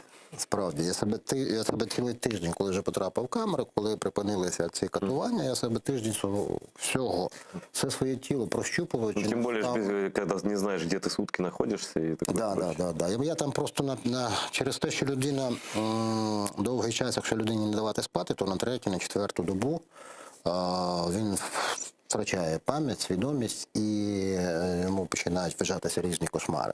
Це фізіологія в нас така. В мене це трапилося якраз на 5-ту ніч. Я не пам'ятаю, як мене вивезли звідти, але деякі епізоди, що я знаходжусь в якійсь кімнаті, значить, тут ці поліцаї ходять, і епізод того, що щось вони говорять про імплант. От тому я... А на самом деле що було? Нічого, воно мені не стало. Це просто від струму електричного розірвалися кровоносні судини. І коли вже мене по настоянню адвокатів, це було у Грозному, привезли на судмедекспертизу, котра, до речі, довела, що проти мене застосовували електричний струм, але це на суді там взагалі на нього ніхто не звертав уваги на цю судмедекспертизу. Так цей судмедексперт ще виявився з України, котрий допитував мене, обстежував, і я йому за цей ніс говорю, а він говорить, це тобі дуже сильно повезло, тому що крововили міг піти всередину. І ось такі удари струн через голову, через кору головного мозку, через мозок, вони можуть привести до інсульту. Ну, то есть, в принципе, нашим ребятам, которых пытали, да, им нужно МРТ головного мозга. Звичайно. Володя, расскажи свой опыт. Постарайся вспомнити. Ви знаєте, звісно, я зараз згадаю, але... Я прошу прощения, и у вас, что я заставляю это вспоминать, но просто это важно сделать, потому что, эта ситуация совершенно безумная, ее надо сдвигать с мертвой точки. Звичайно. Просто, щоб не забути, я щиро хочу зараз подякувати Миколі Полозову, з яким ми на початку поспілкувались. Щиро подякувати. Я впевнений, що те, що він робить, це приклад, знаєте, я колись почув цю фразу: «Возможен ли в житті подвиг, кожен рішає сам». Це неможливо, навіть якщо це робиться за гроші, таке за гроші неможливо робити, те, що він робить. Це потрібно дати собі власну відповідь на те, чи можливо. Он сознательно рискує, я з ним говорив. Так. І за це йому сердечна подяка і мій великий респект. Миколі, ми з ним познайомились, до речі, на Продолі біля кабінетів Сімферопольського СІЗО. Тоді я вперше його побачив. Я, звісно, його не пізнав. Він підійшов, говорив. Я потім зрозумів, хто це вже трошки кількома хвилинами після. Вот. А про свій досвід, ну, я скажу, що мені тут певним чином пощастило, бо досвіду саме катування струмом, от той, про який розповідав Микола, в мене нема. Ну, якщо... Мабуть, тоді ще цю технологію завезли. Річ в іншому. Так, или просто мене подход разный к разным людям. Мене електрошокером. От досвід, що таке, коли катують електрошокером, в мене є. Але от такого, бо я знаю багато. От насправді я знаю багато про те, яким чином відбувається, бо я ж сидів... Скажи даже то, що не з тобою происходило, з тобою, все, що ти знаєш. Людей, те, що це найпоширеніший засіб катування, тим більше первічного катування. От в момент, коли людина тільки потрапляє, і коли людину одразу треба зламати. Не те, що там, якось процес, без довгих розговорів, потім до того дійшов процес. А от коли треба одразу, треба блискавичний результат, оце найпоширеніший метод, який вони приміняють. Тому я можу говорити тільки за те, як катують електрошокером. Це мені довелось пережити. Причому воно відбувається все в комплексі. Це ж приблизно так, напевно, ефект такий самий. Я можу сказати, що я спочатку думав, що мене собаками травлять, що собаки кусають, тільки вони не гарчали. Бо ти ж не бачиш цього, мені наділи наволочку на голову. Вони ще все це роблять завжди з закритим лицом? Вони закривають глаза? Не завжди обличчя закривають. На Кавказі закривають? Не завжди. Я з того, що чув від хлопців, від ув'язнених, не завжди закривається обличчя. В моєму випадку це було просто таким чином, що наділи наволочку на голову, облили водою, одразу дали по вухах, щоб кров пішла. Отак от. Так сильно. Кров одразу пішла, вона залила цю наволочку, і ти вже не можеш дихати, бо вода і плюс кров, вони запечатують цю матерію. І при цьому один обробляв електрошокером, один там лупив по п'ятах, якоюсь там указкою, чи якось палицею. Все це ставлять на коліні, да?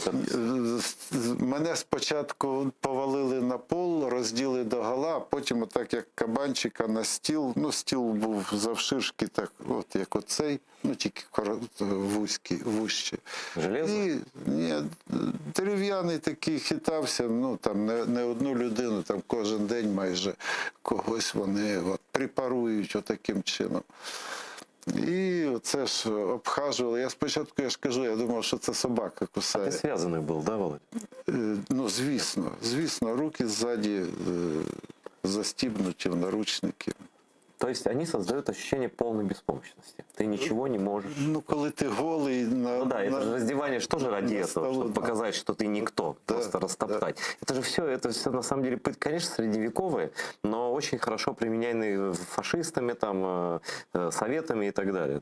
Причому це бажання просто знищити людину, просто, навіть якщо нема потреби там застосовувати тортури до людини, яка там іде, коли знаходишся в загальній камері, ти ж багато людей, в кожного своя історія там, і багато є тих, хто там особий порядок, оцей підписує, тобто нема ніяких потреб вибивати покази з людини, то то все одно вся система, вся поведінкова модель в ній побудована таким чином, щоб знищити від слова взагалі. Лагерна пиль.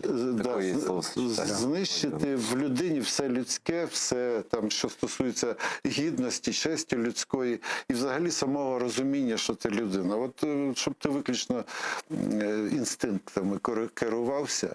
І це на кожному кроці. От взяти хоча б елементарний цей приклад, коли людину везуть на етап, повертають з етапа, а це ж етапи, які там на суд звозили, да, це етапують. І це ж постійно воно відбувається через що? Через приниження роздітись до гола. В разі відмови, з приводу, да, там на початку розмова була про те, там яким чином вони, да, впливають, там струмом, куди б'ють. Є ще така поширена в них, принаймні на мені, не один раз вони таке використовували. Це коли тебе роздягають, я їм відмовлявся роздягатись. Кажу, у вас є металодетектор, що хочете там знайти, шукайте. Ні, все одно не роздівали. Ні, я ніколи не роздівався сам. І оце ж повалять тебе на землю, стягнуть там ці штани, і от ще один з таких засобів стають на голову, на вухо, коли ти лежиш, він стає і так пружинить, підпригає, наче і на вухо. череп у тебе. Да, і ти відчуваєш, як грає череп, отак, наче він гума. Прямо хруст? Воно не хрустить, але ти відчуваєш, як гума, він отак пружинить череп. А як ви думаєте, вони знімають це на відео все? Зазвичай, дивіться, в них є камери, да, в цих конвертах, в конвертах кругом присутні ці камери, і ці камери, вони знімають постійно.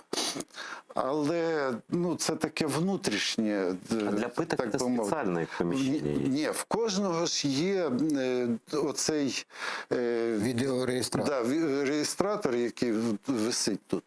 І там така властивість, що його не можна стерти, що в ньому записано. Тобто все це потрапляє там на якийсь там сервер, я не знаю, як це правильно називається. Тобто інформація, тобто где-то є весь масив цих питок, где-то тому камери вони відключають перед цим. Оці камери вони відключають перед цим, бо це стерти важчий шлях, і тобто десь щось може залишитись. А оці камери, які тут висять, вони працюють постійно і вони в їхньому власному користуванні, тому коли потрібно там тобі якісь відео з камер, там адвокати, наприклад, з внутрішніх камер затребують, якщо їм там є що приховувати, вони просто не працювало в той момент, були відключені і таке інше. Тобто це їхнє внутрішнє. Нагрудна, тут їм складніше маніпулювати нагрудними, тому вони нагрудні відключають, коли це відбувається. Но мне рассказывали просто про Лукашенко, что он настолько маниакальный человек, вот у него вот это СИЗО КГБ в центре города, как оно называется, я не помню, и там они именно раздевали, пытали, издевались, унижали, и ставили камеры, которые, очевидно, работали. И люди, по крайней мере, слух такой ходит, что у товарища Лукашенко есть монитор, и он своим сыночком, Коленькой, значит, они смотрят, как его личных врагов, как над ними издеваются. Причем это известно, что Лукашенко чаще всего сажал, убивал, пытал именно тех, кого он лично знал, кого он считал личными предателями, врагами. Я вам більше скажу. Перебуваючи в тюрмі, на централі Сімферопольській, я в тому числі перетинався, були серед ув'язнених, загратованих, були люди там з Білорусі або тісно пов'язані з Білорусією.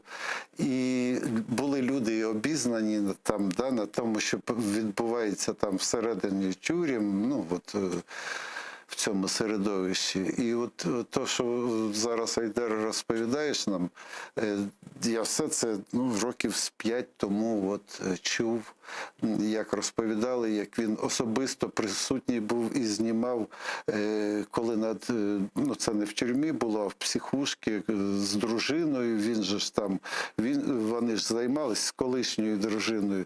Ну і те саме про, точно ті самі слова, про людей, яких він особисто знав.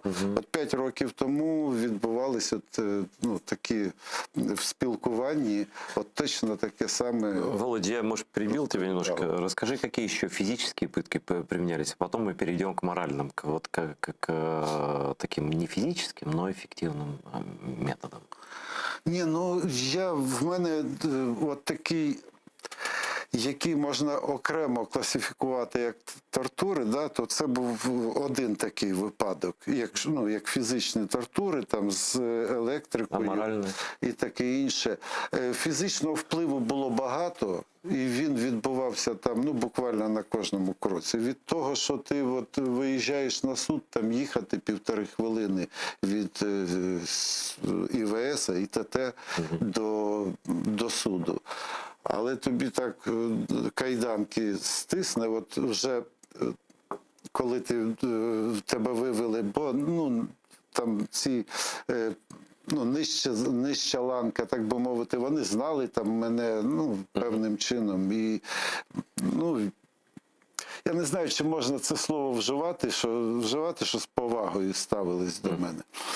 Це окремо так. Щодо там таких слів визначальних, я в тому середовищі б не вживав би ці слова по відношенню до їхнього середовища. Але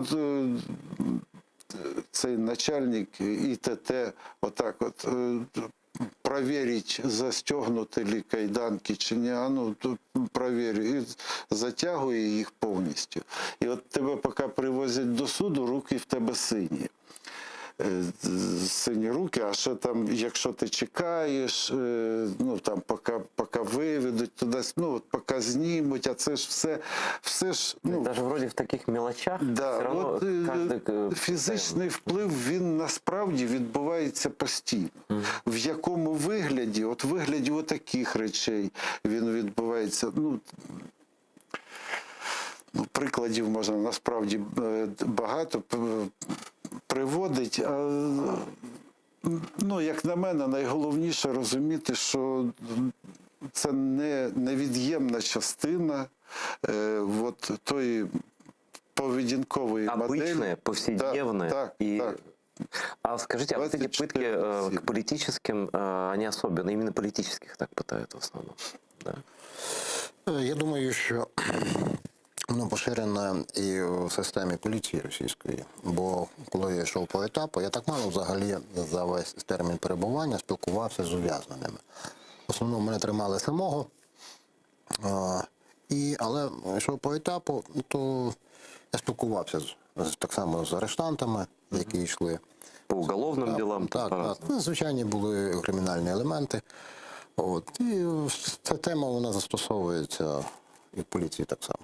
Правда, там не скрізь знають, як користуватися електричним струмом, тому застосовують електрошокери. Тому йде фізичне насилля.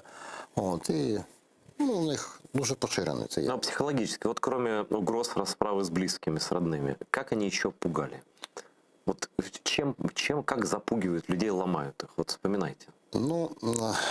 Для мене, наприклад, особисто, коли я був на цьому ІВС, в Владикавказі, я там був 10 місяців, найтяжче було не те, що мене вивозили, а вже після того я був на першому поверсі в камері, не тримали самого, там в основному всіх тримають, 10 камер, але по одній людині тримають. Це тому, що політичні.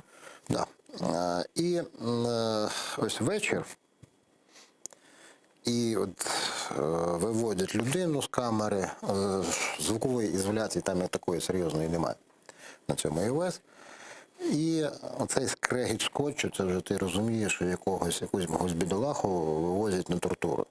Скотч это руки, это рот, да? Ні, от кульок, і він замотується скотчем, перемотується. Він же ж репить, коли його розкручуєш. Да. Специфичный звук, ни с чем не перепутаешь, да? Да. То есть звук скотча, Я вже знаю, що людину в якогось бідолаху вже везуть на катування, потім через 1,5-2 години його привозять з сусідньої камери, тримають, прив'язують, і він там стогне, просить, приведіть слідчого, я вам все попідписую, тільки дайте мені поспати. Вже він нічого не хоче. Ну, абсолютний гулаг просто. Да, оце було найскладніше пережити, коли отей бідолаха, він стон цілу ніч, це ж за стіною. Они специально так делают? Чтобы все слышали? Чтобы... Думаю, що так. Думаю, що так. Вони Я це настільки підтверджую нахабно це, роблять. що точно це так. Це знову ж таки елемент морального тиску. Обов'язково. Я теж, коли в Твірі, це 2 тижні, я кожен день чув, як когось. От я розумію, що відбувається, бо це саме відбувалося зі мною. І от ці крики, цей стогін і їхня лайка, от при цьому, ну така зверхня така. Презирлива, да. Зверхньо презирлива така лайка, при цьому якісь виховні, при цьому слова, і оце вживання там должен, обязан, ну, це от такі речі. З приводу того, що з цього питання, чи там по відношенню до політичних якось ставлення до політичних відрізняється від, ну так би мовити, звичайних, да, там, кримінальних, тих, хто за кримінальні злочини сидить. Ну, по-перше, да, там же ж не відзначається, що ти політичний. Тебе також тримають по кримінальній статті. Але я не про це хотів. Я про це розуміння. От просто не треба там якихось доказів, якихось свідчень. От просто подивіться на обличчя і манери Путіна.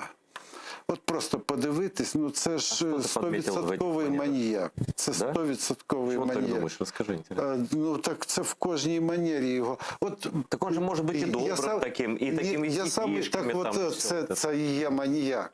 Це і є маніяк. От ці маніяки так само по-доброму до тебе. Да що ж ти, касатик, голубчик, ми ж тебе зла не хотим. Ти ж сам... доброго следователя. Путин такой, он такой округлый, такой, он когда говорит с народом, вот такой... Кожна його, от кожний жест, кожна міміка, все, абсолютно, це 100% маніяк. Коли ви згадаєте, ну, просто для прикладу, найвідоміша його фраза, коли він про Навального казав, да, я зараз відійду окремо, да, відокремлю українських політв'язнів, коли він про Навального казав, та, о, Господи, хотіли отравити, довели б вже до кінця. От просто манера подачі – це 100% маніяк. І ця система, вона і, ну... Копірують вождя, копірують фюрера. Вони навіть не то, що копіюють, ну, система, вона таким чином влаштована, що вона має задовольняти його. В том числе стилистически. Так. Да, они все равно пытаются быть похожими. Это вот тоже закон вот этой страны, про которую мы говорим сейчас, да? А, кстати, а где страшнее сидеть? На оккупированной территории или в России? А я зараз от з цього приводу скажу, да? Під час етапування доводилось з різними людьми. Ну, ти ж все одно на цих ТПП сидиш або на централах якийсь час, поки там наступний, ну, там буде етап потягу вони формують там. Все одно декілька днів ти сидиш, щонайменше декілька днів, сидиш і спілкуєшся з людьми, яких також по різних причинах етапують. І дуже багато з ким доводилось спілкуватись. Ну, це не тоді, коли тебе на спецпосту там в одиночці тримають, а були таке, що, ну, з усіма сидиш. І от я скажу, от про Кавказ була мова, да? І от в Волгограді я сидів на ТПП, пересікався з людьми, Ты які... попутешествовал по рейху-то, повозили Там они тебя. было, да, было трохи. Экскурсию. Так как они говорили, крымских татар мы вывезли в турпоездку в Узбекистан, в теплые края. Я шуткував, ну, є такий вислів, що язик до Києва доведе. Ну, в мене довгий такий шлях був до Києва, то півкацапії довелося об'їхати на цьому шляху. Ну я про що? От, і там було багато, майже всі, з ким я там перетинався тоді, вони були саме з кавказьких в'язниць, північно-кавказьких в'язниць з різних. І що говорять? Але, от ви розумієте, от дивіться, ну от я простий приклад. У нас просто 5 минут. Да, я простий приклад. Людина сиділа Тюбе, Курган-Тюбе. Ні. Курган-Тюбе це Туркменістан. Це в Дагестані. Тюбе, якось так. Ну, не важно, но мы тратим. Там колонія ця. Дербент, може бути. Ні, Тюбе. От сам де колонія ця знаходиться. Ну, не суть в цьому, да. І от розповідаю, ми сиділи з хлопцем, ми чудово знаємо, хто він, за що він там сидів. Ну, це якесь таке там побутове, отак само взяли з незахищених верств населення для статистики, там посадили. Він невеликий, да, ну, палички ж треба розкриваємості. Да. Ми чудово знаємо, хто це такий. Все, і от він вийшов, ну, закінчився термін, його випустили. Ми, каже, через місяць дивимося, як його знищили. Там же ж, помітьте, жодного терориста, в лапках терориста, вони не беруть, всіх знищують. Затриманого можете прослідкувати, жодного затриманого нема. І ми бачимо по телевізору, як розповідають, що от опасний терорист, там десь його, коротше, застрелили. Ну, і от знищили там під час, коли він не здавався. А ми, каже, чудово знаємо, хто це. І він от місяць минув. Його одразу після цього закривають, борода відростає, бритись не дають, відростає борода. Терорист готов. Да, готовий терорист, його знищують. Отак от пристрелили, потім показали по телебаченню, працює ФСБ, рятує вас від терористів. І, ну, тобто, ну, це нічим не можна пояснювати, цьому не можна шукати. Ну, ця система так существує, вона іначе не може просто. Да. Ну, це навіть не система, це маніяки-терористи, які захопили владу на взятій території, хоча вони її не захоплювали, вони повернули її собі, цю владу після невеличкого там періоду. Вони її повернули. А методи бувають там, буває більше волі дадуть їм, буває там приструнюють, притримують, в залежності від того, хто зараз на Ты не ответил, где страшнее сидеть. Коротко скажи. На оккупированной территории в Крыму было хуже или в российских тюрьмах? Там уже. Знову ж таки, все якось, воно великої різниці в ставленні до тебе нема. Просто коли є окреме завдання, і ти потрапляєш в такі обставини, тебе поміщають в такі обставини. Перенесли свою вот эту карательную систему в Крым просто, вот и все. Да, це, і навіть просто факт, що перекрашували, так би мовити, перефарбовували Керченську колонію в червоне, приїхали маніяки вже такі, ну, досвідчені із Омські. Приїхали, там їх було декілька осіб, але вони от саме дуже швидко вони перефарбували. Кулак вони строїть вміють. І залишились тут для подальшого контролю. Не всі там, хто поїхав, а ці залишились. Тут треба зрозуміти і таку річ. Система роботи ФСБ, система роботи слідчого комітету поліції, вона полягає в тому, що людина, яка там перебуває, вона має робити собі кар'єру. І дуже багато кримінальних справ, так званих політичних, вони просто вигадані, заінспіровані. І от тоді застосовуються знову ж таки тортури, людина роздавлює психологічно. Ну, щоб побыстрее здати діло, нового привезли. І отримати Ще нового. зірочки, а ще при цьому і гроші списуються непогані. Ну так побудована То есть эта система, это такое, давайте, коммерческий ГУЛАГ, какое-то такое карьерный ГУЛАГ. У нас 30 секунд. Одна фраза. Просто для розуміння, чи можна якось це побороти, просто кожен в світі, я зараз не кажу навіть виключно про глядачів цієї передачі, кожен в світі, щоб замислився над тим, що будь-яка співпраця в будь-якому вигляді із тією державою в лапках, це рівносильно, що він жме руку маньяку кривавому. Спасибо, Володь, что так сказал, сформулировал очень хорошо. Спасибо, Микола. Спасибо всем, кто смотрел. Не забывайте, что вы можете совершенно безопасно стать нашим донором с державно оккупированной территории, если вы подпишетесь на Patreon канал АТР. Помогайте нам рассказывать правду. Вам такого нигде не покажут и не расскажут. Совершенно точно.